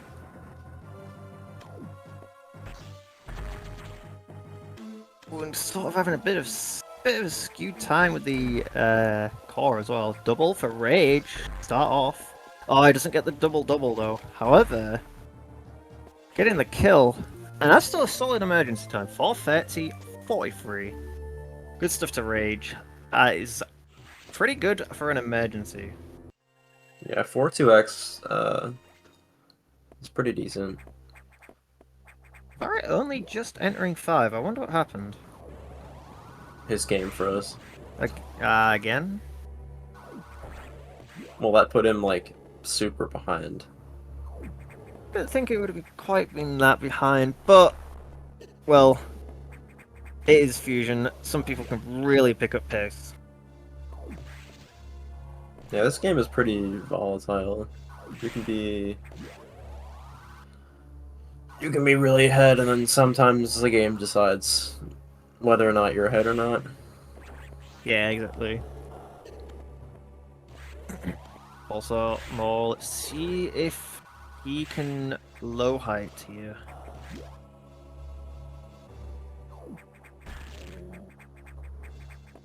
Hey, nailing the low height.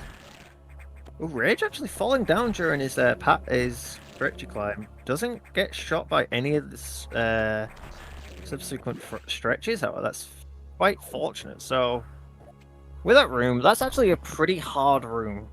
The ideal way to do it is just freeze, I think it's 5 of the stretches, and you climb up, because it's just drastically faster than using the ladders. And there's not really an efficient way to wall jump up that would save time. So you gotta freeze the stretches, and there's a decent margin for error. And if you end up falling down, it can desync. I think it desyncs the room, and you can end up getting shot by a stretchy and just knocked all the way back down. So the stretchies operate on a timer in the room, like within the room. So like when you load the room, they operate on a timer, and then what they do is will wait for like a proximity for that. There's a proximity around them where that when Samus goes into their that proximity, they will attack, and there's a lot of goofy timings where if you mess up, it really, yeah, like Schmade said, it really puts it out of sync. And you will very likely get shot. Rage, even though he did mess the room up a little bit, he was quite fortunate to not end up getting hit by one of the stretches, and was able to still make it up pretty safely. Despite the slight issues, and Pulsmog going into 6-3 now. And Varia, he's just entered Emergency. Let's see how his segment goes, because this Emergency is one of the more fun segments in this game, because there's a lot of pretty cool movement, and it's just so quick.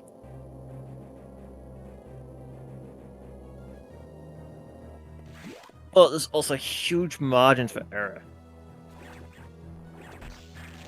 And Rage just opting for a pretty straightforward strat. There is a pretty crazy strat for this room. Vicious, I'll let you explain that one. Yeah, so there's a strat called that we've dubbed the impossible strat, not because it's actually impossible, obviously, but it is quite difficult. So basically, you have to. So when enemies are forming into when an X forms into an enemy, they have no collision, so you can like jump through them and also freeze them. Like you can shoot a missile and freeze them as they're forming in such a way that it sort of zips Samus up into the stretchy, and then you can follow that up with a wall jump, and then shoot the second stretchy, and that will put you on the top of him, and then you can get through that room way faster than just waiting for them to extend. And I forget the exact how much time it saves, but it's not nearly as much as you think. That's a kind of a trend in this game. There's a lot of really dumb strats, but And I just have to interrupt because Pulsmon nailing Data Spark. yeah. Imagine they nail that trick. So, was there anything else on Impossible Strat, or can I explain Data Spark? You can explain Data Spark. So, Data Spark, the way it works is you want to store the speed boost as late as possible on the pad. So ideally, it'd be the last sort of frame that the pad will trigger for you to pick up the item, and that'll store the speed boost longer throughout the animation, these little cutscene of getting the item. So when that text box clears, you have a little bit of more time to be able to press your input, and your speed booster will last a tiny bit longer for you to be able to spark once you've turned.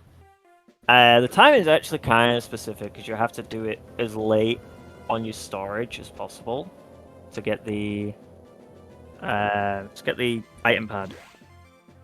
So this kind of is quick to do, but it's not exactly the most mandatory trick you'd need.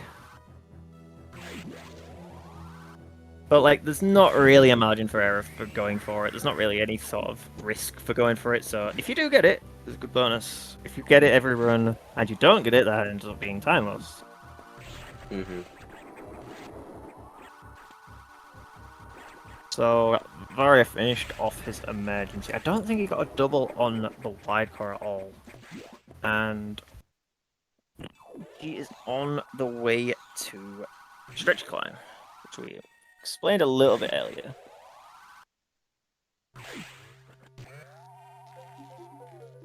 Ooh, he's just waiting a bit to get that one, and not too bad. Did a bit of hesitation, ended up missing a couple of missiles, but pretty good stretchy climb overall. So we're about to come to our second proper sex encounter.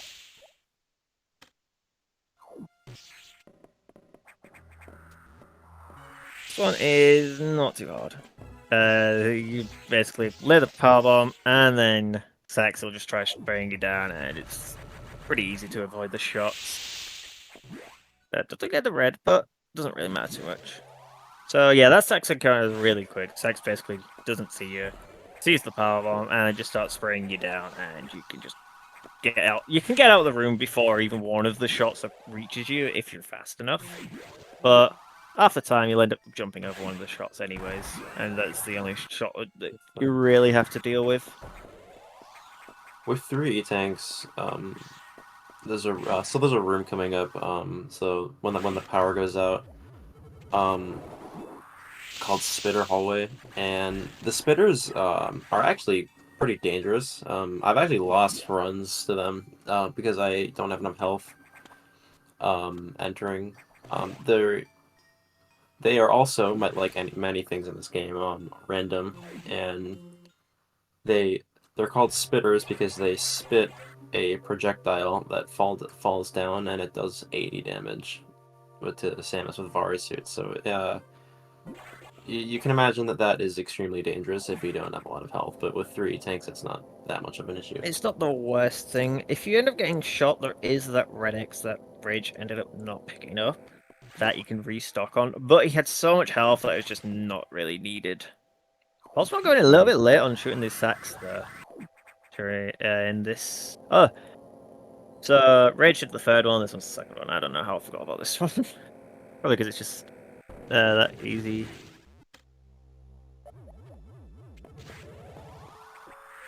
That was a weird interaction. Did you see how the charge acted? It completely missed the middle bug. And oh my goodness, Pulseball's RNG has not been good at all. He's been getting beamed to death. I wasn't paying attention. I was actually looking at my second monitor. Sorry, getting the animals. These things can go well, can go really badly. So the animals, like we said, with a lot of things in this game, are also RNG. It takes pretty much a random time for them to make it out of the door. And that's really annoying. You can kind of tell when... Oh, Pulsemo just flubbing the last shot a little bit, but there it is, just about clearing up. So, yeah, with the animals then, you can kind of see when they'll end up coming out of the door by looking through the window or when you're about to go to the pad. But they can be terrible and just sit there for ages.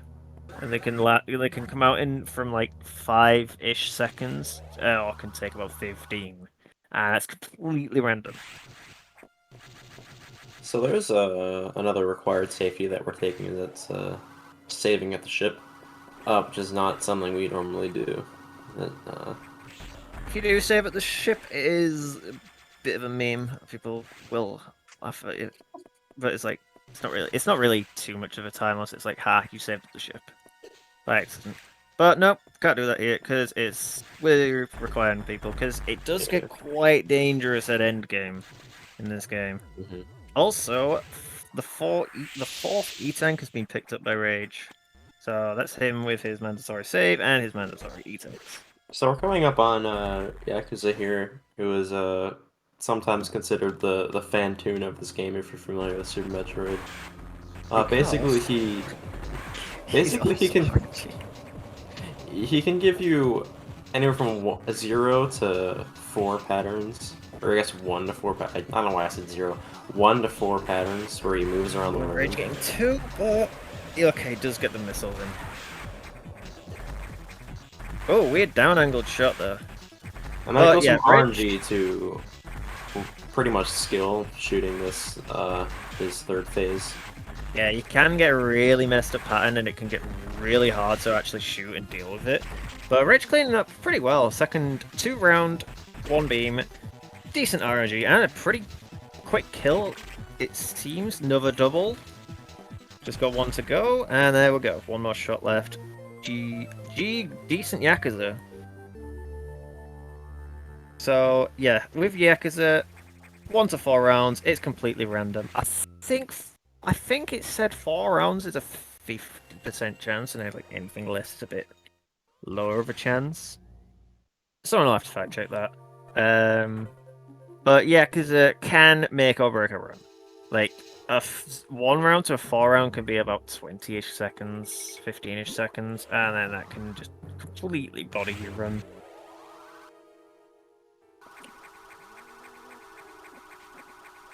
I think Rage recently, his last PB was 0-1. I want to say 0 beam 1 round. See, There I only ever get good RNG on really bad paces. Yes, yeah, I've been blessed with good RNG on one of my recent paces, but I was not playing too good. But Rage onto Sex Chase number 4, and kind of missing the missile, but you got so much time to get that block that it doesn't matter too much. World's most determined counter. Varia doing that powerbomb strat and the Zila climb. You don't see Oh, did he that get the too powerbomb often. into the ice missile? Yeah. That's cool. I completely skipped over that, trying to talk about the sex encounter. So, Pulsmore. Ooh, the speed goes for pretty safe for speed boost as well, backing up quite a bit. And shoot that guy. Getting through that. On the way to yellow doors.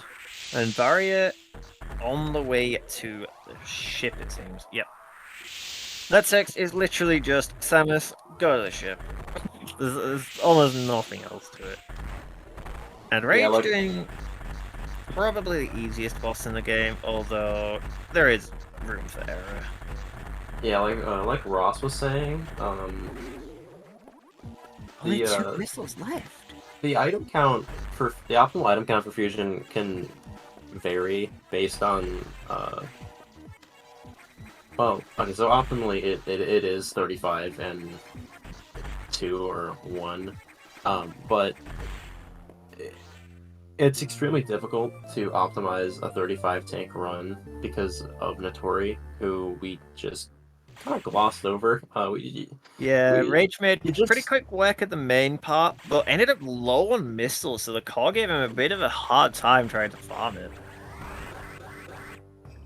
But on his way out of here, gets the speed, Shine Spark. Going to the left side. Kind of slow because you can shot cancel on the platform. Yeah, I see so many people go left side. I don't understand why. I don't know. It's like, so left side is a bit slower because 1, you're going further with your speed boost when you can just Shine Spark immediately and then go to the right shot cancel. Also, you have to use extra jump height to get up to the platform or grab a ledge, which is also a slightly bit slower.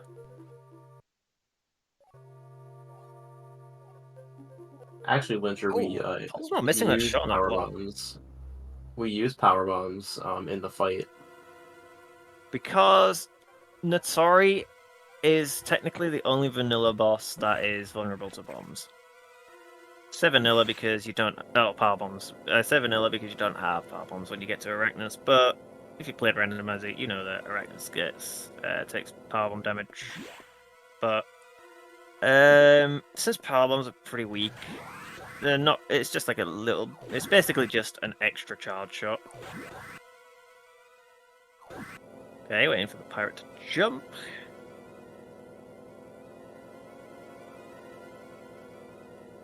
And we have Paulsmore entering emergency. So, Farry's actually forgotten to put the power bomb down here. So you place a power bomb when you're going through this room to break the blocks on the side to the door, which basically means you avoid having to place a bomb right below it. So a little bit timeless, but not the most substantial. And we're up to Yakuza actually missing getting grabbed by it. Now, we didn't really explain how to do the Yakuza fight. We kind of just explained that, oh no, that's not good. He tanked 2 missiles. No. He got no beams 2 rounds, but he takes his missiles. So, what you want to do against Yakuza, you want to get grabbed so you mash out to reset his cycle. So he doesn't go all the way around the room. And he's getting punished hard from tinking. That's a 6 round total. And with this game, you can't have more than 2 missiles on the screen. Yeah, Oh, this is well, looking rough. His health is really bad. Just gonna stay grounded, try and avoid getting hit anymore, I guess. So yeah, with Fusion, you can't have more than 2 missiles on the screen, even if they've tinked. So that's why Varia couldn't get the quick kill on that phase, because 2 missiles were still on screen. As Rage on the way into Nightmare. Osmo missing the jump across that other stretch. Varia getting that double. Pretty tough time of Yakuza. He almost died and had a second phase at Rage.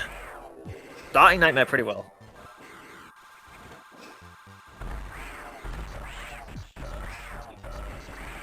Oh, Posmo was late on the side hop, but he's got to recover. His best way is just to go all the way to the right. And he does so. Gets 0 aim, but he has to farm. Nightmare's dropped really low. How has Ridge manipulated that? Just clean it up, because, well, Nightmare's easy. You can kind of just sit there and diagonal it for a bit. But, even with that error from Paulsmo, that's still a 4-8. Oh no! Ridge is his chat on.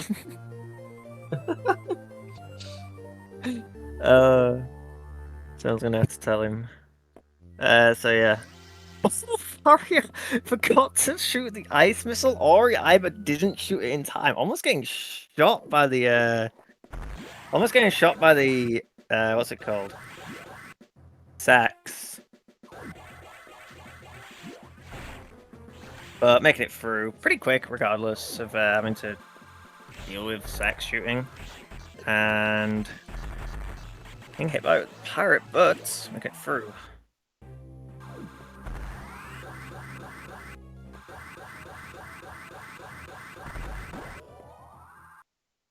ooh, didn't quite get the space boost. Yeah, it just bonks the wall, so you can carry speed boost across. That's basically the same as every game. Ooh, that might be. I think. That's too early. Yeah. Oh, he placed it too Unfortunate. early. I don't know why you could actually put a power bomb. I mean, I guess that makes Yeah, sense. to recover that, just place another bomb. And we're on Notori for Varia. I guess a power bomb backup might be better because it actually kills the enemy. I didn't.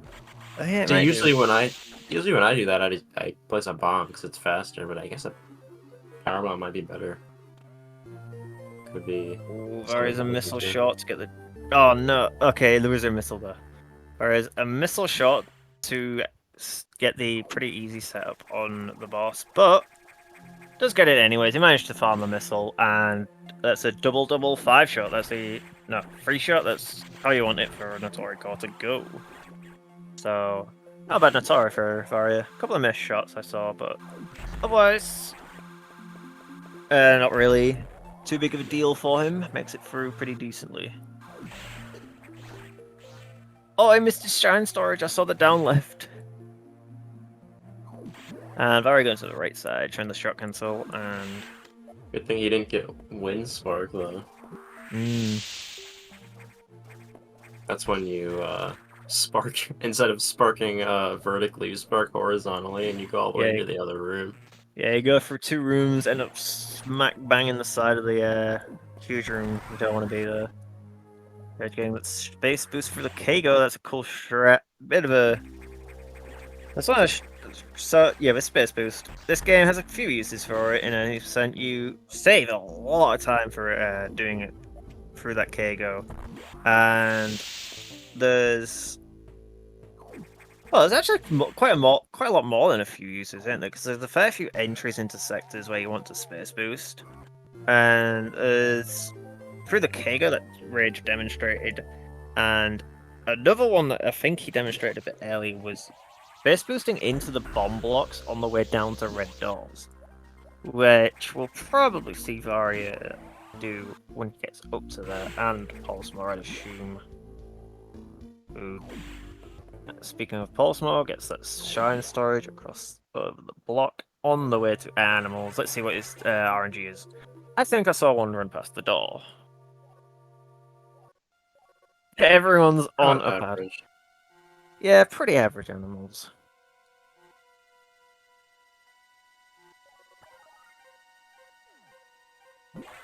So a real quick funny thing about animals that I want to bring up is you can get soft locked there.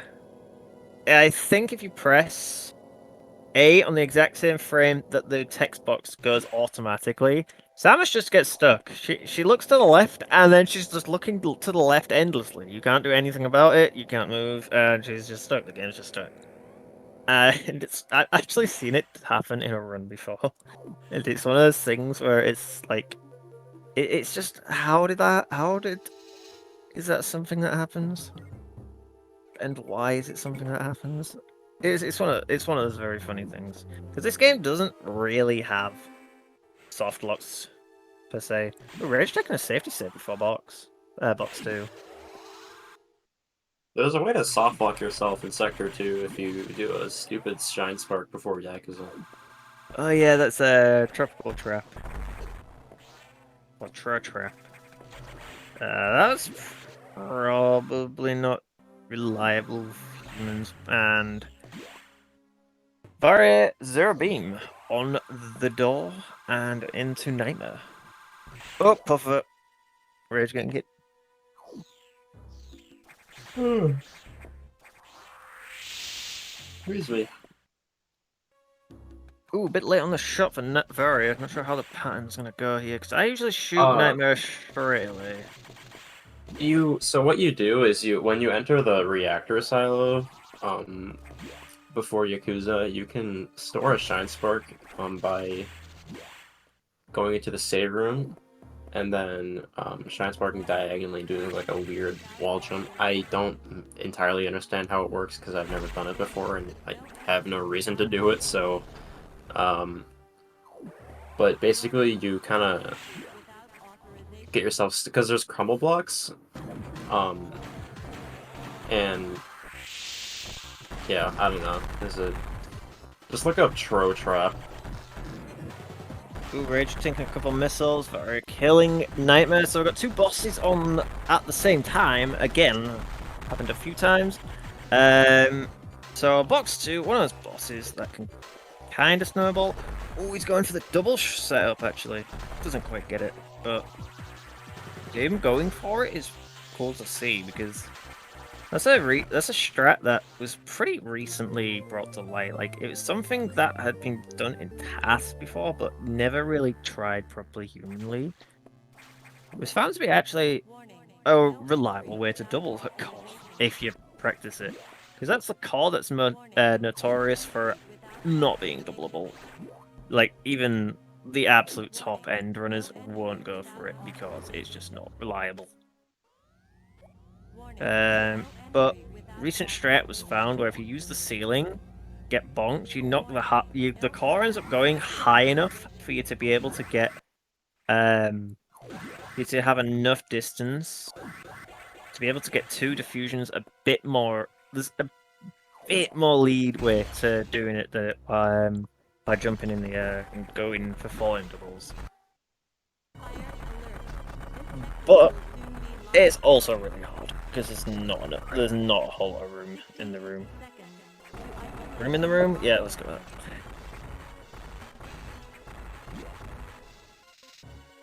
So, pulse smoker on the way out of there. 5, pretty clean. In the background, we're just seeing who Varia and Rage have already killed. That is the Nightmare. I like that synced door transition. Almost again as well. But Varia not really having too many issues with lower 4. Yeah, pretty straightforward. I hope I haven't commented his cast. Because he's doing the Kega speed boost. It's not the hardest strat, but there is a huge margin for error. Well, there's a huge risk to it. Not risk, huge punishment to it. And he manages to get it pretty cleanly. So, no curse. I'm going to very quickly run to my bathroom because I've been holding in a pee for like an hour. So I'll take it. I'll do a bit of solo from here. So, all the way to Ridley for Rage. I didn't see what time he got on his Metroid climb. So, Baltimore on his way to the ship. We've got Varia grabbing diffusion. I think that segment went pretty decently for him. I didn't see any sort of major mistakes, and we have a pretty awkward room. Gold Pirates, this is a room that, again, can pretty badly snowball. Like, you can mess up one of the kills and you gotta deal with both of them at once, or you end up just spawning the one. Like, spawning the one's fine, it's safe, but it's very slow because you gotta wait for the X's to travel slowly and spawn the next one. And the best singing voice in the world. He's very loud. Ridley. This boss melts to charge shots. Can take as few with missiles. It can take as few as 12 shots to kill this boss. I've done well. But I think Rage actually gets the 12 shots. Alright, we're back. Ridley. Okay. That looked like a double, I think. I don't know if it was. No, it wasn't. That wasn't. That one was. That one definitely was a double. And another double just to finish it off. Completely unnecessary. It was already on the 6th shot to kill, but Baltimore on his way to Yakuza. Rage with a pretty clean Ridley segment, and I actually think he's on a pretty good pace. I don't recall any sort of major errors. Or any sort of like major bad RNG. Yeah, Rage's run has been pretty decent so far. Nothing has really went wrong. Which you love to see in a marathon setting, just nothing really going terribly wrong. So, Baltimore getting hugged by the Yak, and another 2-round. What is this with the Yakuza? So, Varia ended up starting with a 2-round, but ended up messing it up. Rage with a 2-round, and now Baltimore with a 2-round. I didn't see the beams, but kind of funny. Ooh, just about missing the double. That was a bit of a low call, so it's not the easiest to get.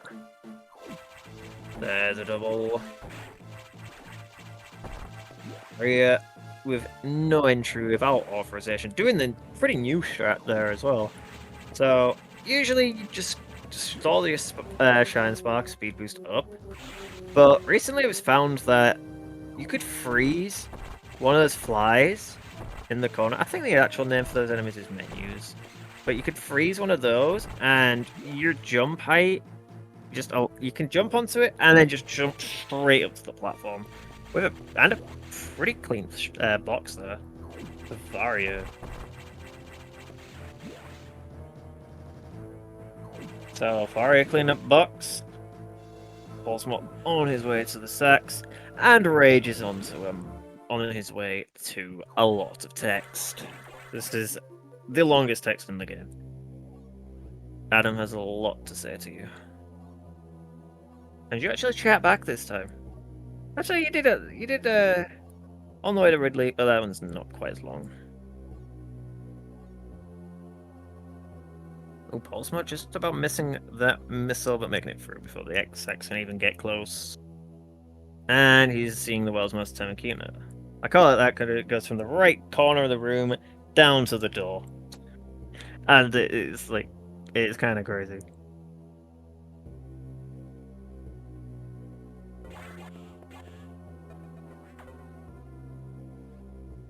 So while Rage is talking to Adam, we've got Varia finding another sex.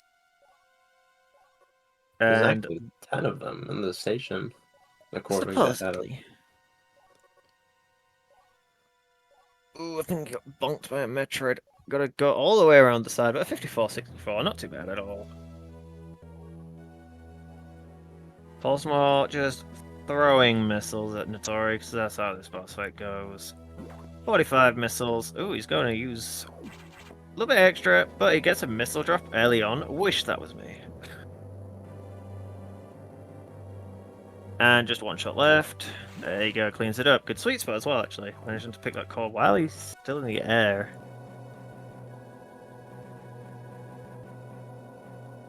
So we got Varia on to the sex. Hex Ridley segment. He's gonna hear the beautiful voice of Ridley. Oh, Pulsemore going early, tried to the frame perfect, I think. He goes early on that, misses his speed boost. And gets kind of bodied by the Rios on the way up as well. So, on the way to Sex for Rage. We'll see how it goes for him. Now, Sex is a fight that can vary badly. Oh, he's taking a save as well, actually, just making it safe. Fair play to him is, yeah, Sax, as I was about to say, is the sort of boss that can quite badly snowball. Especially with nerves, especially with pressure of a run. With these, he does a lot of damage, and its pattern can go very awkward if you end up messing up the main shot. Varia, speaking of awkward, Varia is making these gold pirates quite difficult right now. 2 shots for both of them.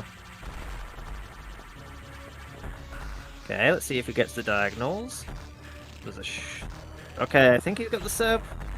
And a 4 shot to boot. That's the optimal amount you can kill that, I think. Maybe Yes. past a 3 shot. Interesting. Uses a damage boost to make sure he doesn't get knocked off and go for the up shot. That's kind of interesting. I'm going to steal that. Thanks, Rage.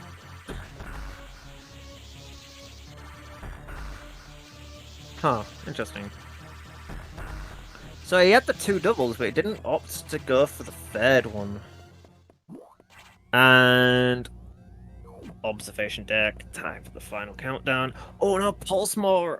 What's he doing? Is he gonna go for something different? Because he misses the storage and space speed boost. Oh, he's going for Nightmare the Space Boost. Oh, he got so far, but not quite. He was 2 rooms away of that.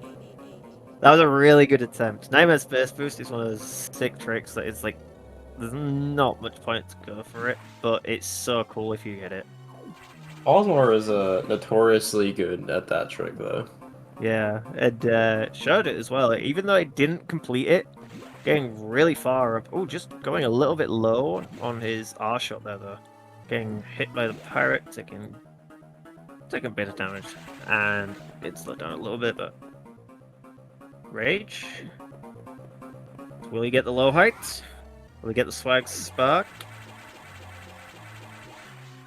No, a bit high. Way too high. Yep, that's center of the door. That's much too high. But at least he didn't drop this speed entirely.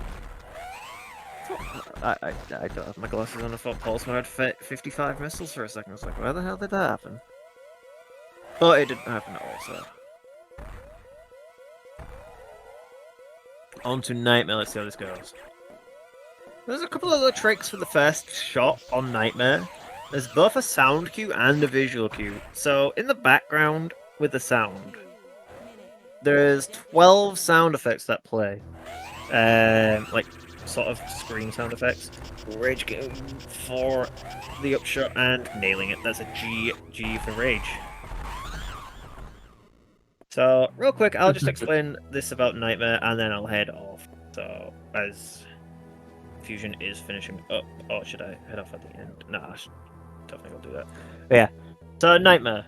Nightmare's sound effects in the background, there are 12 of them.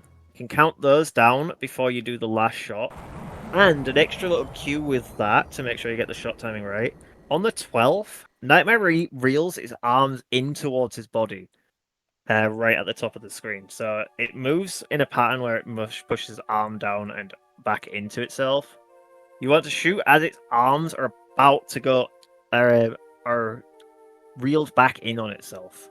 And that's like the earliest you can shoot it. And if you get that consistently, then you can understand what pattern it'll give you during the manipulation. But with that quick explanation, I think that will do for me with Fusion. GG to Rage, and with Varia very close to the end of the run as well. So, let me just see what's going on in Discord real quick.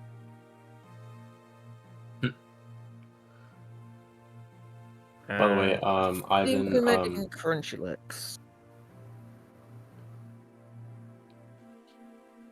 yeah, Team Zeta is quite a bit behind. They had a bit of a trip up with Nestroid. Yeah, Metroid and these two runners that have been trying to bring it back. But with that, I hope everyone enjoyed my commentary. I hope everyone enjoyed Vicious commentary. He's going to stay on for a little bit longer, and I am going out. GG to Rage and the rest of the runners. It's been fun. I'm Fred. See you later.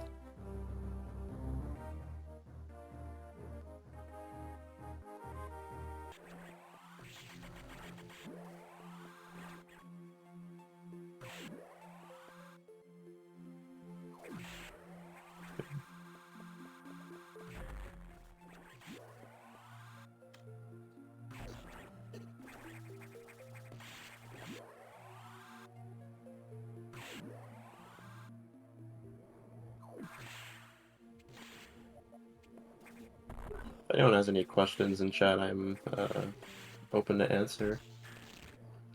I'm just not the most talkative by myself.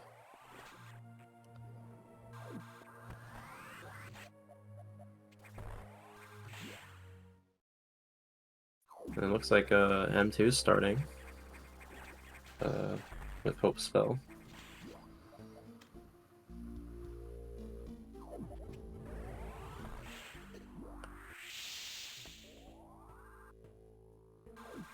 Looks like Varia is going to go fight Sax.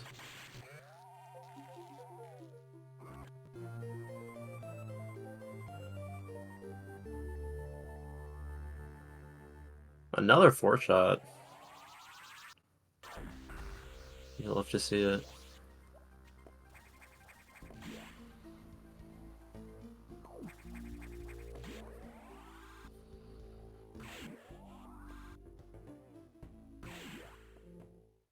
No double. No double. That wasn't a double either. Not a single double from Varia, looks like.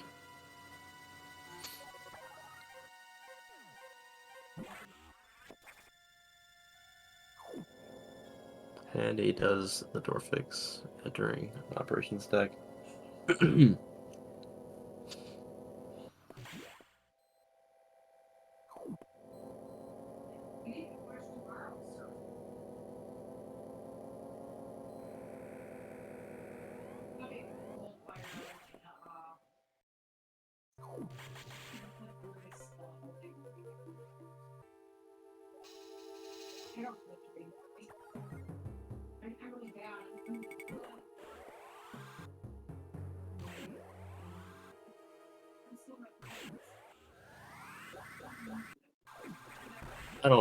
I have no idea what that, what green palette Hope Spell's got going on here, but I mean, I guess I can see it.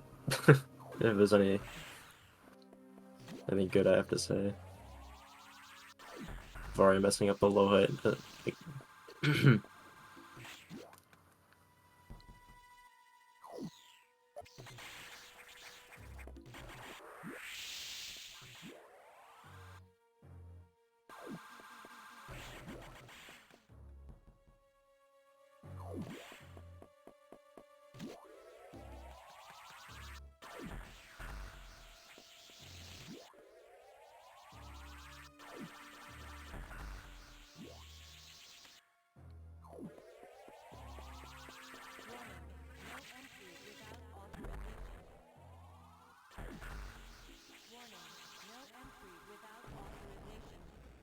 And Varia finishing up the... I don't know what.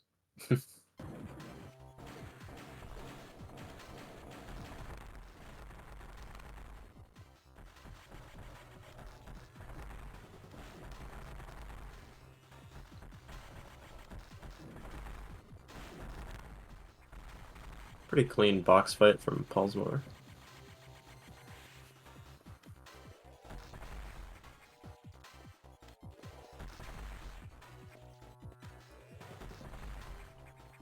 I guess I could say a few things about M2 since that's the game we're technically on right now. In Metroid 2, well, actually, no, that's not right. Never mind. You'll see they're gonna be in morph ball a lot, and that's because you actually move faster in morph ball than you do walking. So you'll see most of the ground movement will be done in morph ball. Ugh.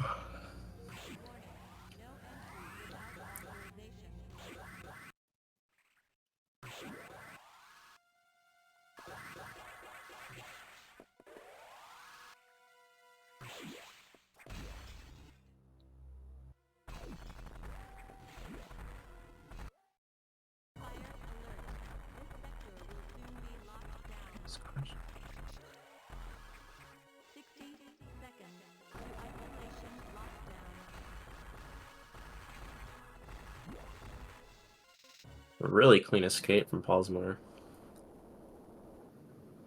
It's possible to get a 56 there, but it's extremely difficult.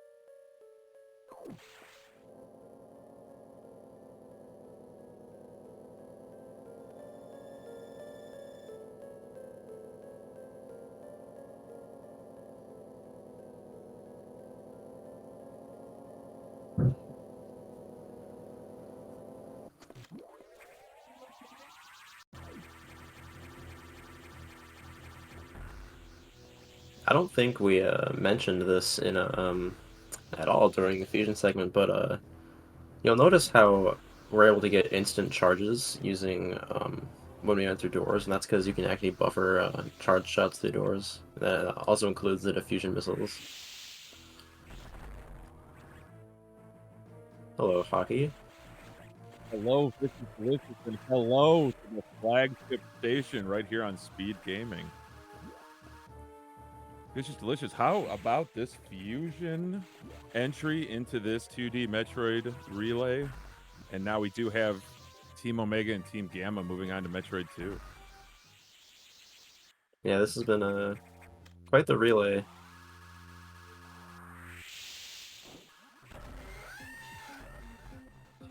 Oh, also messing up a charge shot on Ridley.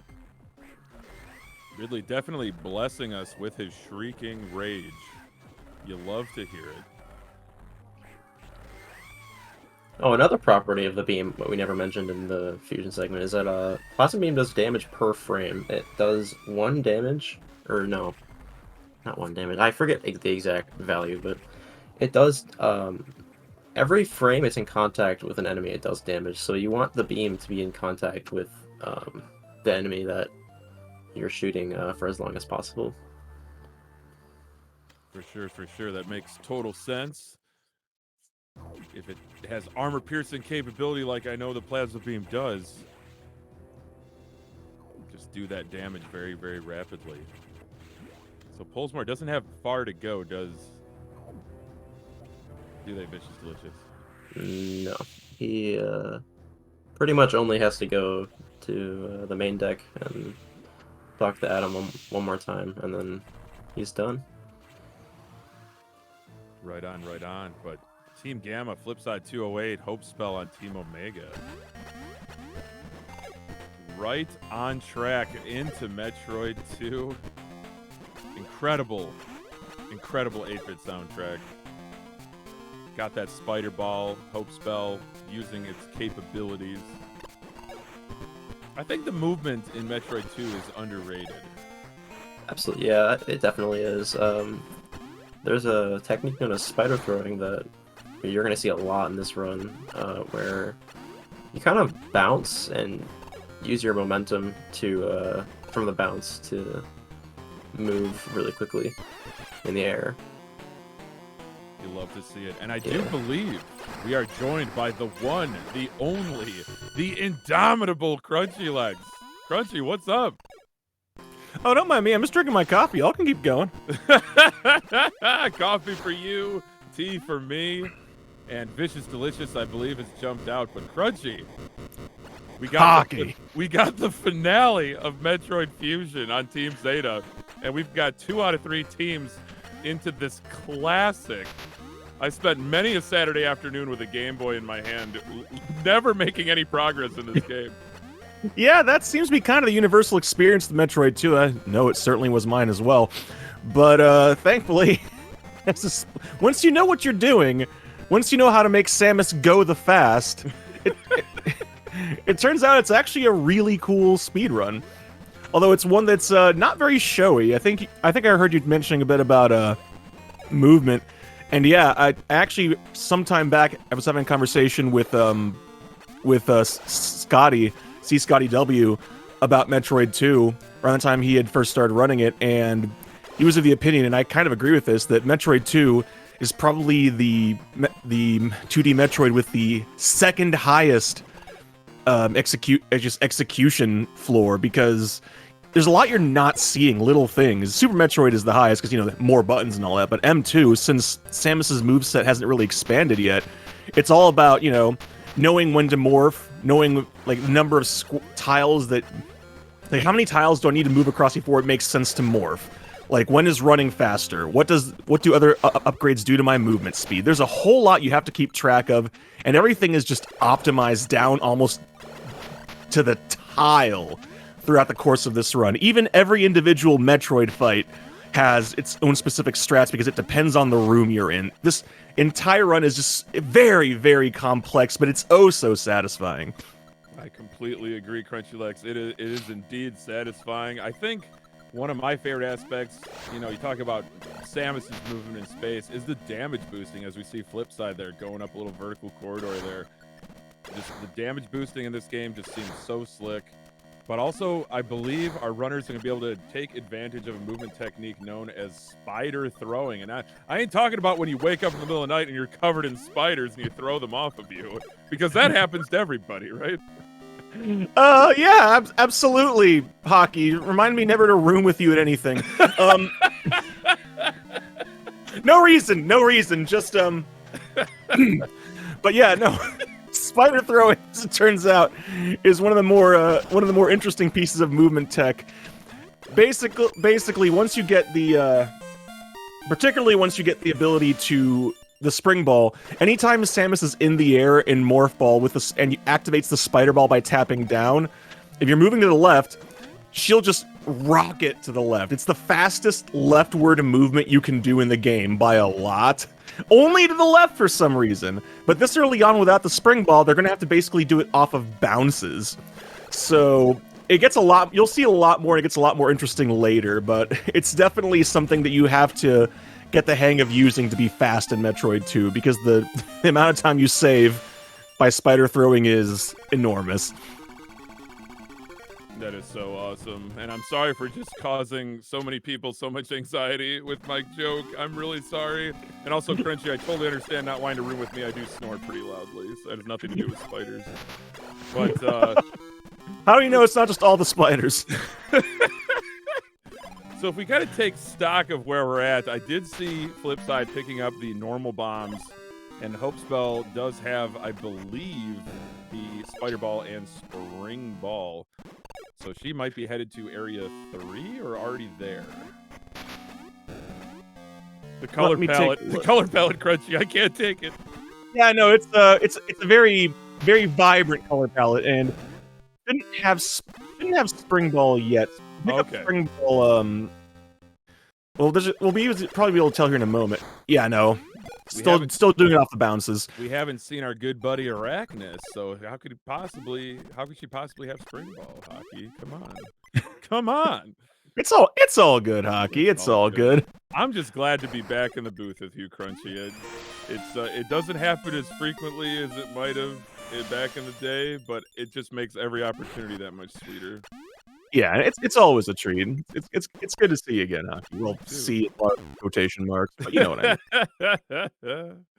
Oh my goodness! You see, flip side, yeah, it's just those unmorph. I don't know what you call them in this game, but you unmorph and you jump in midair, and it to make that screen transition is just so tidy. The movement of this game very tidy. There's a lot of really cool things you can do, like unmorph jumping is useful. Like you mentioned, damage jumping. You can chain damage jumps. We're actually going to see an extremely important use of that momentarily from Hope Spell. And even just we saw it earlier, there's that energy tank that they grabbed in the ceiling. The game wants you to bomb jump or spider ball up there, but if you get caught when the block reforms, it damages you, and you can just jump up through it. And right there, flip side showing it off again, just taking damage off that wall chicken. I don't know what the heck that is. And just the wall chicken. Yeah, because that's the irony of the spider ball. It's useful, but its actual intended use is extremely slow. So we said, nay, we shan't slowly crawl along the walls. We shall hurtleth through the sky at tremendous velocity, but only to the left, for the right is right out. The right is right out. We shan't. We positively shan't. And also, GG's to Pulsemore, just finished up Fusion, defeating the Omega Metroid with the help of Samus's good friend SAX. So GG's to Team Zeta and Pulsemore. We'll be seeing Gallon taken over for Metroid 2, but Hope Spell and Flipside off to a very, very strong start here in M2. Yep. Hope Spell going so fast, we actually didn't get a chance to talk about that trick, but we'll mention it once Flipside gets to it. And here's Arachnus. Arachnus's interesting little detail is Arachnus is very good at turning into invincible ball form when you're trying to hit it. So the trick is you want to be dropping the bombs while it's floating through the air, so they explode after it becomes vulnerable. Because otherwise, Arachnus can give you a really hard time. You might see that Hope Spell's health is a bit on the lower side, and that's because of the trick that you use to climb this tower quickly. A trick called Skyscraper, which, again, we'll mention it when Flipside gets to it. It's actually quite a sight to behold. I actually do. I recognize that reference. I remember the skyscraper. It's the one thing that I know about M2. Yep. It's actually also one of the safeties that we decided that the runners should take. It's one of those things where skilled runners, like the ones we have here today, really realistically have no probability of dying to Arachnus, but at the same time, Metroid 2 is a game where things can go off the rails pretty quickly because the AI just really gets his jollies from messing with you. So we didn't want to take the chance that a death at Skyscraper meant starting the run over. So, a death at Arachnus meant, or after Skyscraper meant starting the run over. So we just take a quick save before Skyscraper, and that's what we've done. Hopespell grabbing those fresh kicks, those Jordans, those LeBrons, Crunchy. What number do you think they're up to at this point? I think they're up to, like, Jordan 900s? Jordan 9000. My Because, goodness. what? They've been out for what? Like, nearly 40 years now, and they're only at 26? I mean, how far in the future is Metroid, really? It's an excellent question. Vote now on your phones, chat. But... nay, do not vote. Instead, continue to watch the 2D Metroid Relay. These are always such a great thing to get kind of like, you know, multidisciplinary community involvement. I mean, you absolutely love to see it. Oh, absolutely. Because, yeah, there's definitely some overlap. I mean, you see some faces in multiple Metroid games, but you always get to see some folks who are kind of like, oh, there's a fresh name, and you watch them like, dang, really good at this game, and then you just you meet new people. Absolutely. Absolutely. Chat pointing out Hopespell with the frame perfect spider throw. Like an absolute boss. Yes. Love to see it. And we're on our way to another very important movement power up here. I'm of course talking about the Various Soup. I'm not too good about aerodynamics, but actually wait, no, I am getting my wires crossed. We are not going to Various Suit. Haha. Unfortunately, that is one thing that's a little bit unfortunate about Metroid 2 is that the rooms sometimes start to blend together, and I'm going to sit here in shame for a moment. Hockey. Holy. Help. I got you, Crunchy. Because if there's anybody in commentary who's not afraid to embarrass themselves with their lack of information, it's definitely me.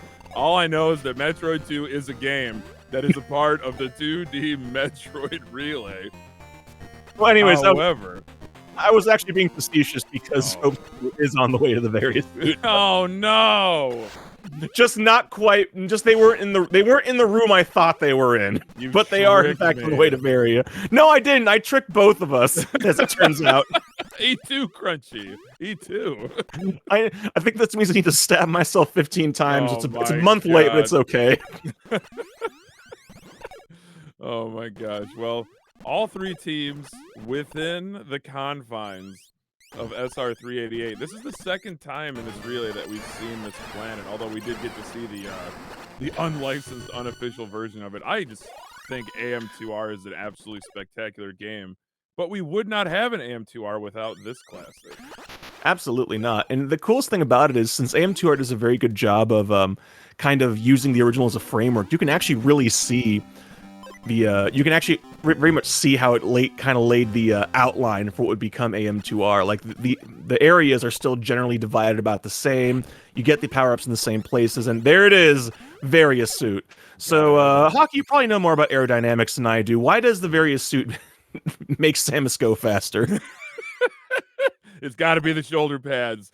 Gotta be the shoulder pads. They're contoured. They're more aerodynamic. They cut through the air like a hot knife through butter. It's got to be it. And look at this climb from Flipside here. That's the skyscraper right there. Oh, got it though. Got it.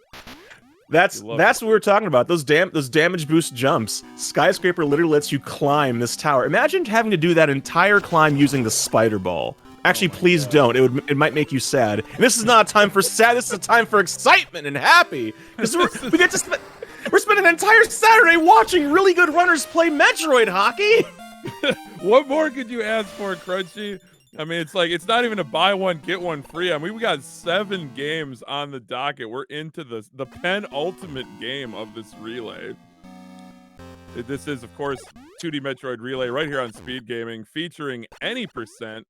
Now, a key little wrinkle here on the categories for Metroid 2 here. No out of bounds. So what is the out of bounds time compared to the no out of bounds?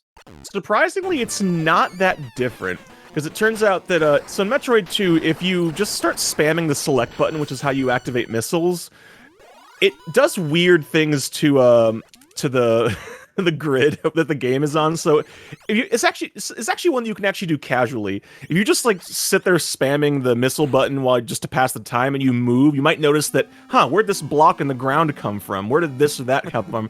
It does that. So using the out of bounds is basically using that in a small number of spots that we've been able to figure out, where you can shift to gain access to areas early.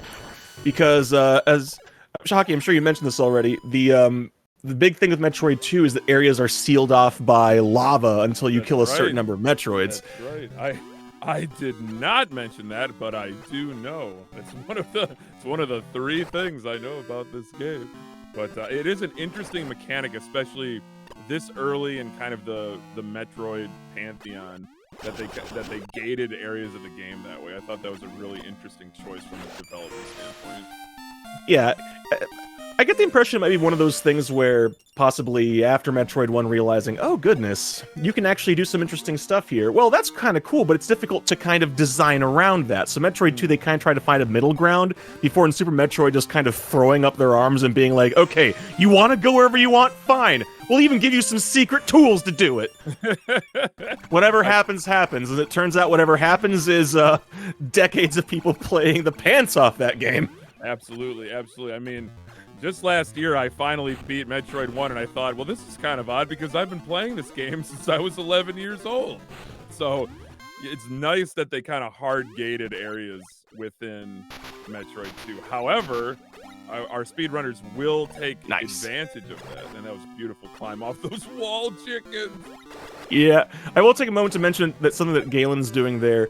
In that room, one of the other things about this game that's actually very important to mastering the movement is Samus's jump is kind of weird. The best way I've heard it described is non-granular, which Oh my goodness.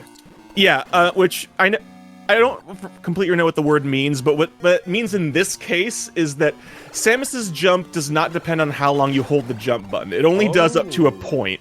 Like if you do a really short hop, it depends on how long you hold the button. But past a certain point, no matter how long you hold it, Samus is committed to the full height of the jump. And that can be a bit troublesome because Samus's jump is very slow. So, for example, climbing that vertical shaft with the stair steps, it's just high enough that you have to commit to the full height of the jump. But that would take forever because Samus floats very badly in this game.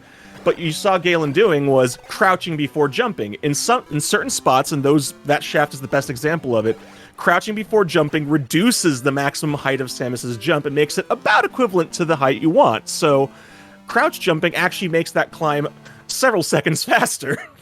Incredible. All due to non-granularity within the jumping mechanic in M2. Yeah, and that's just kind of it. Metroid 2 is you can tell it's very much an early Metroid game because they're still kind of finding their footing. Things aren't, it feels nowhere near as tight as the later 2D Metroids do. And but that actually just adds the challenge of routing the movement in it, because you have to be aware of how Samus moves, not just like the positives, but also the drawbacks. You have to learn how to work around them, learn how to work them into your strategy. And so, learning this game is certainly a challenge, because like I mentioned, every single Metroid has its own specific strat. But mastering this run is a long process, because you have to get very, very good at moving Samus optimally through every single room. And they string all those rooms together into that one perfect PB run. Or you just endlessly grind the rooms and just cry every night. Yep. And flip side, going for this missile tank, which surprises me a little bit, because that's usually a tank you'd only get in 100%, because it is a little bit out of the way to get, but I guess flip side might just be opting to grab some missiles for safety, because in this game, save points do not refill your missiles and health. There are little energy balls and missiles, like units that refill. There's usually one or two we hit in specific spots because they're convenient and it's very, very useful. But for the most part, you just have to make do with whatever you have. So missile management becomes critical in this game, since you cannot kill Metroids without missiles. Absolutely. It's the vital resource in pretty much the first three Metroid games, and probably extending way beyond that as well. But actually, right there.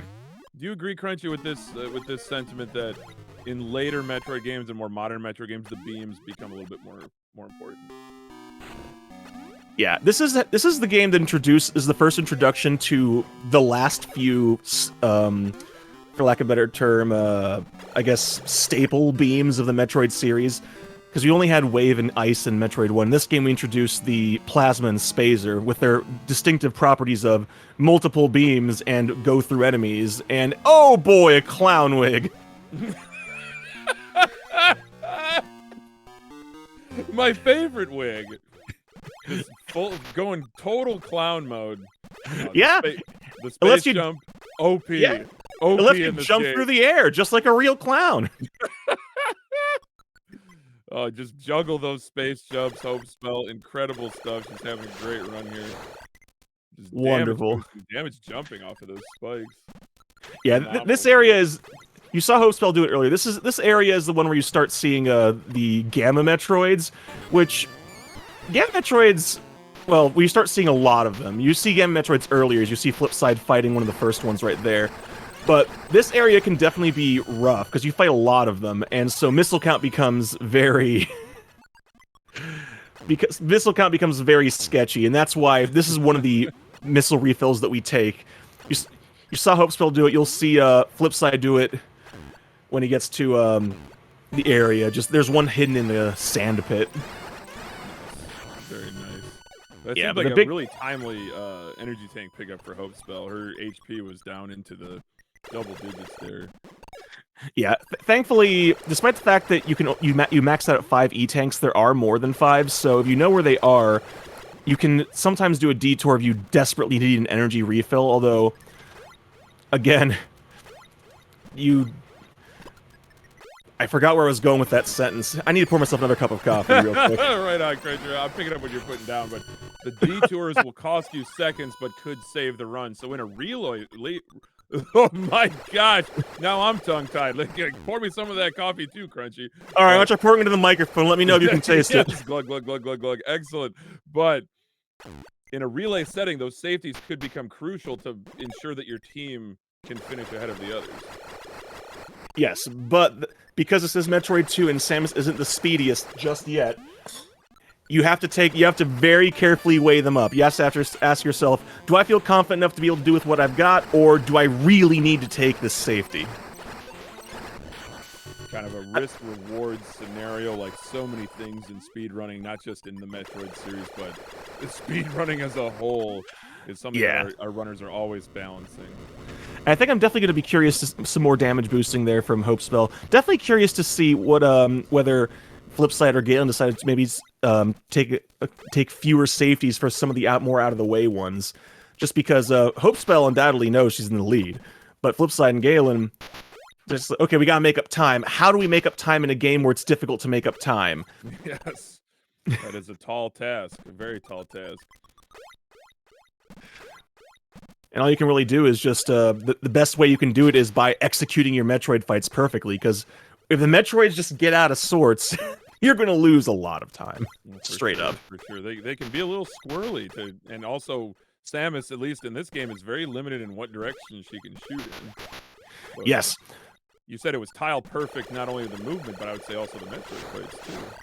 Some of them are, yeah. The Metroids have pretty sizable hitboxes, but the way they move around, you can try to predict what they'll do, and you can usually pull it off, but every so often they're just kind of like, nah. Like this room Hope Spell's in right now. Watch this fight. Go try to trap the Gamma under. Oh, this is not the setup I'm familiar with. Okay. I like this setup. The setup I'm familiar with is breaking out two of the blocks on the bottom and trapping the Gamma under the highest block on the right. So you can just quickly spam missiles into it. The hard part is, if you mess up that setup, it's pretty costly in terms of seconds to try to get it back in position. So I'm guessing that was one of those where it's more consistent, but not necessarily as fast, but it's a lot easier to get it, to just get that setup. So that's actually a pretty smart move considering, you know, the current standings in with Team Omega being in the lead. So Hope Spell's not going to be I don't think going to necessarily be doing any setups that are particularly risky. She doesn't have to. Right. Took a little bit of a fall there against that Gamma, but nice recovery, finishes off. 22 Metroids left, but Flipside really making a strong comeback here with 26 to go. Oh yeah, Flipside is a seasoned Metroid 2 runner. Definitely been keeping my eye on that top left screen to see how much ground, because Flipside already entering this area, the same area Hope Spell is in. This is the area I remember getting stuck in the longest as a kid, because there are a couple of hidden Metroids, and particularly the area that's not the non-temple area, like just the cavern area, is just very labyrinthine. Things just kind of blend together. And that's honestly the biggest danger of Metroid 2, is if you don't know where you're going to spend a lot of time being lost. And this is before the map was added to the series. I had to get out my graph paper and hand draw it, and I wasn't much of an artist, even with a guide to guide me on the boxes I was drawing. But fortunately, like you said, in later games we did get a map. All right, Galen showing us a very clean. All three of them just giving Arachnus the what for, just revenge for Arachnus Infusion, who's a bit of a jerk. The revenge tour, Metroid 2 Electric Boogaloo, Crunchy. Get prepared. And there it is, another clown wig, Crunchy.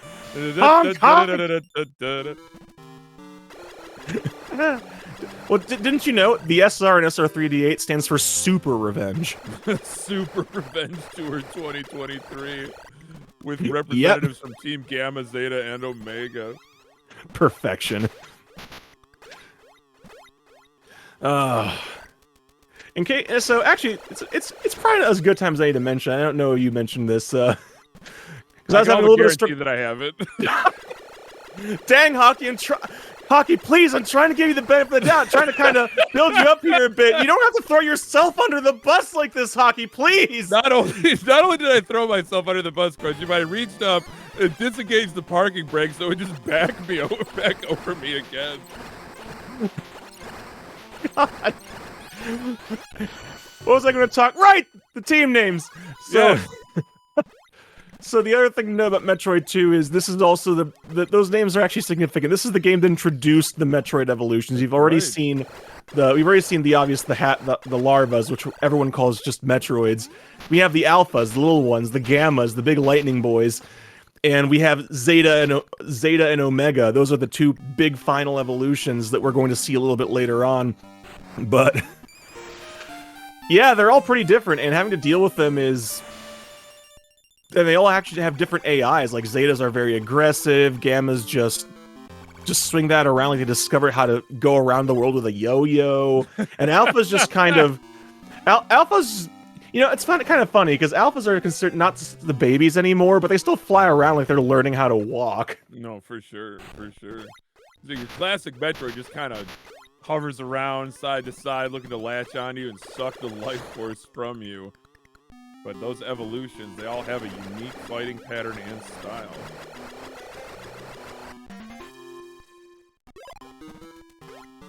Flipside's grabbing a lot of extra missiles, it looks like. I wonder if that's just hedging his bets, perhaps. Could be, yeah. But it's interesting though because like I said, this is the one where you grab the missile refill. So, at this point, Hopespell was having about, I think it was 110 missiles. Actually, I don't see we get the... Alright, no, Flipside's doing this setup as well. But I was curious. Hopespell had 110. Flipside's at over 150. Yeah. So I'm just, maybe Flipside's going to see about skipping a refill later, maybe? Perhaps. Interesting. It'd be definitely an interesting choice. Either that or there's been changes to the routes that are so fresh that I'm not aware of them. That's always a possibility. That's the beautiful thing about speedrunning, I think, Crunchy, is that even games that are this older, you're still finding new techniques, new routing decisions, strategies, and tactics. It certainly keeps us commentators on our toes, but also makes for a fresh experience for newcomers to the speedrun. Yeah, absolutely. And Metroid 2 is one that I always enjoy having other people getting to look at, 'cause it's one that I think a lot of people are kind of down on this game just as a casual experience, and I understand it. I like it, but I understand it. But as a speedrun, it is such a cool speedrun, but it's one that if you don't know what's going on, it's really easy to miss all the fine details of what makes it great. No question. Speaking of course details, Hopespell just taking the damage through this caustic, just like acid bath lava mixed with ecto cooler. Gosh knows what else it could be in there, but comes out unscathed. So that right there, my friends, is the only instance of skipping ahead. That's what we call lava dive. There's actually, so like we said before, areas are blocked off by lava so that you can't go ahead. If you try, you're just going to die in the lava. But that one, we have just enough health to make it to the other side of it. And the reason we do that is because what the game actually wants you to do is go further ahead and do something else in another area, which kill a Metroid there, and then come back to here, kill a Metroid here, and then advance. But that's detouring. Whereas it turns out, the game is really only checking that you kill a Metroid, so if you lava dive here, kill the Metroid here instead, it just drains the lava. So you don't have to come back, you can just move forward and kill the Metroids out of order. Absolutely brilliant. You love it. You love to see unintended consequences of the way the devs coded the game come back to haunt them. You love to see it. And they're gracious enough to put a health refill right there, so all you have to do is survive the lava dive, deal with an alpha, oh no, and you get a health refill. Yeah. I mean, I'm sitting here talking as if I've never died to an alpha Metroid, which,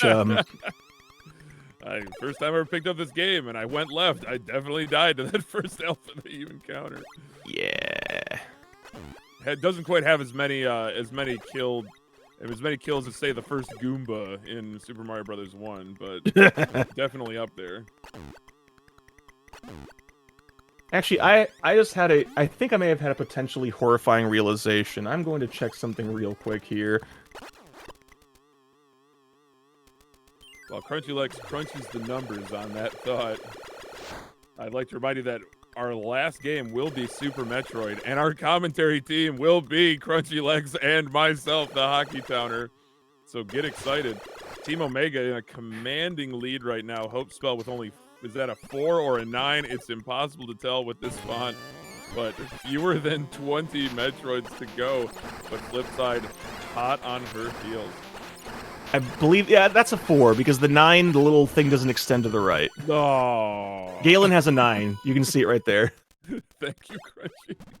I got you, Hockey. I got you. I know you do, and I appreciate it so much. Oh my god. So what do those things look like to you on Flipside screen, Hockey? Those little floating H's. Couldn't be anything other than a floating H. Are you kidding me? All right.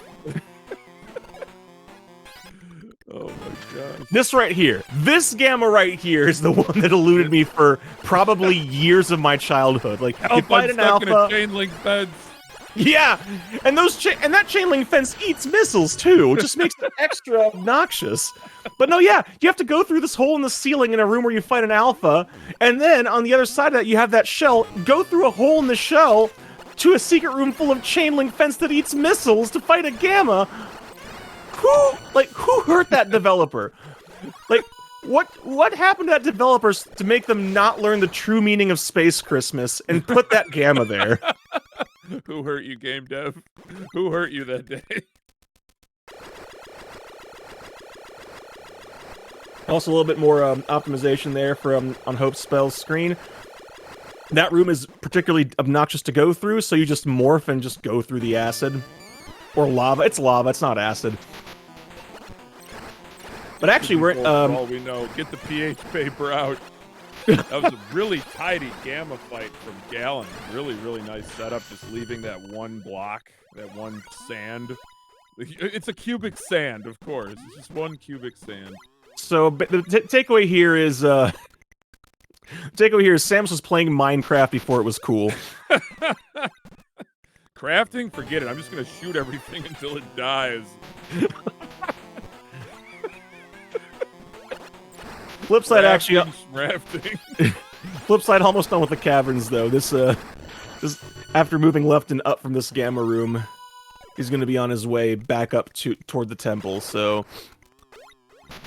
Well, this gamma that Hopespell is fighting is just not playing very nice, but Hopespell does destroy it in short order. Yeah, by this point in the game, with these missiles and health counts, gammas aren't particularly dangerous. The biggest problem with them is just, again, getting them where you want them and being able to attack them. Because the annoying thing about them is when they're swinging that lightning thing around, you can't actually hurt them. Oh my so gosh, they've got invincibility frames when they're swinging that lightning yo-yo. And they swing that a lot. Oh yeah. So.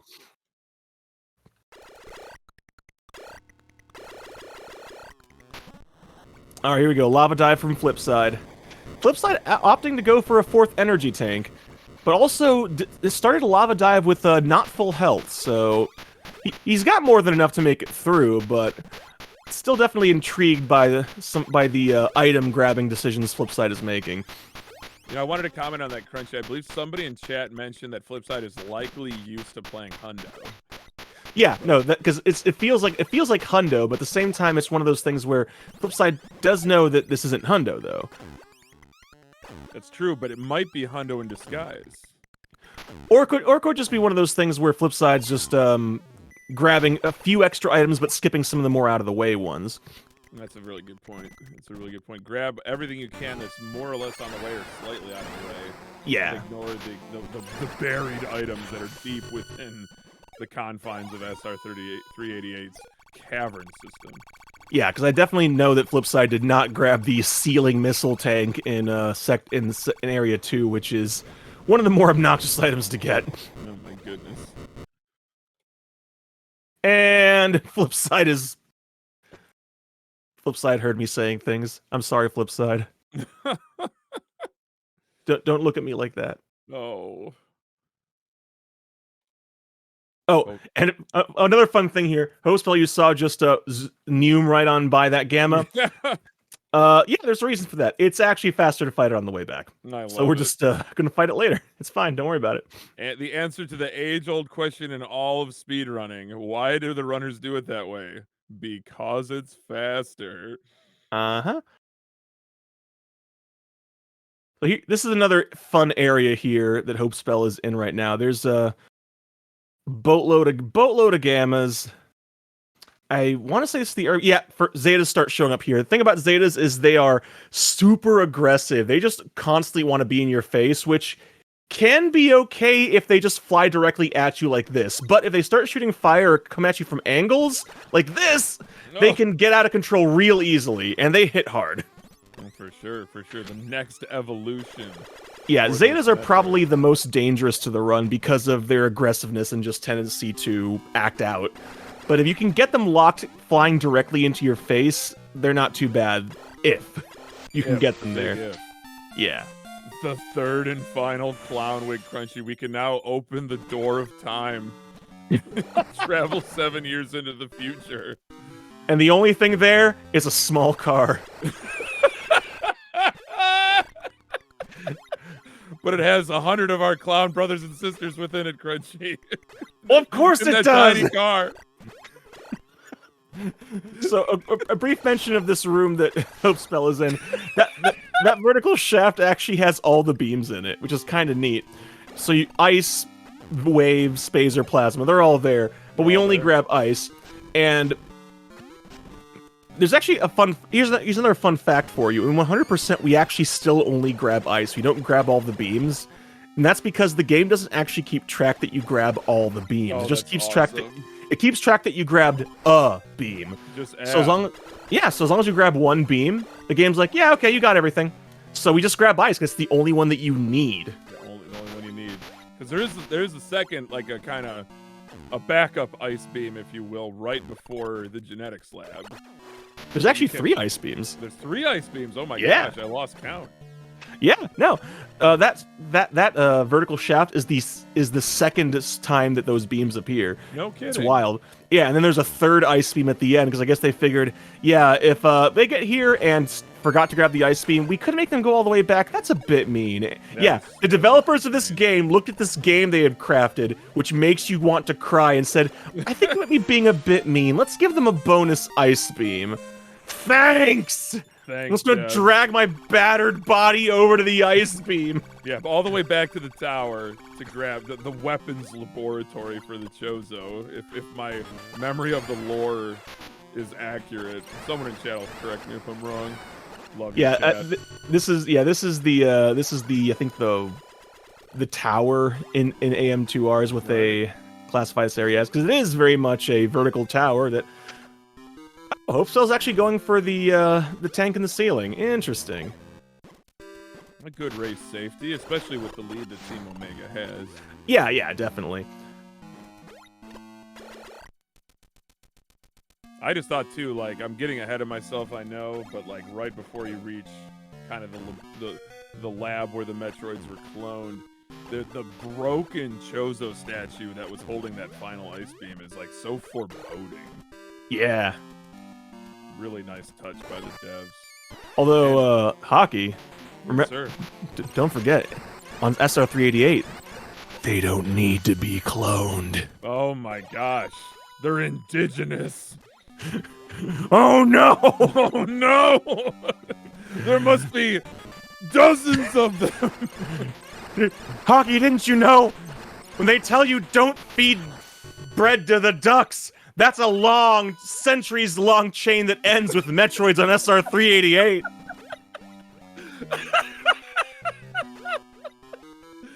Don't feed the ducks, Crunchy, no! Please! Think of the Metroids! Think of the think of the children, will you? Somebody! Oh my goodness, I lost track of where we're at. I think Hopespell has got 10 Metroids left, so probably a Zeta, but gonna be approaching, I believe, the Omega Nest pretty soon. Not yet. Got to finish this area first. And this, ooh, interesting. Opting to kill the Zeta first. This is actually a room where at least the strat was that I'm familiar with is actually to use that Zeta to bounce up to the hole in the ceiling. Oh, interesting. Because there's an item up there that you want. Actually, Hope Spell might be opting to skip that item. Yeah. Oh, interesting. nice. That's the screw attack up there. Oh. You don't need it, but it is useful. I do love the screw attack. It just is probably the most OP item in Samus Aran's arsenal.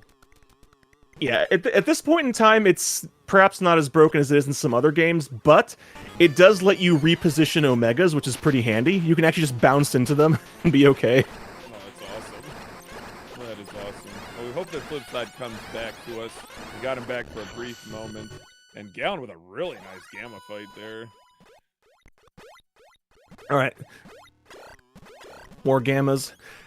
This Gamma that Hopespell is fighting has a very bizarre strat involving killing it from the bottom of the screen. I wish I could remember what the setup is. It's extremely convoluted, but it's kind of hilarious. You can almost kill it. You can almost... Oh, now I remember it was. You kill it so your missile hits it as you're transitioning off screen. Oh my god. So that way you don't have to stand around and watch it explode, but the downside is if you screw it up, you have to fight it again. Wow. Talk about optimization, Crunchy. That's wild. Right? This is what we're working with in this game. Like, Fusion is a game where you have to do a lot of optimization because of how linear it is. Metroid 2 is a game where, just because of how limited Samus's movement set is, you have to optimize. You have to optimize, or you're just going to lose like 10 minutes. Oh my gosh. Oh no, Sand Zeta! Look at this. Just pumping that Zeta full of missiles. Really nice setup. Yep. Thankfully, it did not move. It did not go out of sorts and start moving up or down. That's very, very bad in that room. That Zeta is very easy to lose track of in the sand. Yeah, for sure. Look at this Zeta that now Flip is fighting. Flip really making up some time on Team Omega and Hope Spell. Yeah, that's like, something you might have seen there is Flip wasn't firing missiles at like the fastest speed, just kind of spacing them out just a tiny, tiny bit to give the Zeta a chance to kind of move forward a little bit so that it wouldn't get out of that range of fire. Like, the shot timing there can make a difference. If you start firing them too fast, it can actually start moving too far up or down. Oh Just gosh. little things like that.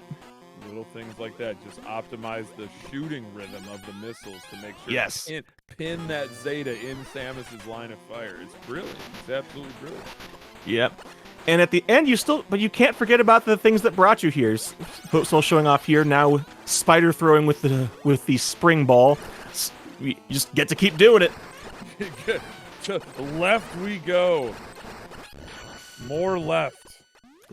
And you can just chain things together. There was actually a room earlier that it happened so fast I didn't have a chance to mention it, where you basically fly into the room, you spider throw into a one-tile gap, roll out of it, then unmorph jump up, and it's just like that little sequence of movement tricks is so subtle, but it's so cool when you nail it. That is wild. It's almost like a rhythmic gymnastics routine in this game. It really is. Look at this from Flip, over the spikes and everything. My goodness. Yeah, and activating and deactivating the spider ball to control the speed of the spider throw, just so clean. Like, this game is so good, but again, it's so subtle. It's really easy to miss the details. So I feel like within Metroid speedrunning, obviously a lot of people, including myself, like to make comparisons to Super Metroid. It is the anchor game of this relay, with good reason.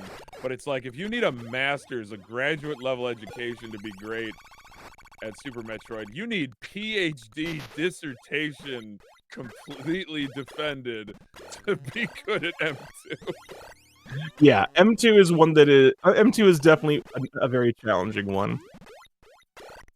And just like you said, just the subtlety of the movement, because like you said, Samus does have a very limited moveset in this game, but it's expanded upon by taking advantage of all these little physics, not quite glitches, but little tweaks and little exploits that the runners can do. Yeah. And it occurs to me... we were talking about the aerodynamics of various... I I forgot to mention why I set you up for that, which is that. Oh my god. So you remember early on we were talking about how rolling around is faster Yes, than it's running. fast. The Various suit, for reasons we're not sure, makes Samus run at the same speed she rolls. Oh my So- god. So once you get the Various suit, you can just run. Running is equally as fast as rolling. No more morph ball required to just rolling all through SR388. Yep, But then- and Hopesville just took out the first Omega. That's actually a section where it's one of those slightly backtracky sections. The game wants you to go in there, you fight an Alpha, you run back out, there's an Earthquake, you run back in, and suddenly there's an Omega. And that's the first Omega. There aren't actually that many in the game, but There Yeah. certainly aren't a lot of Omegas, but that first No. one, very tough. And we were talking about kind of the relative difficulty of each of the Metroid evolutions within this game, but you said that the Zetas are very aggressive. Well, how do they stack up against the Omegas? I know the Omegas probably hit a lot harder.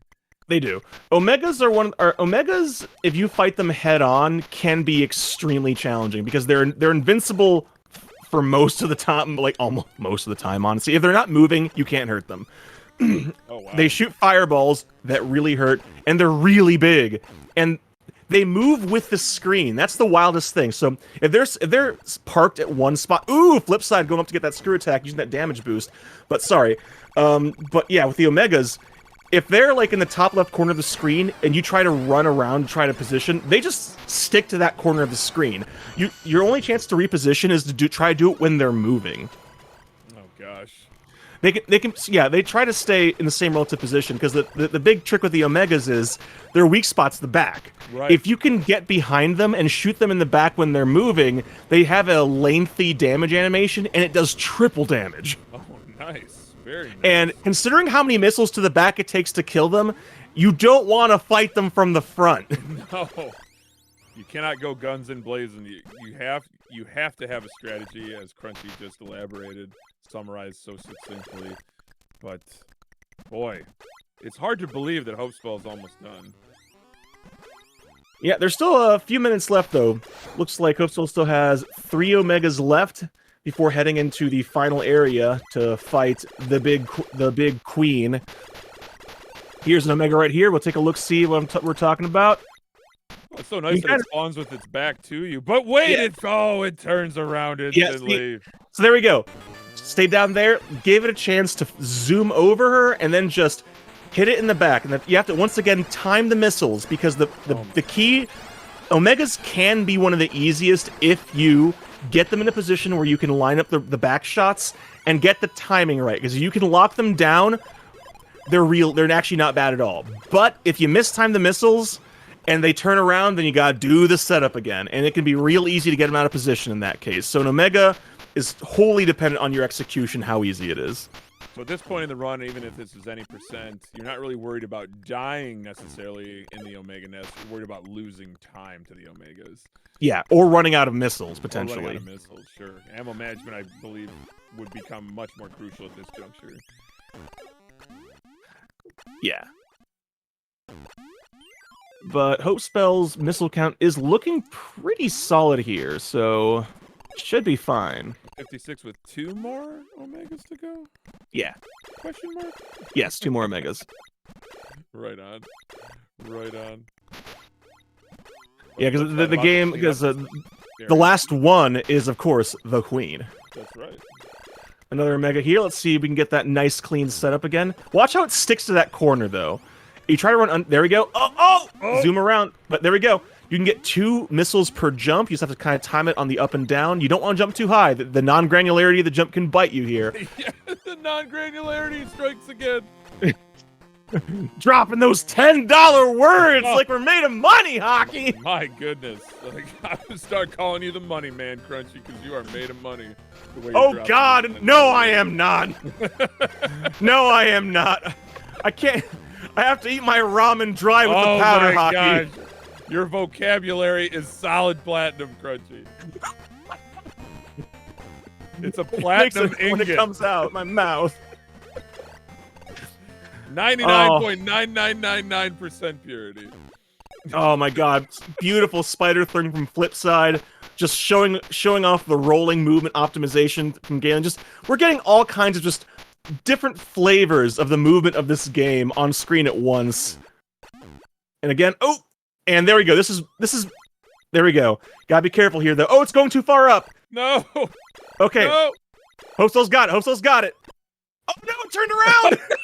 Run. This is what I'm talking about. Yes. That's what I'm talking about. The Omegas, Spectacular. when you lock them down, they're not bad. But if they start getting away, you gotta be able to adapt. Wow, talk about adapt and overcome from Hopespell there. That was incredible. But with that, that was the last Omega. Now it's time to go into the final area. Meanwhile, Flipside fighting the last Alpha that spawns the first Omega. So Flipside not far behind here. Only 4 Omegas separating Flipside from Hopespell. That's incredible. So pretty much the Omega Nest separates Flipside from Hopespell at this point. But Galen's still having a really tidy run as well. Yeah, absolutely. And that's the unfortunate thing about Metroid 2, is that I love this run, I really do, but it's gaining and losing time is not really going to happen in dramatic chunks like it might in some other runs. Like it's been a very subtle game of runs of seconds. For sure. There's the first Omega here for Flipside. Hopespell making the long climb.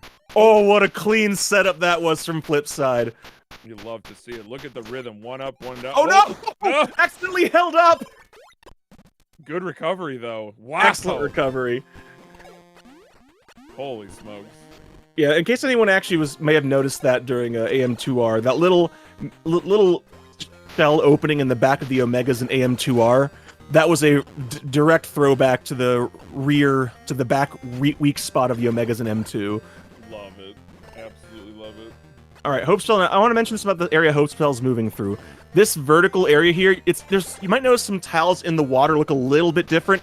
Those are holes. Those are invisible holes. Oh my gosh. So yeah, Devs, what were you thinking? Moving to the right is a bit tricky, but moving to the left, not so much. You can just kind of spider throw across those gaps, which we probably will see Hopespell do here. Yeah, there we go. Oh, there we go, yeah. Whoa-hey! Whoa-hey! Hockey. I need you to dub over Banjo-Kazooie yesterday, please. I want Banjo to sound like Banjo and Kazooie just be you. Incredible stuff. Oh my goodness. And here we go. Galen's showing off once again. The Gamma can wait. It's faster later. It's faster later. But yeah, Hopespell moving up to the final save before the Queen here. There's actually 3 entrances. One of them is the way forward. One of them is the Ice Beam. This one is the refill, which very wisely taking the refill and yep. You see this though, Crunchy? This is good game design. Put the save, the refill, and the item you need to beat the game right before you enter the last area. Yeah, not forcing you to do horrific backtracking. Especially in a game that predates fast travel by probably like 15 years. Give or take. Give or take. Who's counting anyway? I will also point out this is one of my favorite parts of, like, oh my goodness, like right here, this next room. So Metroid counter is at 1, right? Pass under the egg. Suddenly the Metroid counter. What's it doing? What? What? There's 8 more Metroids? There sure are. This is why you need the Ice Beam. Now you get to fight the larva again. Get to fight the OG Metroid, the one we're all familiar with. Yep, and in this game, if they latch onto you, just leave the room. Just do yourself a favor and leave the room. No shirt, no shoes, no Metroid. I don't know. If they made a shirt that fit a Metroid's, how would they wear it? Oh, that's... Would it have wear a t-shirt like this or like this? Yeah, would it have 4 sleeve holes and just, like, no head? Or would it just be dangling off the bottom? And, like, the thing that looks like an umbrella is the head. The thing that looks like an umbrella is the head. Look. I'm not saying that if Nintendo made a Metroid umbrella, I would buy 3, but I would. But yes. Great for the kids, great stocking stuffers, for the holidays. And the little plastic guards on the ends of the metal things would just be the little teeth. Just be the little claw teeth. Are they teeth or claws? Teeth claws, Chat, of course. vote on your phones now. Are they teeth or claws? Vote on your phone. Oh my gosh, but Hopespell gonna be handing off the baton to Exact Science. Exact Science gonna be bringing it on in Super Metroid, but however, we got an Omega Metroid to contend with, or I should say a Queen Metroid to contend with now for Hopespell. Yep. So the trick with the Queen is you can actually, it's not going to break through the walls like an AM2R. You just fight it in this room, and you can only hit it in the head. But if you hit it with the open mouth, it is stunned. And what you want to do is hit it with a bunch of missiles, and then before it retracts, go in there and drop some bombs. But the catch is, the more damage you do, the faster its face moves. Oh my gosh. So you have to count the number of missiles to make sure that you kill it with the bombs is what you want. Well, actually, yeah, there we go. And when the head drops to the ground, it's dead. So you really just want to optimize. Oh my gosh. Okay, no, this color palette makes it hard to tell how much health Samus has. And Hopespell is out of missiles.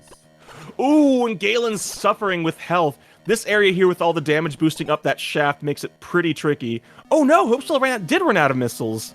Thankfully, the game does give you that hole in the ground to drop out. That's actually where the ice beam is, but you can just go over here and get the health refill back. Now, does that mean that the Queen Metroid's health resets as well? Yes, it does. Oh my goodness gracious. This is a huge opportunity for Team Gamma. Yep, because Flipside, finishing off the Omegas, actually heading toward the Queen right now. So this could actually be a situation where Flipside grabbing the extra missiles with that 100% muscle memory could be a difference maker, but also depends on if Hopespell can pull this off on the second go, because she does not have to fight the baby Metroids again.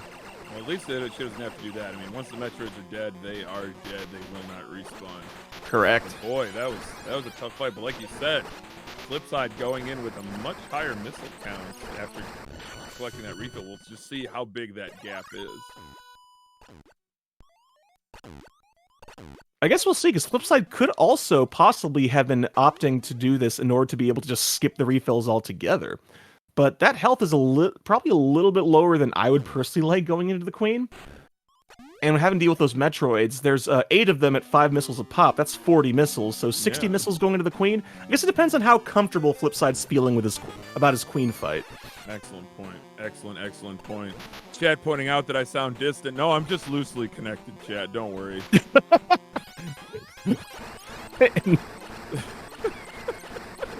Hockey, please. All right, Hopespell, round 2.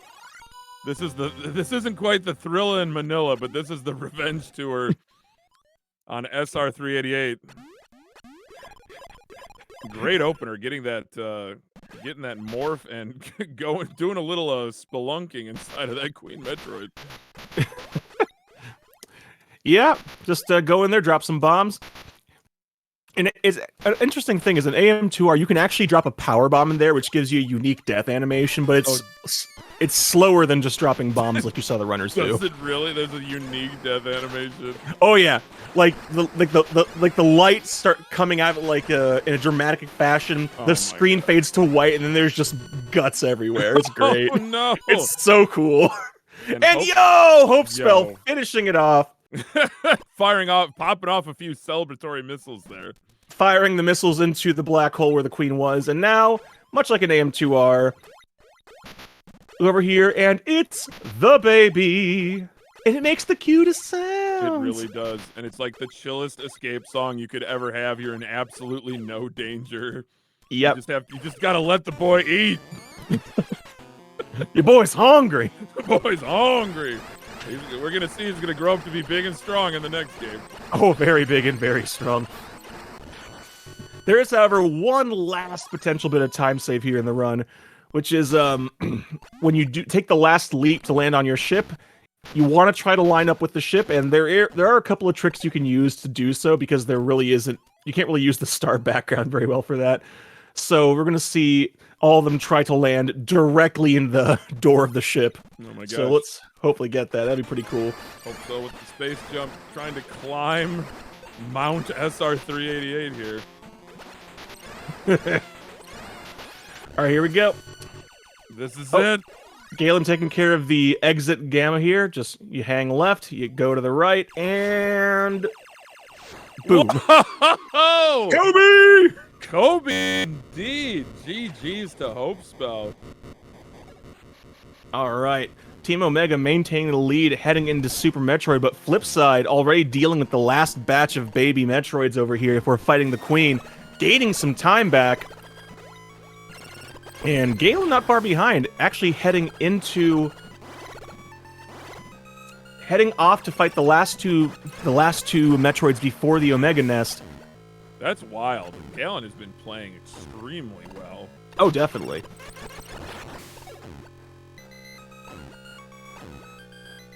You get to hear this incredibly anxiety-inducing track. Yeah, Metroid 2, the music is... Metroid 2 gets a lot of flack for the music, and I feel it's kind of well deserved because they go for more ambient tracks, for better or worse, and that's one of the ones that definitely makes you kind of makes this. Oh, and the one right before you get into the Queen's room, just.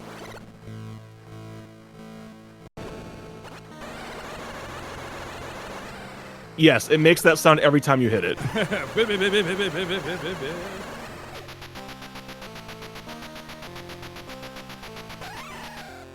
Indigestion! All right. I think Team Omega Exact Science representing them gonna be starting Super Metroid any percent here. I'm curious if we're gonna see some route divergence, Frenchie. Yeah, I was actually curious about that as well. I was going to ask you if you knew what routes our 3 SM runners are going to be taking, but it looks like we might have switched the feed a little bit too soon because we didn't get to the end of the credits, I didn't think, yet on Omega. So, oh, and just like that, the head is down, the Queen is done. And Queen is dead. Long live the Queen.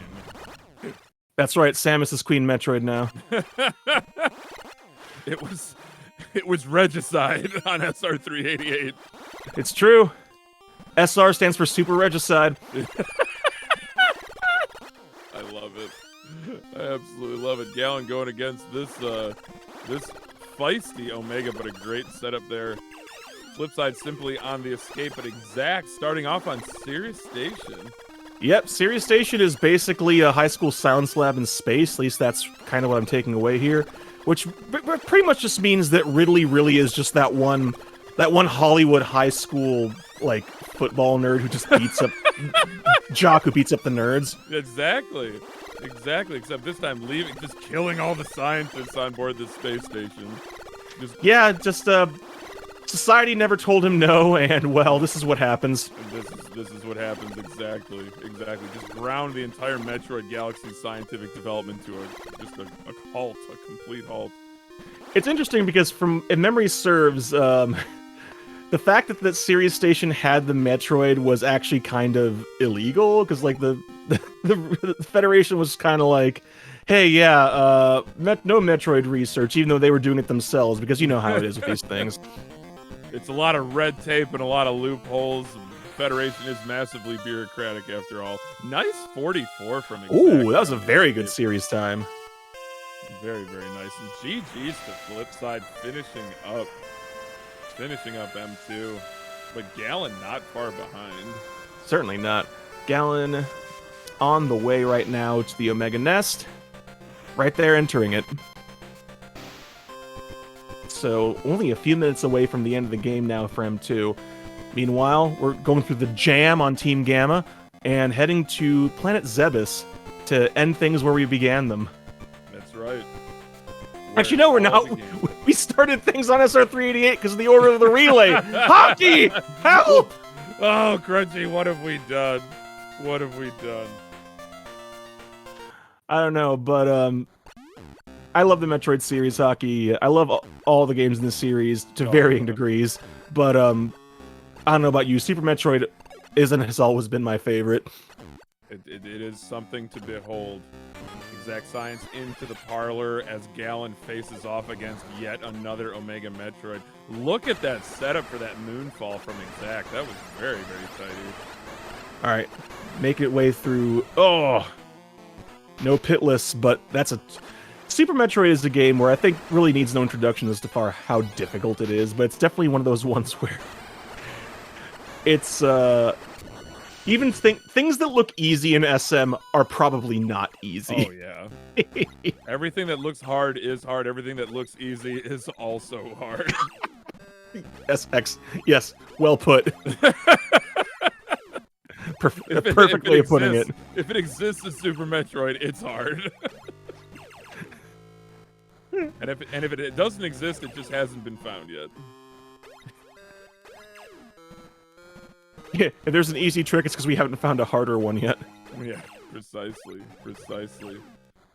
So yeah, I don't know the official ruling. I do think you're right though, Crunchy. I think Team Omega did get a little bit of a head start with the credits. I think that was just the switch, though. I think that was just the feed switch as opposed to the start, because Exact Science did sit on the title screen for a while. Listen to me trying to like stir up controversy in the middle of this relay. Can someone pull this guy's mic? Are you kidding me? 5-minute penalty. Yeah. 3 teams now on the power play. It's a 5-minute major for sure. Crunchy's on the power play for sure. No, please, Aki, come back. I can't do this right, alone. I'll stay. I was wrong. Oh my goodness gracious. All right, so let's see. Exact Science opting to do the right-hand climb, taking advantage of one of those hidden tricks I referenced earlier. Wall jumps. This is the first appearance. You could have the animals teach you. You could have you could visit the Edicoons, but why bother if you already know? I mean, just about the only thing that isn't hard in this game are the animals, because they're soft and they love you. They really do, and we already saw them again in Metroid Fusion. And I will fight anybody who says that those are X-Parasites. Same.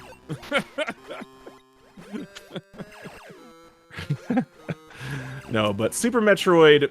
What can we really say about this game? This game didn't just codify an entire subgenre of games, but this is the game that basically laid out, this is the moveset, this is Samus Aran, this is how Samus Aran moves, and it's just so satisfying.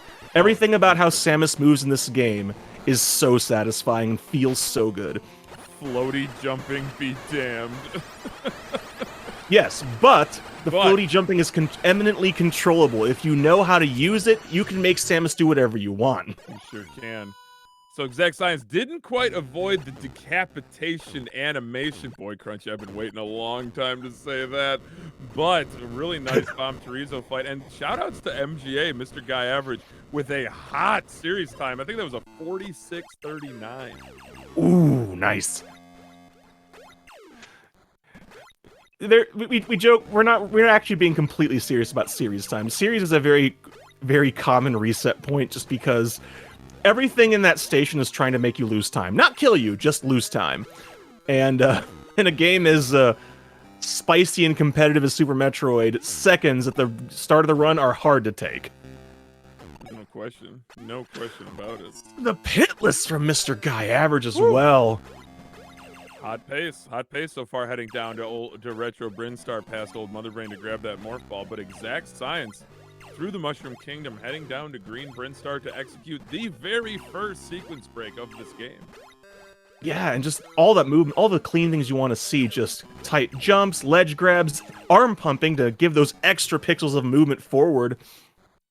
That was the thing that really blew my mind about speedrunning, is that runners will actually tap L and R in a certain sequence to propel Samus 1 pixel forward for every tap.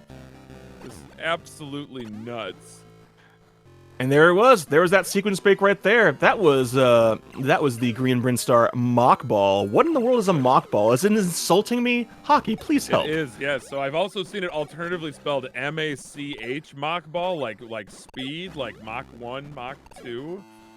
I don't know. Deep lore, deep cuts with the Hockey Town and Crunchy legend. It's true. Hockey, I was setting you up to explain mock ball. Oh, you were? Well, let me tell you something about mockball. So our runners, they run through the wall, through the door, transition. They jump at the opportune moment. They're able to keep their run speed, their horizontal momentum if they soft morph. If they're able to morph without bouncing, and they keep their run speed in ball form. So we saw a lot of fast movement in ball form in M2, and we will see it at least for that sequence break to grab those early supers. Otherwise, our runners would need to get speed booster, and who's got time for that, Crunchy? I mean, we do. They're all going to be getting speed booster later. But they're not going to go back to get those supers. But by No. executing that sequence break, we cut out an entire mini-boss fight that is Spore Spawn, affectionately called Spo. Or DLC boss, depending on who you ask. Yes, that's right. It's so nice that even though this game came out almost 30 years ago, that somehow through some sort of 28.8 or 56K modem technology on the Super Nintendo, Nintendo is able to support DLC for this game. I'm pretty sure at this point it was still 14.4. Oh my gosh, 14.4. It's the one that sounds like a clown show when it dials in. And we've gone back to the clowns again. We have. The clowns are eternal. They're absolutely eternal. But I will say though, here's your fun little lesson for the day. Would you like to try mockball for yourself? It's actually real easy. Here's what we gotta do. You run, you somersault. The trick is you want to hold jump, That's and right as you land, you want to roll your thumb from down to forward, a quarter circle forward if you know a fighting game parlance. And if you do it right as Samus lands and she doesn't bounce, you will be zooming forward at run speed. That's how you do mockball. It's actually that easy. You'll love to see it. You'll love to hear it. But Exact Science, Exact Science is already into Kraid's warehouse. I wonder if she'll be stopping at the janitor's closet, Crunchy, to pick up that E-Tank. I don't know, maybe. But I'm glad that name is stuck around because I don't coined it after all. I don't contribute much to the games I run, but a throwaway gag became a name, so I'll take it. It's the best. I've also heard that room ardently referred to as the Frog Pocket, which is a great name. That is a really good name. But I still prefer Janitor's Closet and Kraid's Warehouse because they're like peanut butter and jelly. They just go together. Yeah, because I mean, you gotta clean out warehouses too. Believe me, I know. I've worked in warehouses. Big save. So Exact Science, you saw her get to the edge of Kraid's little platform. Oh no! Ooh, doesn't quite get the setup that she wanted. Look at got the mouth recovery, position and though, got Crunchy. it! Oh my God. Nice! Oh my goodness. What a good backup that was. That was incredible. Didn't lose composure. Looked and said, you know what? I could just start spamming missiles now. No, I'm going to get myself that setup a second time. Did it. And hit that frame you want on the open mouth. That's the trick. The trick is you want to get Kraid when his mouth is almost all the way open, but not quite. Otherwise, he just gets up and wants to dance. And you know what? Exact Science don't got time for dancing. No, definitely does not. Kraid is not going to prom. That is for sure. Nope. But yeah, fantastic backup. It's very difficult to hit that backup Kraid quick kill with, Kraid must have some sort of indigestion or something. All these rocks spilling forth from his mouth. But really nice execution. But MGA hot on Exact Science's heels, grabbing that essential charge beam in Pink Brinstar. And there it is, the aforementioned Janitor's Closet, and those frogs being really uncanny. Yep. I feel like this is a very common energy tank to grab in any percent. It's just along the way. It's real quick to grab, and it gives you a health refill after a boss. So it's just really convenient timing. Now here's the burning question: are we going to see?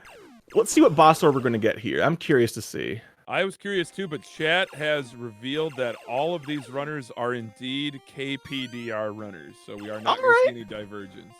But I do love the movement of the so-called old route. Yeah, same. Not just because I run it, but because I just really enjoy the cool tricks you get to see. There's some things you get to see in this order that you just don't really get to see in New Route.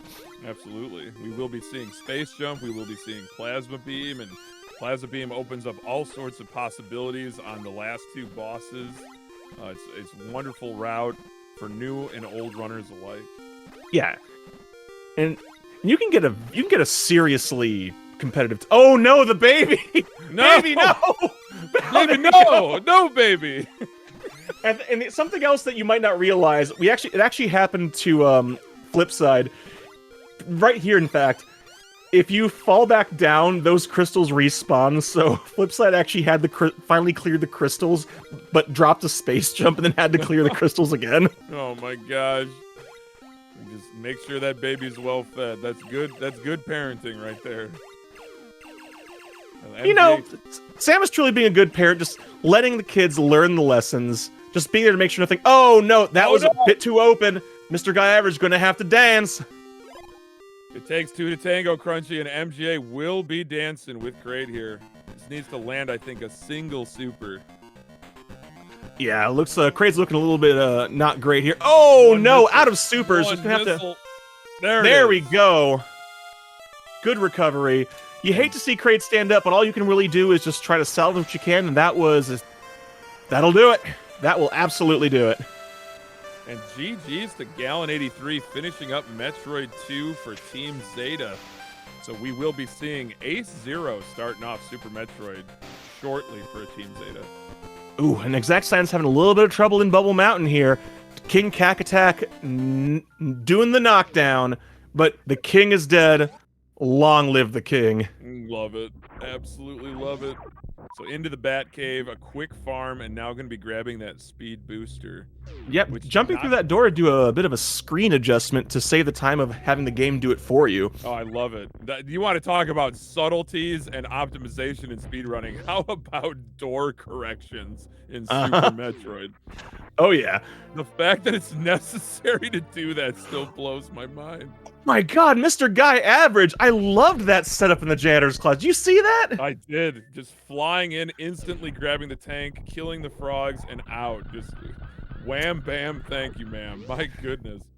Gosh, I think this is one of the things I love so much about Super Metroid as a run. And I think you're the one who coined this, who taught me this term. That it's so no, I mean this in a good way. That Super Metroid is an incredibly expressive speed run. Yes. There are so many ways to go through this run, so many adjustments that are equally fast or minor differences that you could have a room full of 20 runners and no two of them will go through the entire run the same. Absolutely. It's poetry in motion, as our good friend Professor School would put it. This game is just it has aesthetic value beyond just the technical skill required to run it. It is just, for me, there's nothing greater. It's just so exciting to watch, even, you know, in 2023. And I've seen this game. I've played this game so many times. I've seen this game played so many times, and I still just get a smile on my face every time I get to watch someone do it again. I don't care if they're playing casually or if they're playing the speed. I'm just kind of like, oh boy, someone's gonna play my favorite game. I'm psyched. Sure. I'm excited. Absolutely, crazy. I couldn't agree more. One of my favorite things is if you actually go on Twitch and you search the Super Metroid category, chances are you will find somebody playing this game for the first time, and it's just a really exciting watch. It is. To see somebody kind of problem solve through a game that really doesn't give you any instruction, at least not directly. A lot of the clues are very oblique. Oh, getting some cool little damage boosts there going through Rising Tides from Mr. Guy Average. Have we talked about damage boost in this game yet? We haven't, no. We did a little bit in M2, but the Super Metroid damage boosting is as essential a part of the speedrunner as it is in M2. It is, but it's a very different beast. You can't jump out of it the same way you can in M2, but it does propel you. Not terribly in like spider throwing, actually, but in both directions.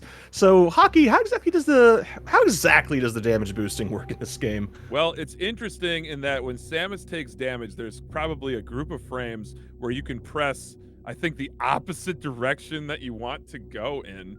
And also by using the jump button, you will damage boost.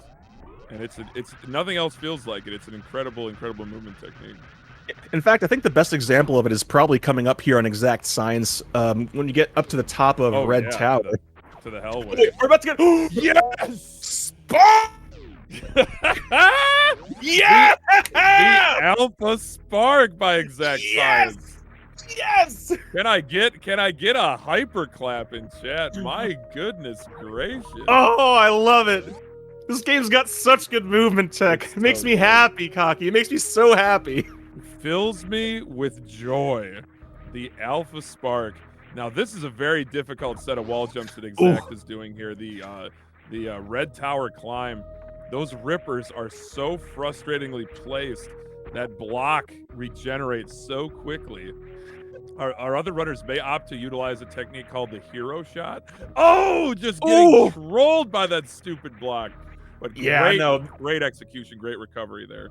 Yeah, that was definitely a more challenging setup there. Here, this room right here. Look at that damage boost. Another one right here off the side of the flower. And, oh, not quite. There we go. The backup, though, The Crunchy. backup. The backup. And Ace Zero getting a pitless while we're at it. Just there's so much going on right now. There's a lot going on. I love it. But Exact about to pick up her first and only pack of power bombs in this route. Power bombs absolutely. Oh no! Oh no! Unintentional botany.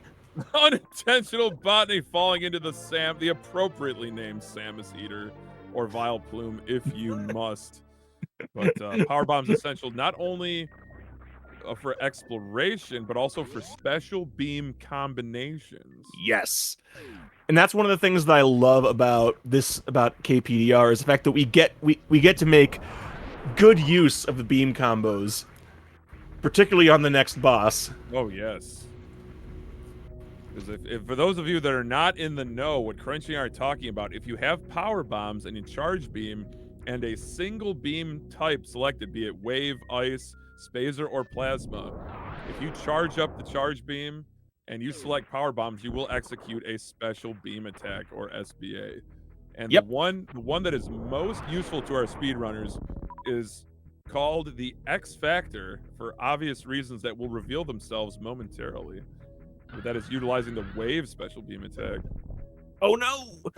Exact Science trying to set up for a spark across the moat here, doing short charge, having a little bit of trouble because of the way the game actually. The input for horizontal shine sparks is a little bit fiddly, so it's very, very easy if you're trying to do a standing somersault to accidentally just shine spark horizontally into a. No question about it. But I want to point out MGA with the impossible ledge grab, red tower climb into a flawless hellway, utilizing that wave beam across the screen. Oh no! Exact Science accidentally diagonally shine sparking. But great recovery, great short try. I think that was a 3-tap, keeping her out of the ocean. Very nice to get to that wrecked ship, but MGA hot on Exact Science's heels, already back to the surface of Criteria. A0 though, collecting normal bombs, gonna have himself a nice little bomb chorizo fight. Man, I would crush a chorizo omelet right now. My goodness, the hunger pangs. The Hockey, next time I see you, we should go get some breakfast, get some chorizo. What do you say? 110% is the smartest thing I've ever heard anyone say. Hands down. Really nice fight from A0, avoids the decapitation animation. Whoa! Missile pickup. Mr. Guy Average going for the ocean fly. Yes. Yes. Oh, he's gonna get it. Yes. Ocean fly. What a legend! Goodness. Legendary movement. That is the trademark, the copyrighted ocean fly from MGA. All right, Exact Science. Meanwhile, we don't got time, Hockey. Setting up for already time for Fantoon here. Really getting some Dopplers on the first round. Didn't quite get the setup for the X Factor. That's the problem with the X Factor is if you miss the setup. Oh no!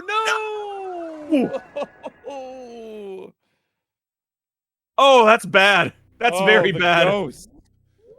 That's really bad. Holy cow. The ghost with the most reset any percent runs. Fantoon, another victim of Fantoon. Exact Science, unfortunately, taking a death there, having to start all the way back at the ship.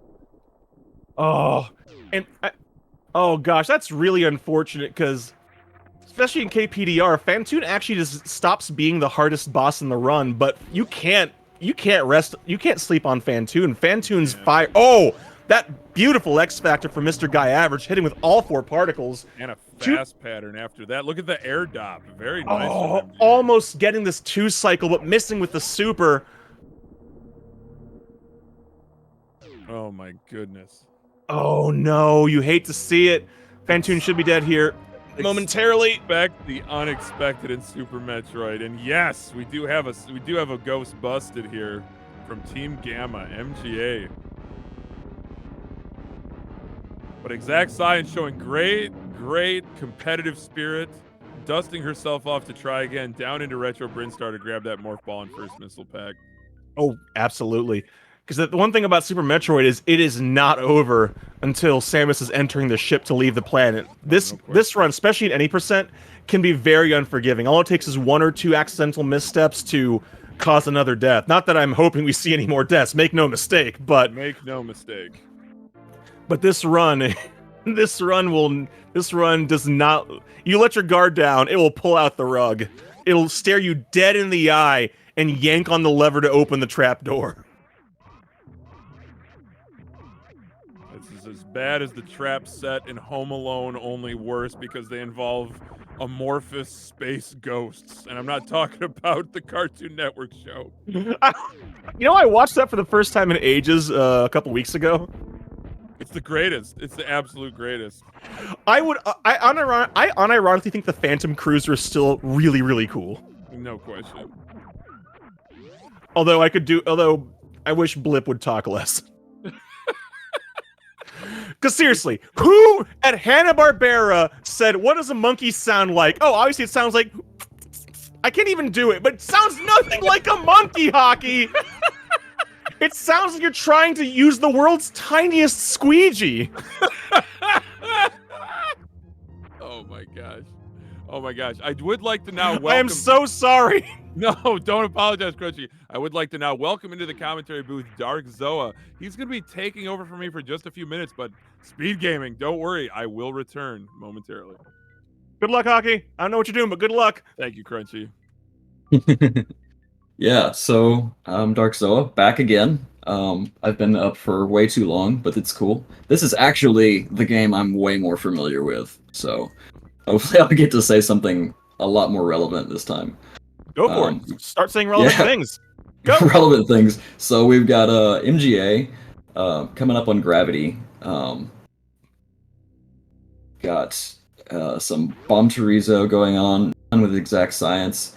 Not getting a very good pattern with her. We call that the BT Classic, with that terrible missile spread. You want to kind of just like hit have the drop spawn in such a way that they're spread out so you can grab just a few, so that you leave some, because you want 6 missiles, and you'll cap out at 5. So you want to pick up 5 and then leave at least 1 missile drop there.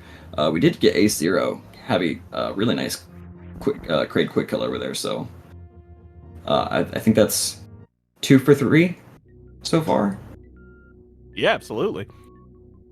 I will say though about Bomb Chorizo. Bomb Chorizo is not a hard fight by any stretch of the imagination, but doing it cleanly, like you said, optimizing, spacing out your shots to do damage and not waste shots during iframes, make sure you get that missile spread, getting everything just right, that's where the challenge in that fight lies. It really is, because it's really easy to go too fast, as contradictory as that may seem, because this is a speed run.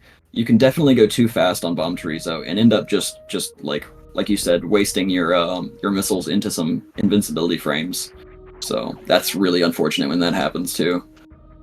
And I love how Mr. Guy Average is inserting moonfalls in extra places. Like the most noticeable use of moonfall is the first time dropping down through the climb. But there's other spots you could add it in, just none of them save as much time as that first one does. Right, you get, so the very first one is by far the biggest, and really like the only one that's really worth it to do for most people. And you get about 8 seconds off of that. The next best one I think is like you save 2 seconds in the Torian escape. So, and then from there it's like less than a second for most every other one. And that it is pretty easy to mess up. So the risk reward can be a little bit off balance, but if you're as high tier as someone like MGA, then you just go for it. You just balls to the wall all the time because that's the kind of person he is. And that's the kind of runner this game demands. It really is. Speaking of balls and walls, I want to point out that Ace Zero was the only one, I think, today to pull off Mouth Ball coming out of Kraid, which is a very, very challenging late super missile into last second jump to mock ball through the gap in the elevator room. Very challenging to do, very tight, and Ace Zero pulled it off smoothly. It's such a cool trick to pull off. Yeah. Yeah, it's been fun watching Ace push times down. I remember around this time last year we were hosting the GT Classic Heg tournament, GT Classic propaganda. There you go. For the people who were waiting for it. And yeah, he had never run it before at the beginning and just ground down to a sub 40. And yeah, I think at that time he still wasn't even sub 50 for any percent, and now he's at like a 48, I think. Oh wow, So, nice. Yeah, no, he's great. Mostly a rando runner, I think, actually. But you need to have So- good game knowledge and good technical skill to be good at randos. So There is absolutely a lot of really weird stuff that you can do in rando, and he is good with a lot of them. So I would like to take a quick moment to point out that Mr. Guy Average also showed us one of the most iconic of tricks, gave us a full happy. absolutely. And making great use of X Factor as well. It's a X Factor on Dragon is nowhere near as easy as X Factor on. Wow! Got the 2 in blue. Can we turn it into a spike suit? That was such a Almost good just wasted it. Dragon fight. Oh my gosh! Oh, He got the yikes suit. So I hate to that see trick it. is double frame perfect, sort of. You've got 2 different times you need to press unmorph, and you can do that with up or jump. And then you need to press jump. So the first one is you get a 2-frame window. If you press it on the first, you get a 2-frame window on the second one. And if you press it on the second, you get a 1-frame window on the second one. So it's sort of like a 3-ish. But anyway, so it's very challenging. it's very challenging. And yeah, so if you get it 1 frame early, I think is how he just did it on the second input, and that turned it into a yikes suit, which just discharged that spark. So he lost the blue suit and didn't get his spike suit, unfortunately. Yeah, but, the tragedy of that. Oh, I'm sorry. I was gonna say he did pull it off a nice womple jump back up, which is one of my favorites. Womp womp. Yeah, no, pulling off clean space jumps in SM is very challenging. I actually find the space jump in Super Metroid to be a little bit fiddly, but when you get to work just right, the flowiness of the jumps looks great. Right, yeah. Oh, no, wow! it is. Oh yes, that was absolutely amazing shine spark, the plasma spark. That's a really hard trick to get. It's really hard. It's actually it's not even like most things that are really hard like that, where it's you got like a crazy tight window or something. It's just a lot of be good.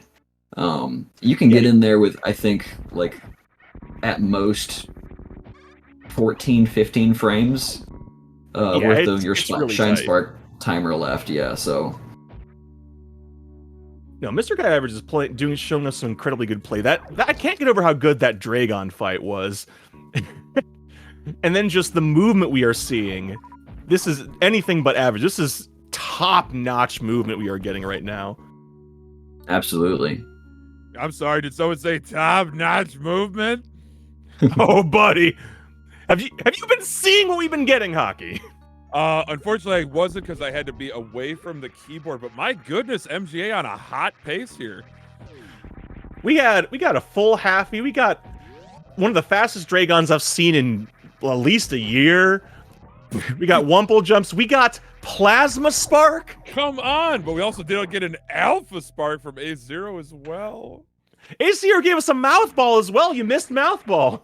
Oh, what? Yeah. That is unbelievable. Unbelievable. Expect the unexpected in the 2D Metroid Relay. And Exact Science having the second Bomb Chorizo fight, no headless BT, just giving us a clean fight. Just everyone playing so well right now. This is an SM. This is SM the way I like to see it. Oh, for sure. We got a lot going on here as Guy Average going with the late ice that is faster than getting it the first time around. Oh, interesting moving through that room. I'm a fan of just space boosting a ball through that room because I think it looks cool. But No Yeah, again, it's actually really hard to get it so that you get in there without ending up with blue, because you have enough run speed. Hey, there usually you would have blue, and then you would get stuck in this little moat before the door. So yeah, it's a lot more going on there to do that than it looks like too. why am I not surprised that what we're seeing MGA do is somehow even harder than what I do, which is already hard? Yeah. That's Super Metroid in a nutshell. Honestly, we're about to get another Moonfall. Really?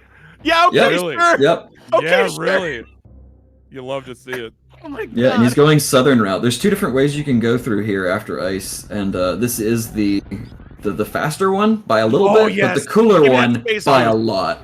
Give me that space boost. Yes. Oh, I love so that. I good. love that space And we're boost. setting up for an ocean fly possibly on Ace Zero side. I'm not sure if this is good or not because it Oh, is. yeah, it is. Yes. Oh. Yeah, there's a double few ways that you ocean can set fly. that up. Most people don't go for the super. It is faster, I think, but it is also a little bit tighter of a window because the missile accelerates and the super does not. It just starts out with a really just jacked speed. Yeah, I feel like it's not that one is necessarily better than the other, but it's just whichever timing is easier for you to pull off. Right, that could be the case too. I'm not quite as familiar with that particular trick. I'm a little bit sad we didn't get a whatchamacallit, we didn't get a speed ball through that block. At least not that I saw. But all right, here we go. Time for another fan 2, and let's see. Are we? Oh, only one power bomb I just noticed. So I'm curious to see if Ace Zero is going to be opting. Ooh, only one super. Gonna have a really clean fight here. Yeah, I think this is going to be tough unless. Oh, that ammo Ace count. goes with kind of the X Factor Doppler 1-2 combination. Right, Yeah. which that would be optimal. That is what Mr. Guy Average went for. So. Looks at the X Factor. This is the X Factor setup. Oh no! He Yeah, got flame lamed. Oh gosh, that's actually my preferred X Factor setup as well. Yeah, that flame was just in a really unfortunate spot and knocked him out of his jump. So. Going for some Dopplers right there. Still maintaining good health, keeping that missile count good, hanging on to that super. This is looking good. Come on, Ace. Bust that ghost. Oh, this is looking really good. Yes! Oh, All right. nailed it! Hockey! I feel it coming on! Feel Hockey! it! Let it Hockey! take over, Crunchy. Let it take over. Bustin' makes me feel good! It's tradition. It's tradition. God, Oh, I'm I coming love off it. of being sick. That really hurt my throat. Oh no! Crunchy, Well, no. take care of yourself, man. I can't help it though. The chance to watch this relay, this once-a-year relay, the chance to get to be in the booth with Hockey again. How could I miss this? I willed the sickness away. Oh my god. Crunchy, you are one of a kind. You are a treasure. So I'm glad Battling you're here for through joining us. The illness. more the merrier. Absolutely. Absolutely, I'm having a lot of fun. You're about to So see thank one you for hell of a joining us, Ridley Noah. fight coming up. Oh God, yes. Give us that good charged plasma Ridley. I do So- love this fight. 20 shots, right, Zoa? 20 shots. 20 shots. Easy way to count it. When you see Ridley turn red, you've done 11. Yep. So just count 9 more from there. Yeah, Ridley is the thing. Ridley, I will actually argue this is still probably the most challenging form of Ridley in any of the 2D Metroids. Because even if you know what you're doing, Ridley does so much damage, and your health is low enough at any percent that it's still very easy to die. For sure. Someone showed me the other day a flowchart of Ridley's AI, and it is just absolutely just cosmic brain insane how much you have to think about, which is crazy because I'm not terrible at the fight either. I just wouldn't have thought there's that much to really like micromanage about his behavior. Yeah, like is he flying up? Okay, is he going to be swooping down? Is he going to be lunging in? Okay, is this setting up Oh, for yeah, a no. bounce? Or there's a lot to keep track of, and if you know it, Right. And it's a lot of it has to do with like what is Samus doing? Are you in spin jump? Did you just break spin? Are you like standing on the ground? Are you in ball? Like so much to think about. If you really wanted to get granular with it, you can. It's oh, a crazy granularity. I love granularity. So, you said the magic word. That's her word of the day, I guess. 100%. 100%. MGA, though, having a really hot lower Norfair, but A0 Oh, with an wow. Attic Spark, grabbing that swiggity-swaggity gravity suit, and Exact, about to exact her vengeance on Fantoon of the Red Oh, Ship. God, yes, Let's I'm see ready. it. Let's absolutely see it. I will say I'm very happy that Ace Zero shut off the way that I go to bowling alleys as well. you take your Chozo statue? No, I just glowingly hurtle through the door and crash into a wall at my lane of choice. Oh, That's man, bowling with two hands right there. my bumper sticker says my other car is a Chozo statue. Oh, good lord. Oh my god. so ridiculous. Come on, Exact. Get that 3-tap. Yes! There we go. Oh no! Yeah! Oh yeah. Ooh. Getting in there. Health is That alarmingly a little bit low, but yeah. we'll get it. We'll get it. She's gonna push it to the absolute limit. Oh, and Ace Zero giving shoutouts to Nevdi, who is a great runner, and absolutely loves those Nevdi plants, as I like to call them. Oh my gosh! What did you say earlier, Crunchy? Some accidental botany. Yeah, unintentional botany. Yeah. Unintentional botany. Yes. That's good. I like that too. No, it's just funny because most people I hear just call them Vileplumes, and whenever I think of Vileplume, I just think of the old Pokemon cartoon. Because James didn't have a Vileplume, but he had a victory bell, and every time it popped out, it would just go. so just imagine that every time Samus gets grabbed by something. Every time. Good Every grief. time. All right, fast pattern for Exact Science. Health not looking so great. Did take a hit there. Didn't quite land the Doppler. Come on, Exact. The revenge tour. This is fine. This is fine. Just gotta watch out. Those flames hurt. Those flames hurt. Just gotta be careful. Exact Science is no slouch. Knows a thing or two about busting ghosts. Come on, come on. Ooh. The flames not being kind to her. Oh God. I'm so Still nervous 48 right now. energy though. Still I hanging know. in there. I know, but I'm so nervous. That large energy Okay. drop from that flame was so clutch right there. Okay, I'm breathing easier now. Come on. So if you get down to health bomb range, which is where the alarm goes off, you can kind of manipulate it in this Fantoon fight because you get a bigger space where you get down to, I think it's 30 or below, and that puts you in health bomb range. You'll only get health drops, if anything. Oh God. And you stay. Ooh, that was yikes. But yeah, That's if you spicy. get down to health bomb, you can like farm a bunch of drops and keep them on screen. Because once you get back above 50 is where it starts dropping other things as well. And we got it. Exact Yeah. Science. Bustin' makes me feel good. Man, feeling good twice in one day. I need a cigarette. Oh my gosh. My goodness gracious, Crunchy. Exact Science showing that she has ice water in her veins. Might want to go to a doctor to get that checked out, but still, having defeated Fantoon, way to go, Exact. Not letting the first one, getting the revenge. Love to see it. It looks like Ace did not quite get the full halfie or the halfie, having to contend with these mock droids, these inferior. These are like if you ordered Metroids off of Wish. This is what you'd get. These are the Metroids we have at home. We've got Metroids at home. Oh my gosh. Metroids you order off. You know, I'm willing to bet that's exactly what the pirates did. Just kind of like, it's like Ridley, we need to get Metroids. What do you think we are made of money? This spaceship costs so many dollars. I'm still making payments. I saw Metroids for sale on Space Wish. It'll be fine. Space Wish. Space Alibaba. Wow. Space AliExpress. Yeah, that's what I meant. AliExpress, yes. Oh my god. Oh, the X Factor from H0, very good. X Factor on Dragon is not easy, but unfortunate. So lame, Dragon. So the short charge here isn't the worst, but it's still definitely one that can be very tricky. Because Dragon's bearing down on you. You gotta get it fast. I love how aggressively Ace has been playing this, going for sparks on swoops, not even waiting for a goop pattern.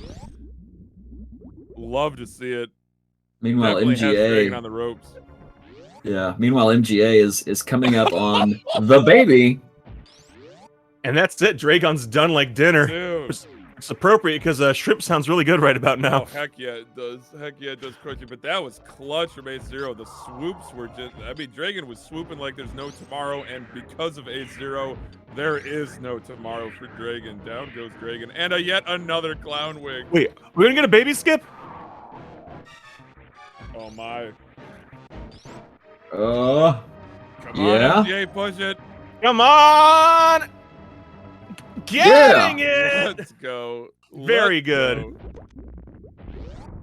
Didn't see the Stashio skip, but that is so difficult to do, and it probably only saves optimally like a second or two. So actually, in this particular case, there's another one that he also didn't do that is faster, but it is way harder, called the space jump skip. So instead of landing on that first one, you do a little tiny space jump and make it all the way over. But then it's really hard to get the baby into her like jump rope thing that you do at the end. So I know there was a relatively recent development in Baby Skip that's actually like one of the most significant time saves discovered in years. It is. It's mainly for new route because you don't have that space jump or spring ball. It's not the fastest method, but it's the fastest method for PRKD. And it is crazy. Stashio found it because he was memeing and just I'm not even kidding. I love it. He was just memeing. And it turns out it's also one of the easiest ones to learn. Like that's wild.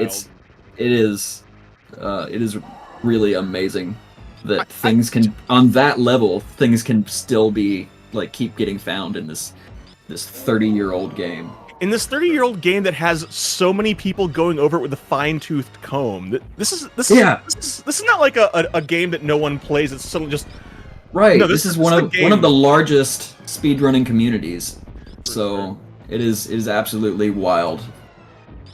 So if you loved our 20-shot Ridley fight, then you're also gonna love our 20-shot Mother Brain 2. I know I do, because Mother Brain 2 is one of those things where it's scripted, right? Not exactly. If your health drops below, I think it's 300?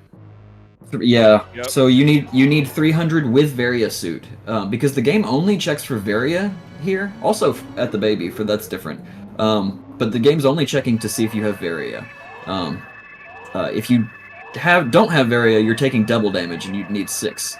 But yeah, anything that puts you below that, you just died. Congratulations, it's over. Run has ended. So, and there's a lot of like little like health management that goes into that. With like because you get hit by the first one, right? If you have too much health, Mother Brain won't actually initiate the second one where the baby saves you, and you could end up like taking an onion ring that's just you can accidentally get double hit by those sometimes, but you're stuck on the ground, so there's nothing you can do about it, and you just take too much damage from a double hit, and then your run's over really by no fault of your own. So I think the wildest, yeah.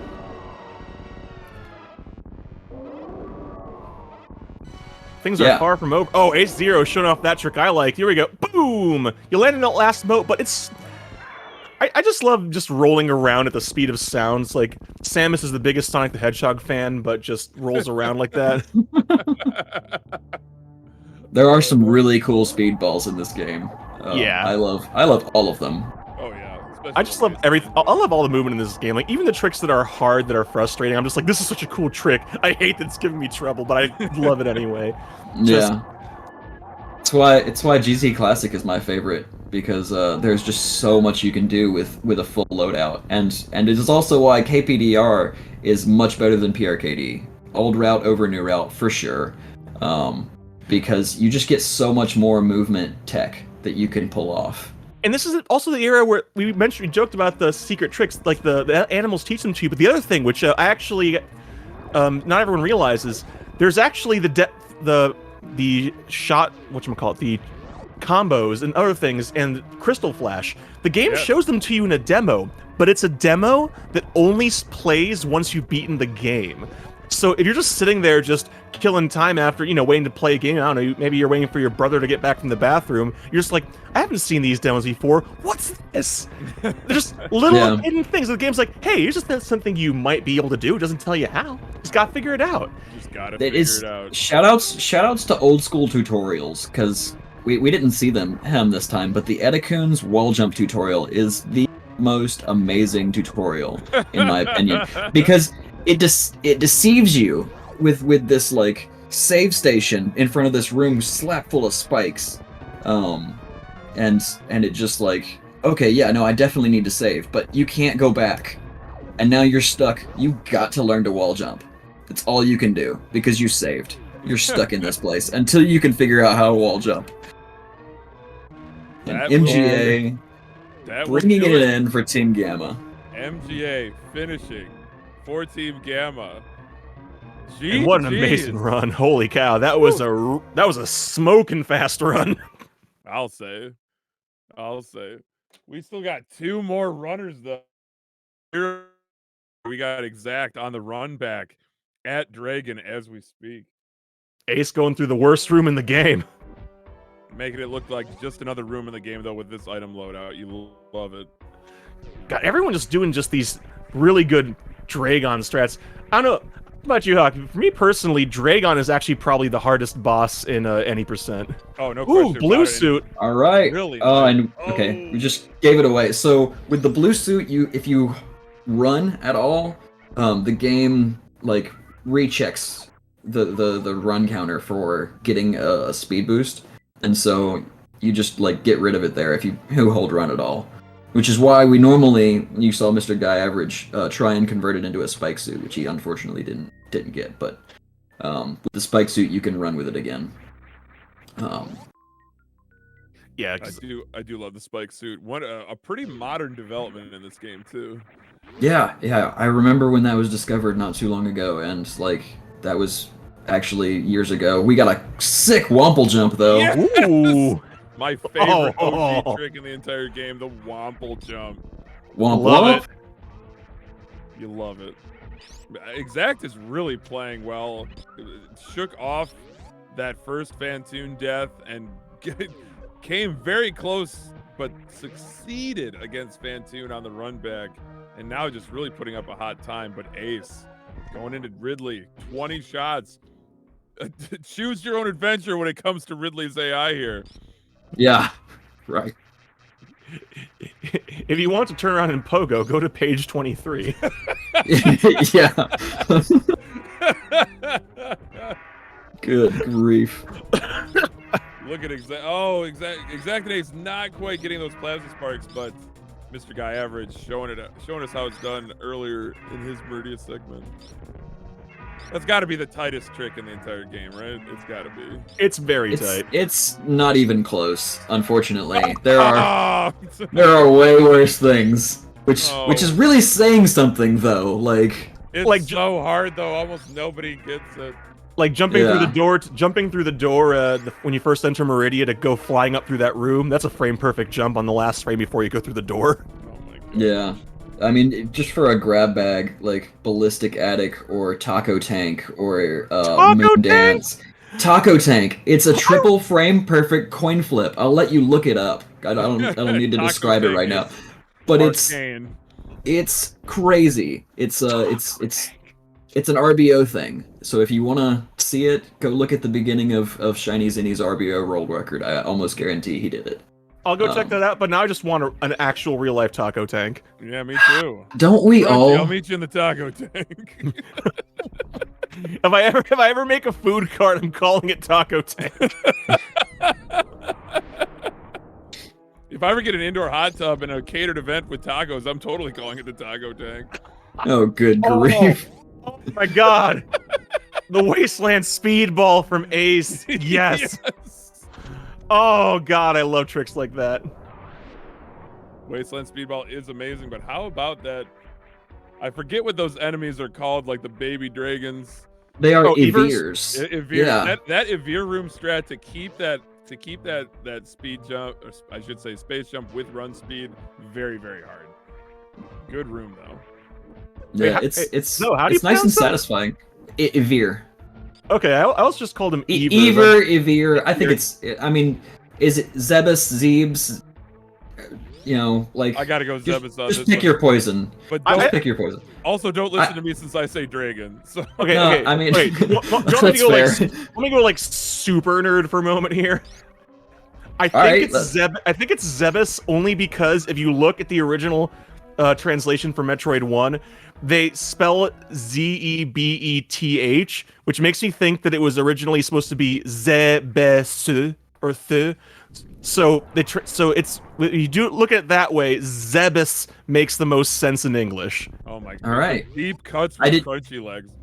I did not know you could weeb out on Super Metroid, but Surprised. you know, I'm learning things about this game every day. Every I mean, I day. could be wrong, but that's just what makes the most sense to me. Y'all are basically Super Metroid scholars at this point. I'm just along for the ride. I'm just like the Super Metroid super fan. You know, I can't put that on my CV, unfortunately. Oh my god, the CV. Oh no, I'm with you. I'm with you. I definitely Zebus. That is the correct way to go. So we got Exact Science pulling up the southern route on the way to Lower Norfair. With the See if we can get some of meatball. these sick space jump hump strats. I gotta have it. I'm Zoe, a big fan I of gotta have the space boost. Crunchy, Give me hold them me. Okay, Hockey, I'm trying.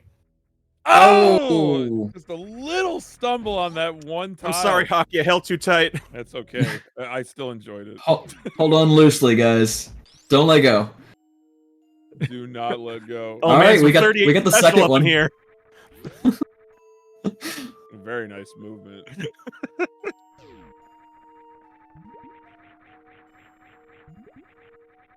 I was kind of like caught up in you a little bit better, but Wow. Oh my god. I'm sorry, not sorry. So, so Diamond Punk in the chat is asking, speaking of Metroid lore, what happens to Samus's body when she's in Morph Ball? I like to think of it as like a hamster wheel, and she's just in there running. Oh my gosh, the hamster wheel, that's genius. I think I've heard like she turns into energy, but I like to think, yeah, like kind of like the hamster, just kind of like she turns into a super deformed version of herself, just big head, tiny body running inside of it. There you go. There you go. Can we get someone to draw that? Yeah, no kidding. No kidding. How about this fast pillars from Exact Oh Science? wait. Oh god. very Hockey, nice. Hockey, are you about to get it? Oh no! It's my favorite trick ever! Oh! Yes! Yeah. Oh my goodness. Full stanchion! Full stanchion. Team Zeta is fully stanched at this point. A0 with the stanchion. Oh my god. And worst room in the game, rendered this is- another room in the game by Exact. Just everybody. This is Team Zeta redemption arc, I feel like. It's like you know what? Team Gamma finished, but we can still put on the most amazing show, and by golly, I'm here for it. No question about it. No question about it. Amphitheater for Exact Science, but G4 for Ace0. This has been a very, very tidy run for Ace. I think that was an accidental PP discharge. Uh-oh. Accidental discharge. It happens. It happens It to the does best happen, of but us. that is a felony offense on the planet Zebus. But fortunately for Samus, she does blow up the planet at the end, so all Does she? charges Okay. are dropped. I got scared there for a second. I almost thought we were about to have to power bomb of shame, but we still had it. No, it's fine. It's fine. Everything is okay. You know, on commentary, I'm known for my positivity. I always like to highlight the positives versus the negatives, and that's why I call them the power bombs of necessity. Because if you pick them up, you really need them. Yeah, alternatively, the power bombs of doesn't have to be opportunity, because it gives you chances to use them in more places. More positive. I can't handle the positivity. Oh. I think was going for some grouping strats on these metal pirates, who I found incredibly vexing when I was a kid playing this. Yeah, because by that point you have the screw attacks. You're just bouncing around at the top of the ceiling saying, turn yellow, not realizing you have to be on the ground for them to do it. Yeah. My favorite is the my very own GT Classic strat, where you get to group them for one, but not only that, X-ray them and microwave them, as we like to call it. Ooh, it's super fancy and nobody does it. I wish more people would. It's actually not faster, but it's still cool. Kids, please don't put metal in the microwave. Yes, please. Please don't. Unless it's a pirate. Unless it's not your microwave. There you go. If it's a work microwave, fine. Just make sure the microwave's under a hood vent. You'll be fine. Oh That's what you get for putting fish in the microwave, Janet! That's literally, I say that almost every time I commentate GT Classic when you microwave Dragon. I'm like, the best way to become the least popular employee at your workplace is microwaving shrimp in the cafeteria. And we've got another baby skip. That's 2 for 2. Way to go, A's. Oh my goodness. That just goes to show these teams. We did who balanced the teams? They did a really good job, because these runners are actually, hi, that was me. Thank you. Thank you. You did a real good job. Unfortunately, Metroid good at Metroid, and just things happen. But you can only plan for so much. No, for sure. Zoa, you and Whale and everybody else has done a beautiful job. Always a pleasure to be a part of these relays. Yeah, that was, and John and Rocky as well. Right. They don't get as much love because they're always in the background. But Rocky makes our beautiful layouts every year. Layout, yeah. And John is just great for general support whenever you need him. Huge thanks to Whale. Whale is always stressed out with these things, so. Whale's been doing these since time immemorial. Yeah, Whale. Big shout outs to Whale, who's been doing these since time. Yeah, doing these for this is for years now, and still keeps doing it. And it's incredible stuff. Incredible longevity, incredible mental stamina. Absolutely. I don't know that I could do this for 7 years and still have my sanity. if it can be said that I had it to begin with, Oh my gosh, so I am a speedrunner. Let's be honest. Yeah, I mean, I will not argue with that. I dipped my toes in the speedrunning water and I said, this is not water. This is sulfuric acid. Also, before it goes away, nice health on A0. Oh my gosh. Really? There it is again. Nice health. Nice health. Strategic. Absolutely strategic. Exact Science is giving me like crazy anxiety attacks with this low health and giving you the agita. You got the agita. Oh god, because you saw 3 Musketeers coming up. I don't like it. I don't like it. it. Just kill him. Kill the Musketeers. Please. Hopefully. Well, it's not PRKD, so it's not that bad. We have Plasma Beam, so as long as we just kill it. I'm breathing into a bag as we speak. Okay. Safe strats. All right. I trust this is gonna go well. I can dig it. Oh, I love it. I also just need the key hunters to not go diving down through those one-tile gaps, because I've seen them do it. They do that, and it freaks me out. You're never ready for it. Never, because they always do it when it's like, okay, just they're off screen for a moment, and then suddenly, hello. Yeah. You want to talk about mental stamina? Shoutouts to Exact for dusting herself off after that Fantoon death. And it's not that I don't think that she could get past 3 Musketeers. It's just 71 energy going into that room with the acid and those stupid key hunters. It's dangerous. They do a retarded Dangerous amount. for I'm sorry. anybody. They do a very like disrespectful amount of damage. Yeah, they do 100, don't they? I honestly I forget. It's maybe. Well, Yeah. I know they do 100 on Very, I'm pretty sure. Yeah, I think with full suits, I think they do 50 with full suits. So it's you're in 2-hit KO mode there with 71 energy.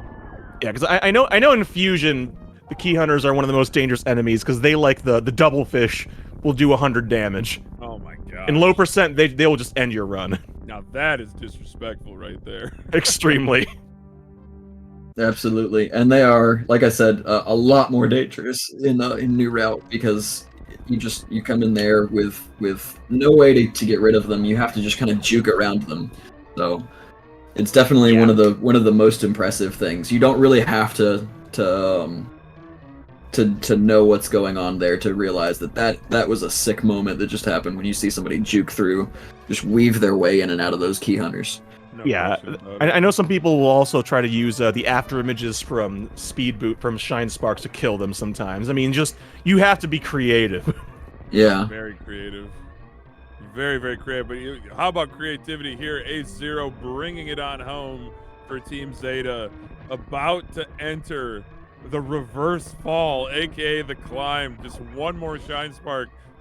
2 more door transitions. Here we are. Whoa, hey! I gotta go to the well, Crunchy. I gotta draw more water. It's okay. The spring is still works. The natural aquifer of my overused humor. I mean, if you pull from it anymore, the entire house is going to sink into the ground. Oh my god. GG's Day 0 and Team Zeta. Absolutely. We've got some real troopers this relay, and like huge props to all of them. This has been an amazing relay. So It really This has been a has joy. so, Wait, exact science. Are we going to get it? let's see it. Let's see it.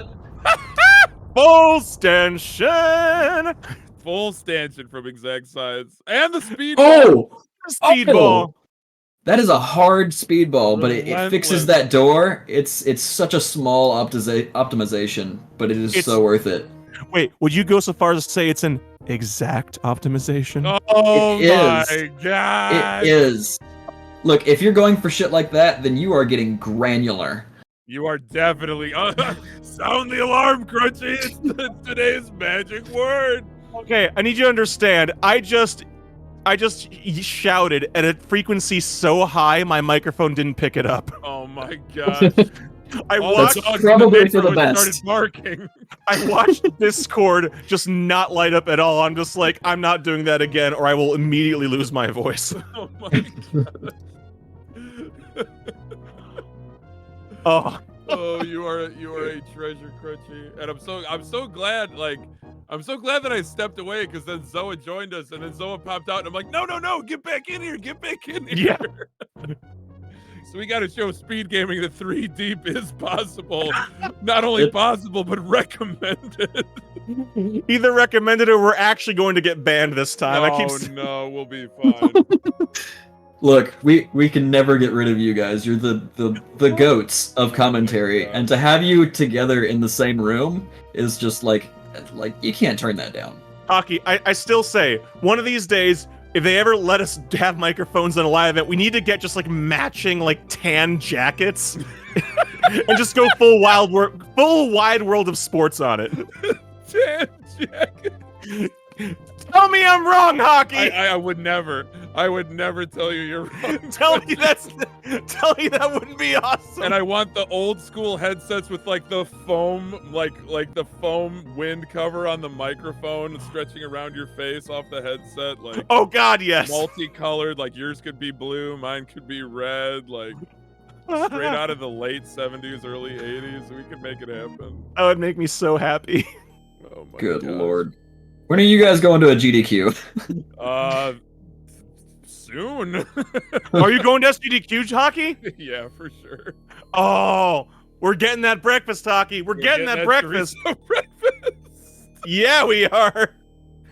Oh my gosh, it's revealing to the whole world our travel plans. That's okay. Look, Hockey, I'm just throwing that out there. If you're cool with it, you are getting the biggest dang hug when I see you again. Oh, It's been Whoa. too long. It's been a long time. So we're seeing right here. This is the setup. We're seeing the Oh, brand God. new. Oh, Shout out to yes. Stachio because this is Here the we bully go. skip. Look at the Oh. bombs.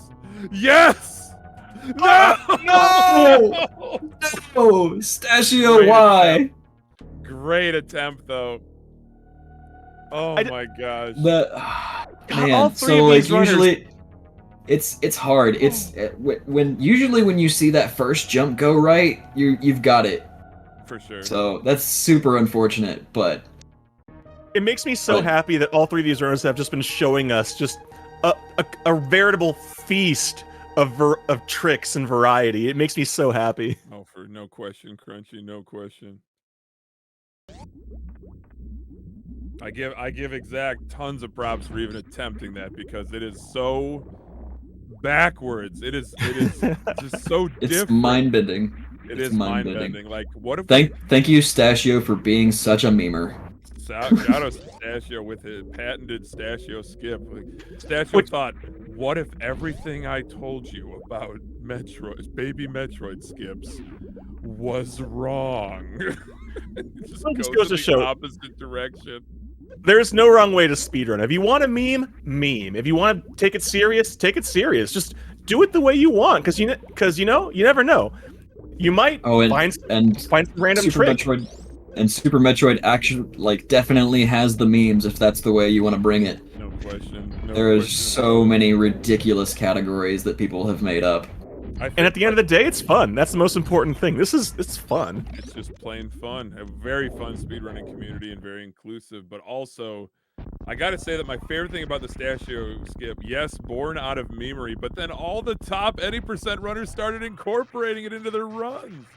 They have to. It's a It's full faster. sec. It's like 2 seconds faster in PRKD. Oh my god. That's optimal, and that's assuming you get the perfect original baby skip. And let's be fair, Yeah. sometimes you just don't. Yeah. There's So even a it's- faster version of it that's actually really tight. And I think it's an extra second. So I think Sloters referred to it as the sweatiest version of the It- Stachio skip. it absolutely is. Oh my If any strat in this game is sweaty, that's definitely one. It's like, hey, do you think you need a towel for speedrunning? Surprise. Surprise, surprise. This is my speed towel. It's microfiber, so it makes it 2 seconds faster than a standard towel. Thread count directly proportional to speed. Red count. Speaking of count, Exact having to not only land those 20 shots, but I believe, according to chat, despawning a whole catch-up. That is a really nice mother brain too. Quote. Love to see it. It's great. It actually helps with lag. If only we could do it on purpose. Well, it's only a matter of time. All it's going to Yeah. take is some other chat. Maybe you can be the meme lord who discovers how to despawn ketchup on purpose. Just saying. Look, I feel like if anybody's gonna figure out, it's gonna be exact science. It's gonna take some sciencing. Some exact sciencing. Some exact science.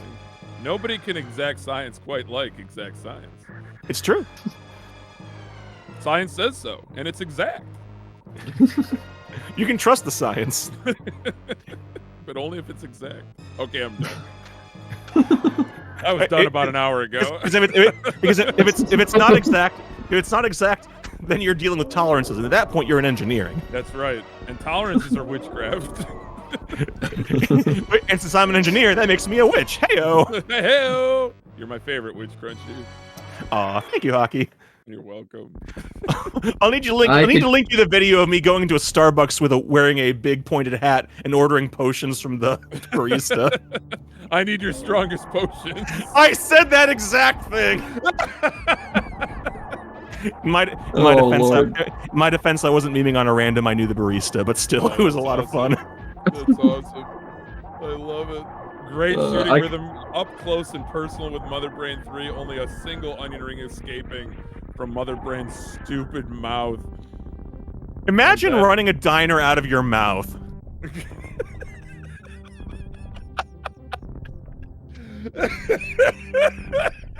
Why? Why? Why not? Don't ask me why. Ask Mother Brain why. Oh I'm my not gosh, doing it. 259.99. A Oh, hundredth of a second away from perfection. Oh my gosh, I love this game. I love this community. I'm so glad that I'm I get so to be a glad, part of too. this relay today. It's so good. And anyone out there, if you want to learn any of these games, the 2D Metroid communities are actually all just a spectacular bunch. I've been fortunate enough to be a part of multiple games communities, and just some of the finest people I've met in all my time in speedrunning have been in 2D Metroid. So by all means, find us. We will help you out. We love to see more faces playing these games, even if it's just casually, just dipping your toes. By all means, we'll help you out. Or you stream it. Heck, more often than not, we find you. We will Absolutely. find If anyone in the chat is like looking to pick up a new game or a first game especially, there are lots of ones that have been showcased here tonight. And like that's exactly why we do this. We want to generate some interest, some intrigue, get some new runners. Maybe we'll see you in the next relay next year. And GG's to Exact Science. Jeez. Bringing it home for Team Omega is Exact Science. Oh my goodness. GG's to all three teams and all 21 runners representing 7 separate Metroid games in the 2D Metroid Relay 2023 edition. My goodness gracious. Zoa, Crunchy, what more can we say? What a relay. What a relay! First time we ever get to see AM2R, and we get the top 3 runners of it, and 11 world records in it, to like leading up to the event. Wow! And just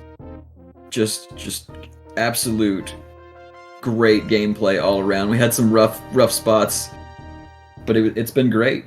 I'm not sure. Are we going to get some runners in here for interviews? I'm not sure if I'm not sure either, but I'm sure, judging by who's in the green room, I'm sure we're gonna want Whale and Rocky and everybody else to jump up here. Oh, absolutely.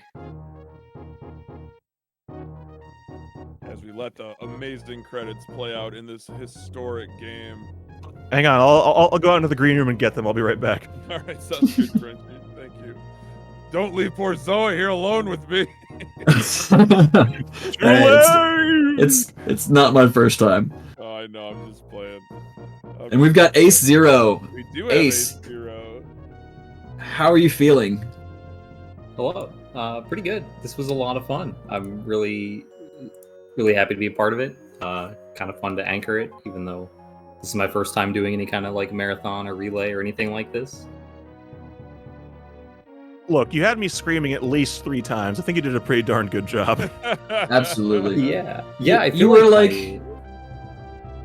you were like Team Zeta's redemption arc, I felt like, and it was fantastic to have you there.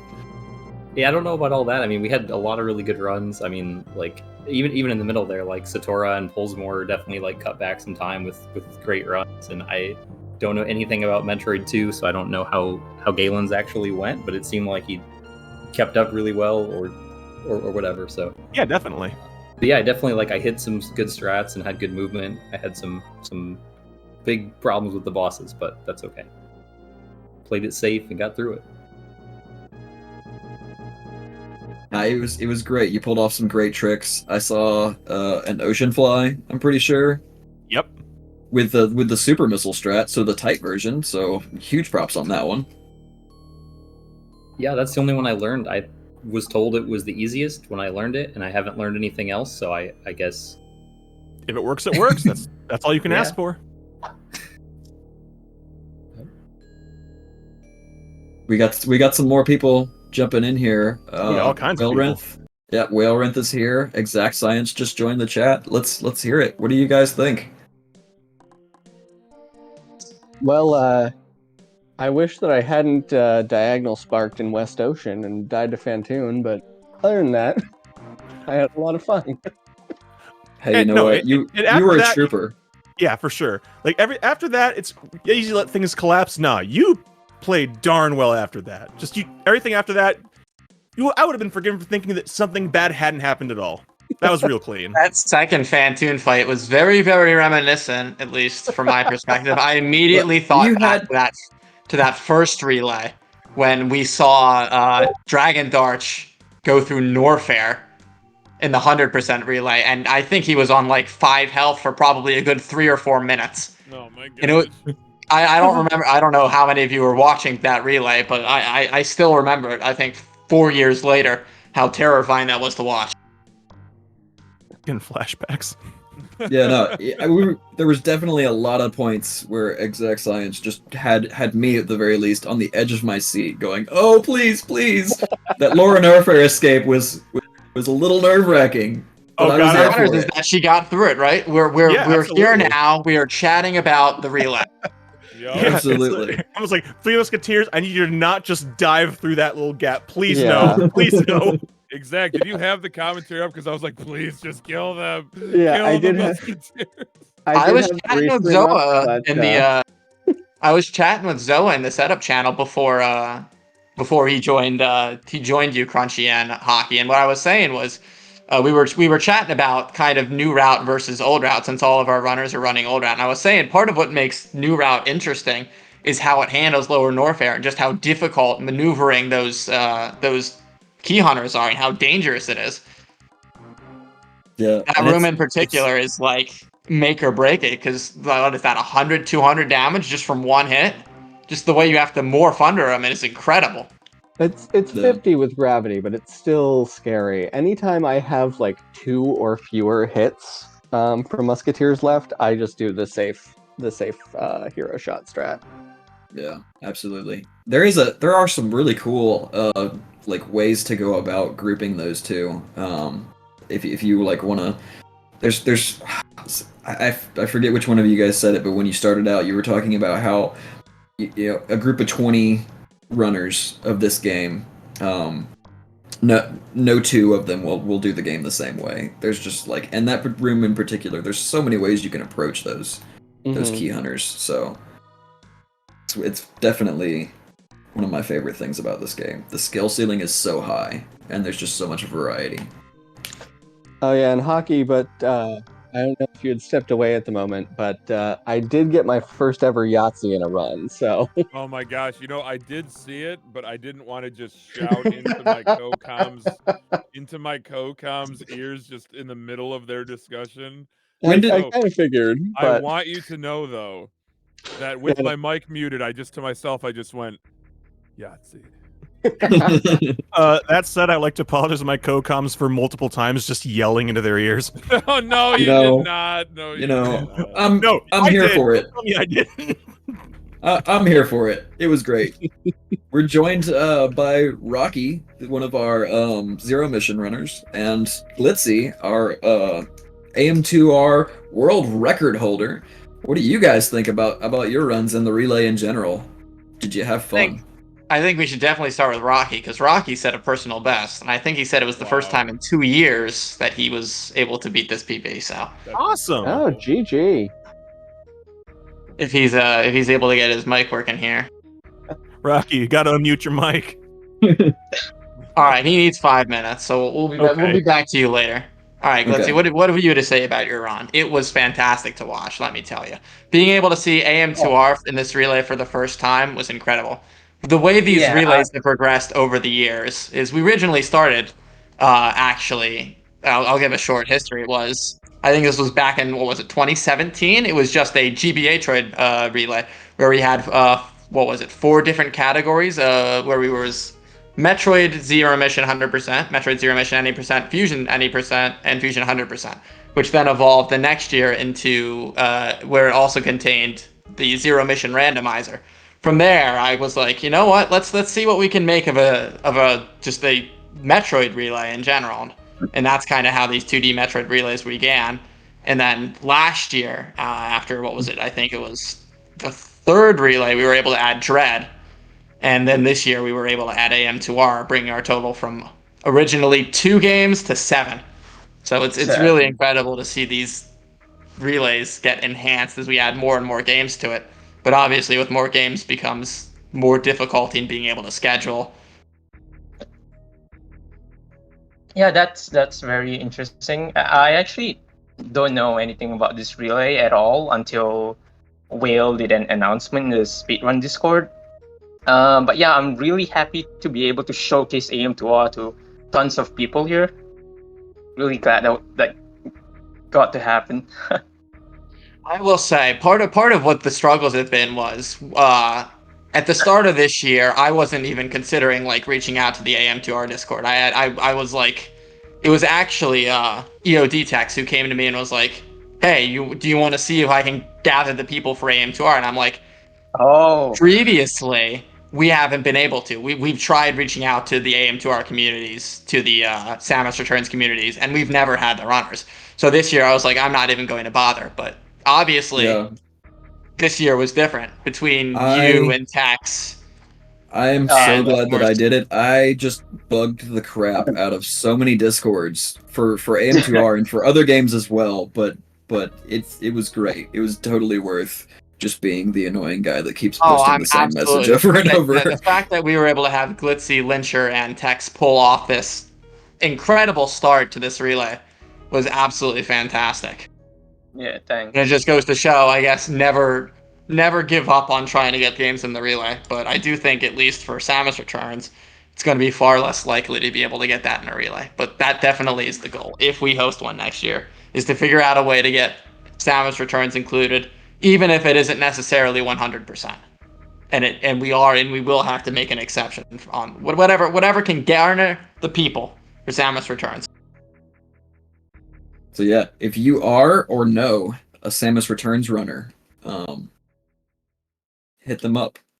Tell them to seek out the 2D Relay Discord so that we can have them there for the next year.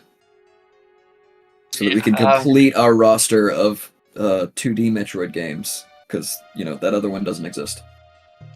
What would you say spoke to you during that run, Glitzy? Was there any strats that you were looking to pull off that you had struggles with, or that you felt satisfaction with?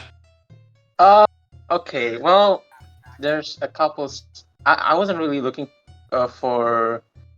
I wasn't really like going for like really advanced strats. I was just looking for, hey, get the strats that you've practiced a lot, and well, I missed some. There's actually some strats where I actually played it safe. Where the first Zeta that I fought in tower, I actually reload the room, so that way the Zeta starts all the way to the left, and that allows me to do this very safe strat that, for me at least, has worked 100%, and it allows me to not waste any supers. As for strats that I'm really proud that I was able to do, was that one Shine Spark, one really tight Shine Spark getting to Screw Attack. I was actually surprised I got that, because that was actually really tight. And it's also very interesting how, looking back, I wasn't able to do that kind of stuff months ago. And thanks to this relay, I was able to like push myself even further. And with Tex and I trading world records and stuff, we were able to push each other to get lower times. And I wouldn't imagine a year ago getting like 5404 for any percent. It's insane. I must tell you, Especially at least considering from my perspective, how hard the run is. Yeah. at least from my perspective, and I know from Zoa's perspective at all, it's been incredible this past month seeing you and Tex go back and forth and back and forth. What did you say, 11 times, Zoa? Is that how many world 11 records were set? 11 is what I counted. There were days when EOD Tex hit the record twice, and then Glitzy like within a few hours had taken it back, or vice versa. It was just Yeah. absolutely just mind-boggling how much it happened. I still remember that time. Glitzy was like, "Ha! It's nighttime. Tex is asleep. Time to post world record." Yeah. Oh yeah. I listen. It was really stressful having that kind of competition. I was really glad that I was finally able to experience the kind of competition that I could push myself even further towards, right?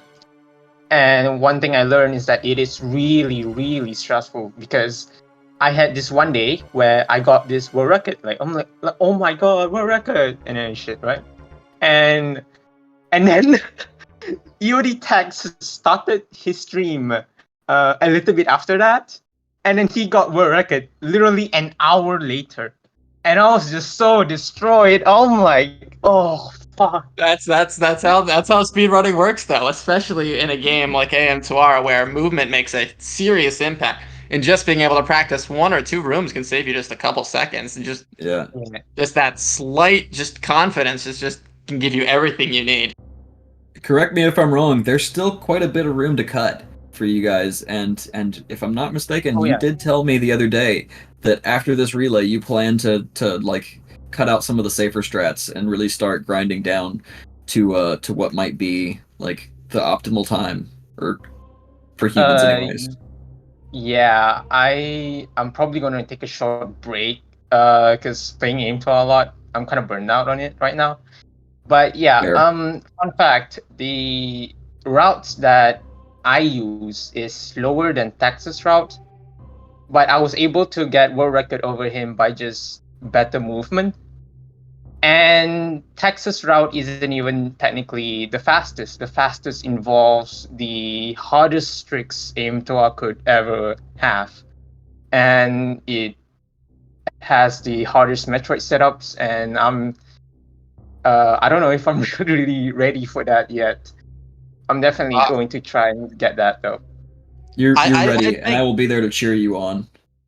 I would definitely say use this to boost your confidence, but this also brings me to pointing out that this is something we heard from Crunchy and from Hockey in Metroid 2, is that some of the biggest time saves in all of Metroid 2 is just how well you're able to work those Metroids. Are you able to get them into the position you need? Are you able to control them? It's just a couple seconds on every Metroid, if not more. We saw just how well those runners were able to handle the Metroids, and when they messed up, how quickly they were able to recover. Yeah. I will invoke the name of the Holy Zost and quote him in it during his last world record grind on any percent. He literally just said, it's really nothing left. I'm just doing the same thing, but a little bit faster than I did it the last time. And that's really all you can do. Just be a little tighter. Like, grab this ledge a little bit sooner. The little things add up to so much in all of these games. Yeah. Although I would say for AM2R, it's more about movement than Metroids. Metroids does play a lot of time saves, but especially at the level that I'm playing on right now, it's more of a movement kind of thing. Because there's a lot of shine spark chains in AM2R. It's very flexible. So if you mess one up, that's like 5 seconds lost. Yeah, there are some really long ones that are insanely impressive when you pull off the whole thing, and you start to think about just how long have I been like hearing that shine spark noise. Yeah. Anyways, I think we've been given Rocky enough time. Are you ready to talk about your run now? Yeah, Rocky. Should be able to. What have you to say about your PB? Well, I didn't expect PB. I guess in such a setting, you are kind of stressed all the time a bit. So that was kind of surprising that I actually was able to do so. Mainly because I was able to get the acid bomb skip first try, which like saves a minute over my current PB or my old PB.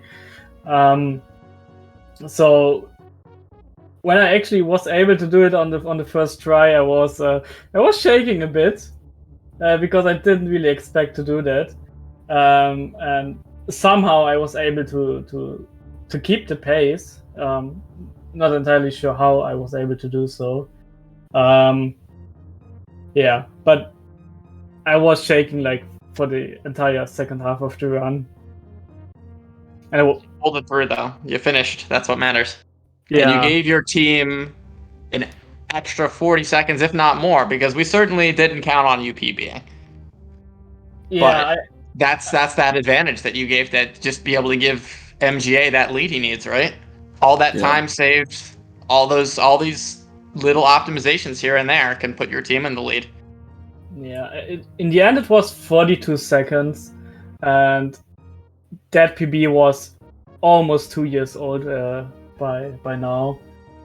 So I wasn't really like on that peak like back then. So I didn't expect to PB. But yeah, it really helped out my team and gave them a confidence boost for the rest.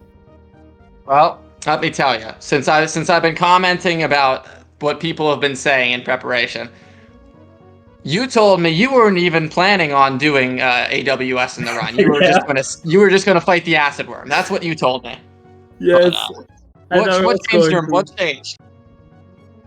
Well, I was doing a bit more attempts in the last 2 weeks, and it was getting better, and I was confident that I could do it like 3 or 4th try, which would more or less be equal to my PB.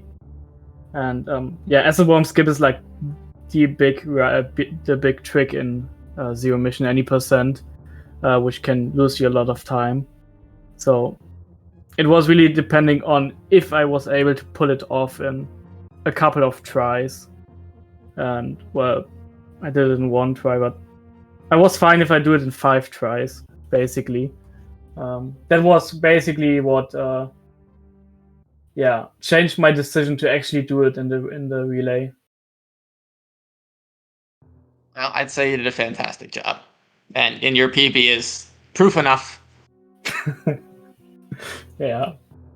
I guess this is where I asked, does anyone else have anything to say about any of the runs, any of the players, anything? Or am I ready to do some closing statements?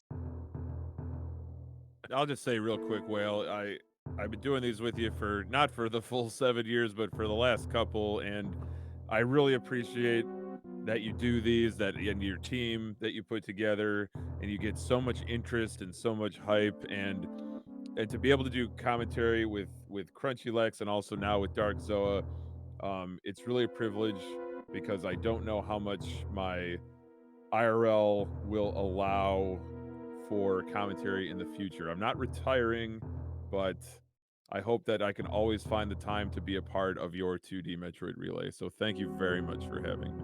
Well, Aki, I've known you for what, 3-4 years now? It's been a minute. It's been probably about 4. We met at AGDQ 2019? 2019, yeah. That was a hell of a good time we had. And seeing you commentate all of these relays alongside Crunchy, alongside Professor School, Dark Zoa, it's been incredible. And I definitely can understand getting busier. That's part of why I'm not even sure that I'm going to be able to take full throttle on next year's relay, should we have one. But I'm going to see what I can do. Every relay, every year, I'm like, not so sure about another one. But every year it's happened again. So, but at least here, I have many people to thank for this particular relay. I can thank Dark Zoa in particular for taking a heavy leadership role and taking a huge amount of work off my shoulders, and I was able to mostly focus on my job and other things. I definitely have to thank Rocky, as always, for making a fantastic layout. Every year, I bug him for days and days. I bug him once a week at the very least to be like, just a reminder, and he always pulls it out in time. So I can thank John for always being support whenever I need something done. He's always willing to do it, whether it's reaching out to people, making sure everything's in good order. He's always there for me whenever I need him. And of Even course, emergency commentary a couple of times.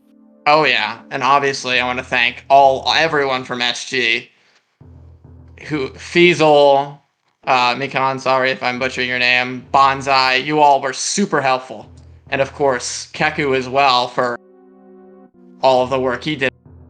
Anyone else any impact on this relay today? All of you from SGU, just it's huge appreciation.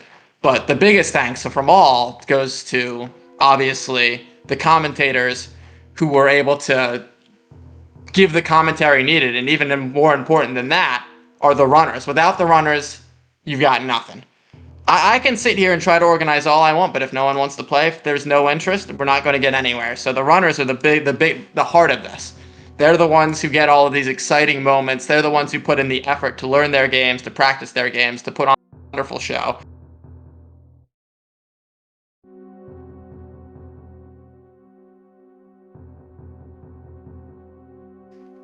All of the runners do a fantastic job. Really, that's why these relays are held. It's Yeah, we definitely couldn't do without the runners, and they put on a tremendous show today. But really, it's to be able to bring all of the communities together. If you just look at the chat, you'll see people from 7 different games, all cheering on the runners. Maybe sometimes firing a couple shots or 2 here and there, but that's all part of the fun. And that's what makes these relays worth it. What is this? The 7th one I think we've had. Actually, let me count them. 7th relay, 7 games. Yeah, right. The 2 GBA Metroid relays, of course, the 2019 100% relay, the 2020 any percent relay. Of course, in 2021, we took a little bit of a different turn with Scotty versus the world. That was incredible in and of itself. We should do that March 20. if Scotty's down. If Scotty's down, maybe. Scotty also runs AM2R. I'm just going to put that out there. Yeah, well, then you know what? It would give him an excuse to learn Samus Returns. I'm here for it. I'm here for it. Oh God. No, that would be an adventure, but let me tell you. Was incredible. And then, of course, the 100% relay from last year, and now the any percent relay from this year. So yeah, that's 7 relays we've organized over the years, and hopefully there will be more to come. I think that's about all I've got to say for now, but once again, to the runners, thank you. We really, really appreciate all the time you took to be able to be here. To the commentary, thank you for showing up and being able to give us all a good analysis, kind of teach us about these games. And to SG for always being willing to spot at the moment, be able to handle any issues we have. And for restreaming, it's a huge appreciation from all of you. Yeah. And of course, to all of my fellow helpers that help organize these events. And of course, to the chatters for hyping up the event. Yeah. Huge props to all of the Discord admins for various different Discords who did not kick me out of their Discord for spamming belligerent come help us messages. And with that, I think that's all I've got to say. Any extra words from anyone else? Well, I would just want to say GG's to all the runners. We all did great, I would say. Definitely. As well as the commentators, they're all great. Well, if that's all, then we're going to pass it back to SG here. Thank you once again, everyone. And hopefully we'll see you all again next year for the 2024 edition. Thanks for watching, everybody. See you next mission. See you guys next mission.